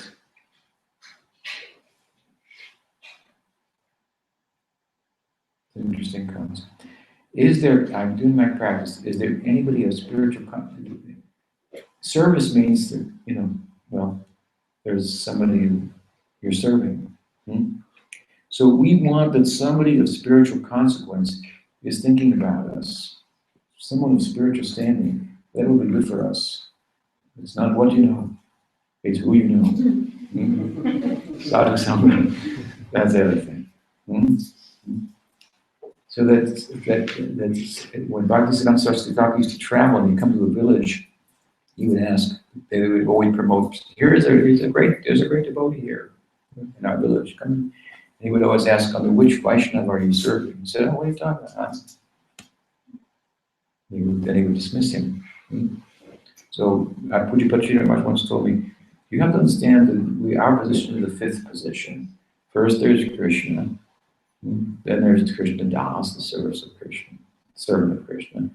Krishna Das, Anudas, the servant of Krishna. Then there's the servant of the servant of the servant of Krishna. And then there's the 5th position. That's our position. And this is the way spiritual life works. It's very interesting. How's that? In material life, it's thought that we will get ahead by, in a crude sense, stepping on the heads of others.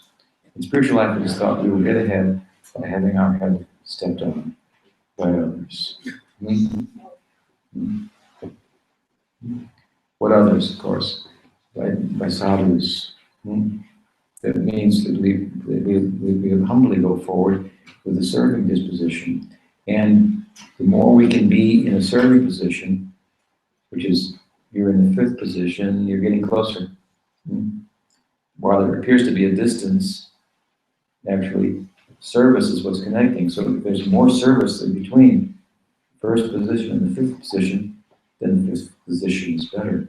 This is kind of backwards thinking from how we're accustomed to thinking.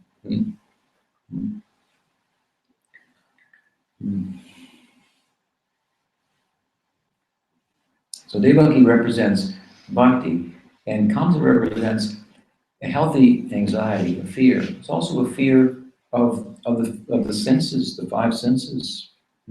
It's a fear of these kam, krodh, lobha, moha, mada, matsarya. They're still there.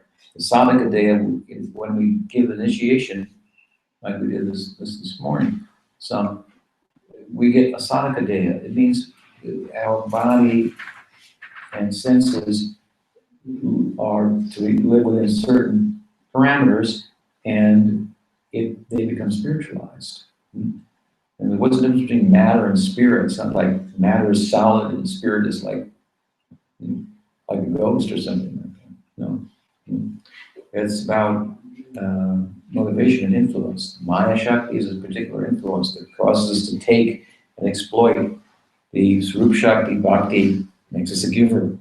And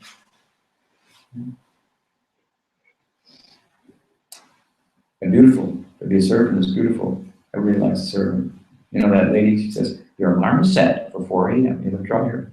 She's great. And I'm like, oh, really, you should listen to her. I think, wake me up before your alarm is set for 4 a.m. Anything else?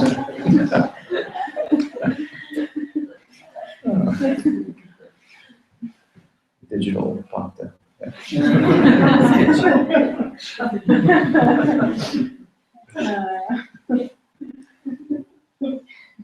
So there's a healthy fear for a sadhaka. There's a learning curve. There's still attraction to the world, the senses, the sense objects, and so forth. We try to put ourselves in an environment that's favorable, but the world still draws on us. So there's a healthy anxiety. It's not neurotic or anything, but it serves to help me. It's a negative impetus. Knowing I stand before my guru and I know what my prospect is. And it's so extraordinary and I feel exalted, but I also feel where I'm at. And that's like, seems far away from it. It's two contradictory feelings at the same time come before us. And so we got to deal with the latter feeling. We got to deal where we're at. We know where to go on the map, in the mall, and we know you are here. You have to focus here. You got to know, well, you got to go there, but in order to get there, you have to know what steps to take from where you are. So the sadhaka, this sadhana is the perfection, so to speak, to take our senses and ultimately having only engaged in relation to sense objects of sight and sound, and taste and touch, only for the purpose of using those objects for the satisfaction of the senses of Krishna. When your senses are like this, engaged like this, your mind will become, bhakti will ride on the mind, will take over the mind. This Buddha Bhava, Bhagavan Buddha Bhava, this Bhava that Bhagavan comes to give, it will take over your mind. The mind will become spiritualized. The senses will become spiritualized. That kind of contact with that kind of person will be very helpful for us. And our sadhana is meant to do this. If you perfect your sadhaka data, you will get a siddha deha. Everybody wants this meditative body to serve in Krishna Lila, but we're not so interested in using the sadhaka data that you've been given by the Guru, which means to follow the example of the Goswamis, pay your respects, some austerity, rise early, all these things, restricting the senses and mind, and so on. But you have to understand that perfecting the sadhaka data gives rise to the siddha daya. You have to serve in Rag Bhakti in the sadhaka daya and the siddha daya. You have to serve in both. Serving in the latter will arise out of serving in the former. And serving in the former is a formidable task. It takes time. And so there's a healthy kind of anxiety. I don't want to be distracted. I want to sit and chant and my mind will focus and so forth. So Kamsa represents this kind of anxiety because Devaki is bhakti and she has anxiety, and a fear from Kamsa. And when the time of the 8th child is being born, what's happening in Vasudeva is his consciousness is mature. Vasudeva means the state of pure consciousness. He is in Vasudeva consciousness. And so from his mind, it's a sharing of his mind. His mind is taken over by Bhava, and he's sharing his mind with Devaki. This is initiation. He's giving Krishna, just like the Guru gives Krishna Nam, and the Nam, the name and the named, there's no difference.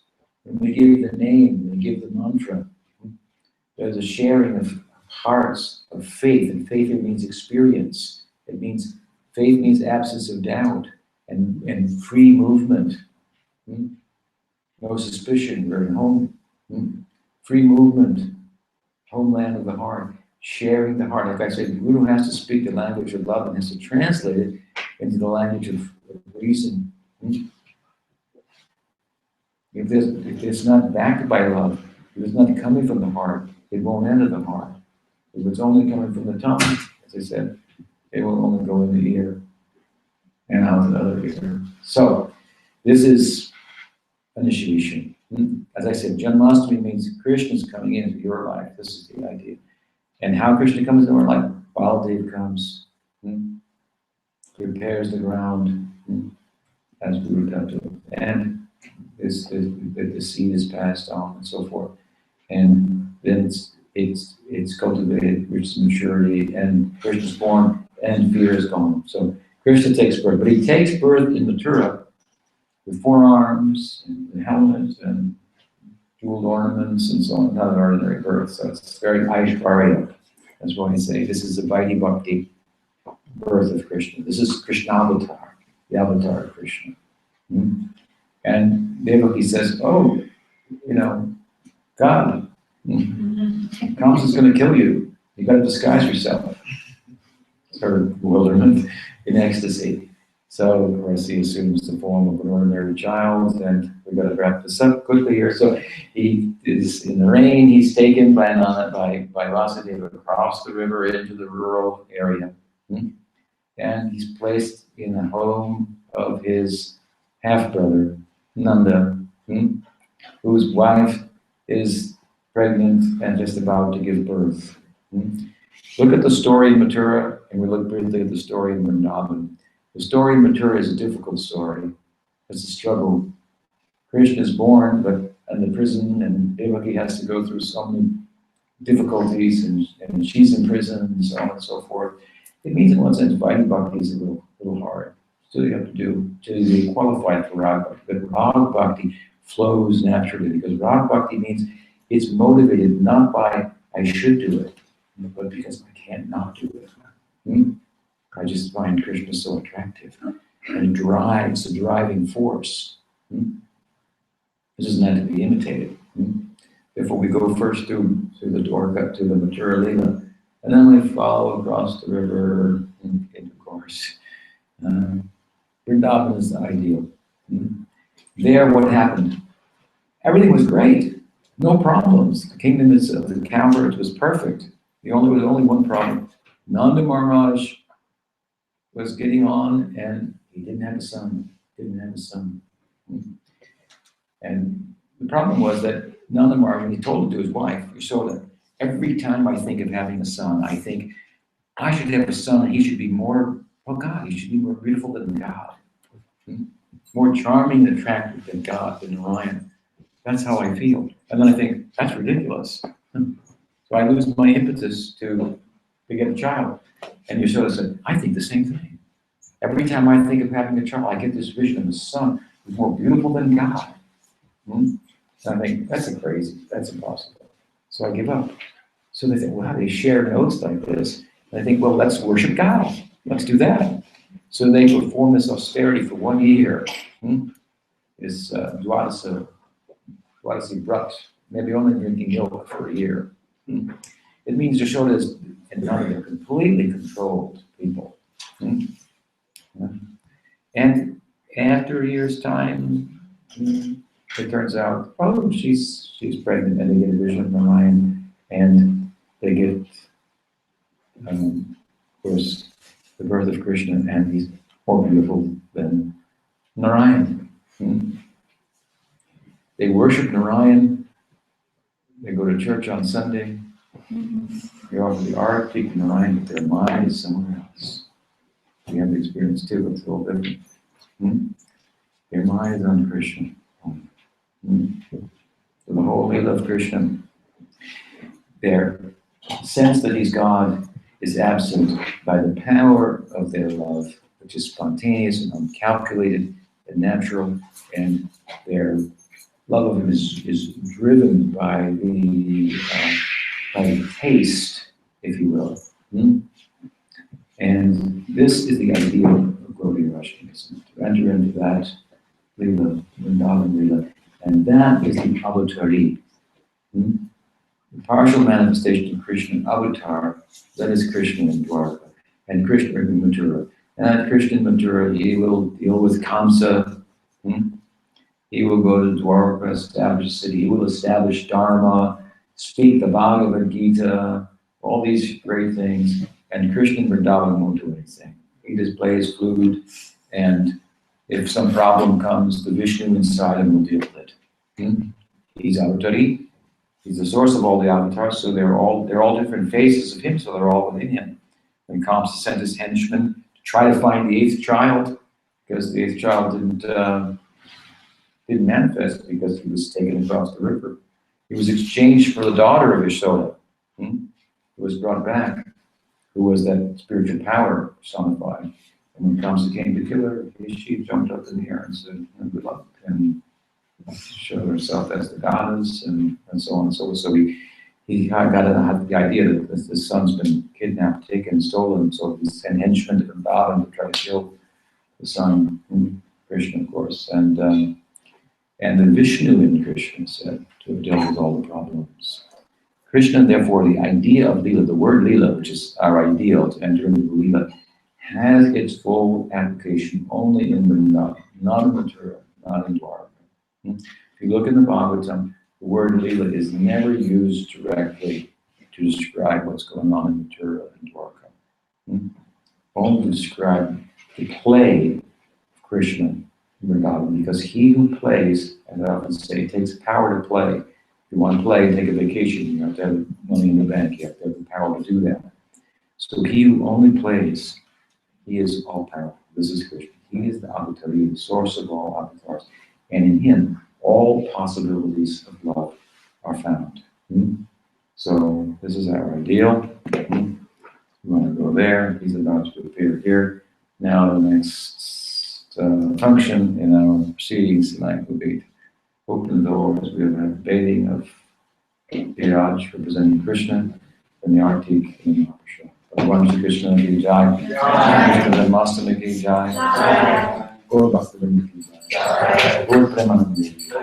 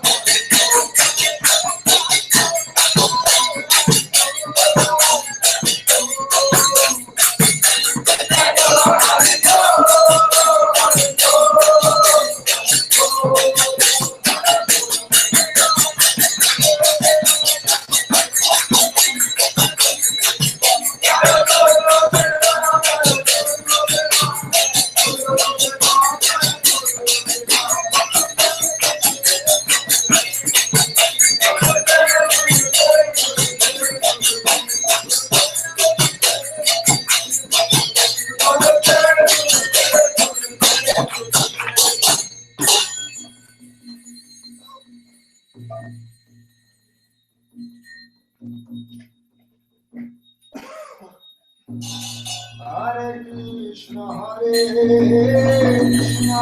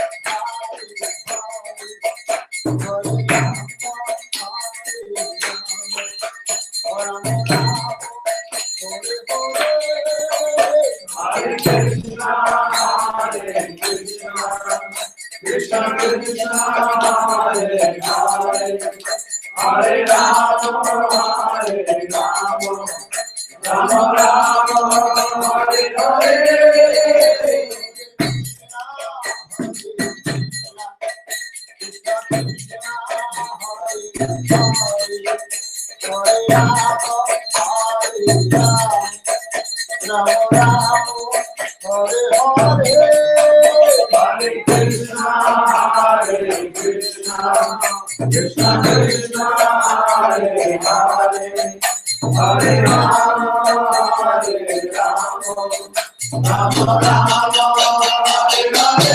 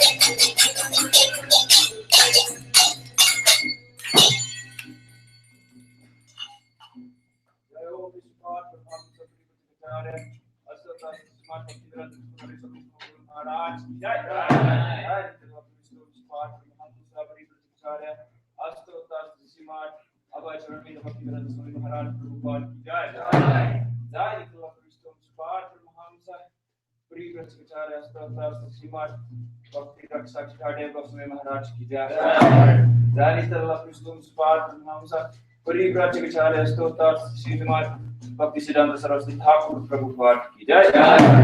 Jai Nitalva Krishna Paramahamsa Saror Kishordas Maharaj ki jai.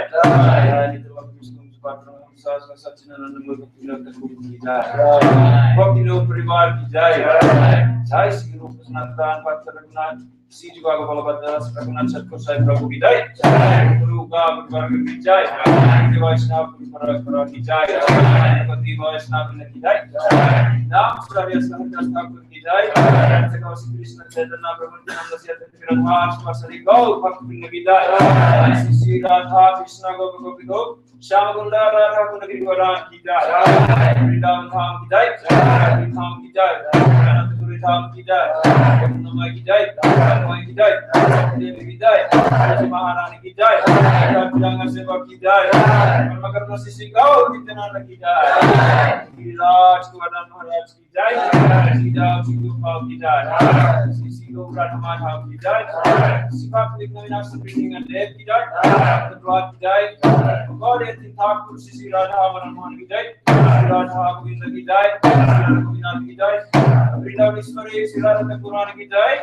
Govinda ki jai. Hello, Pranambe.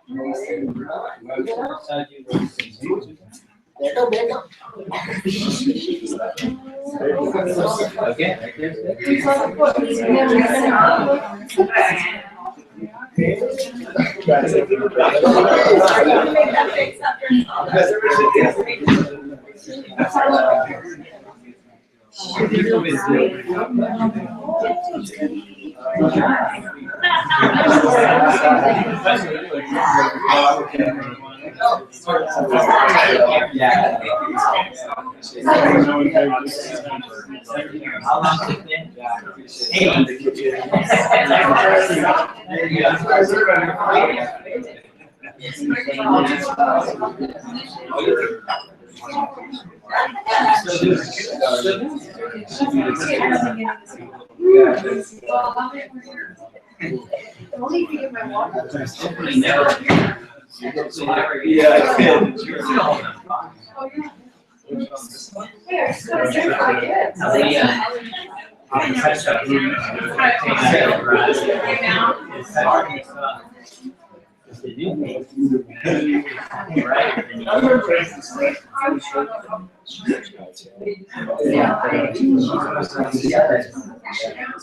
For now. Who knows so much will be existing. That's great. Wait, I don't know. We always hear that.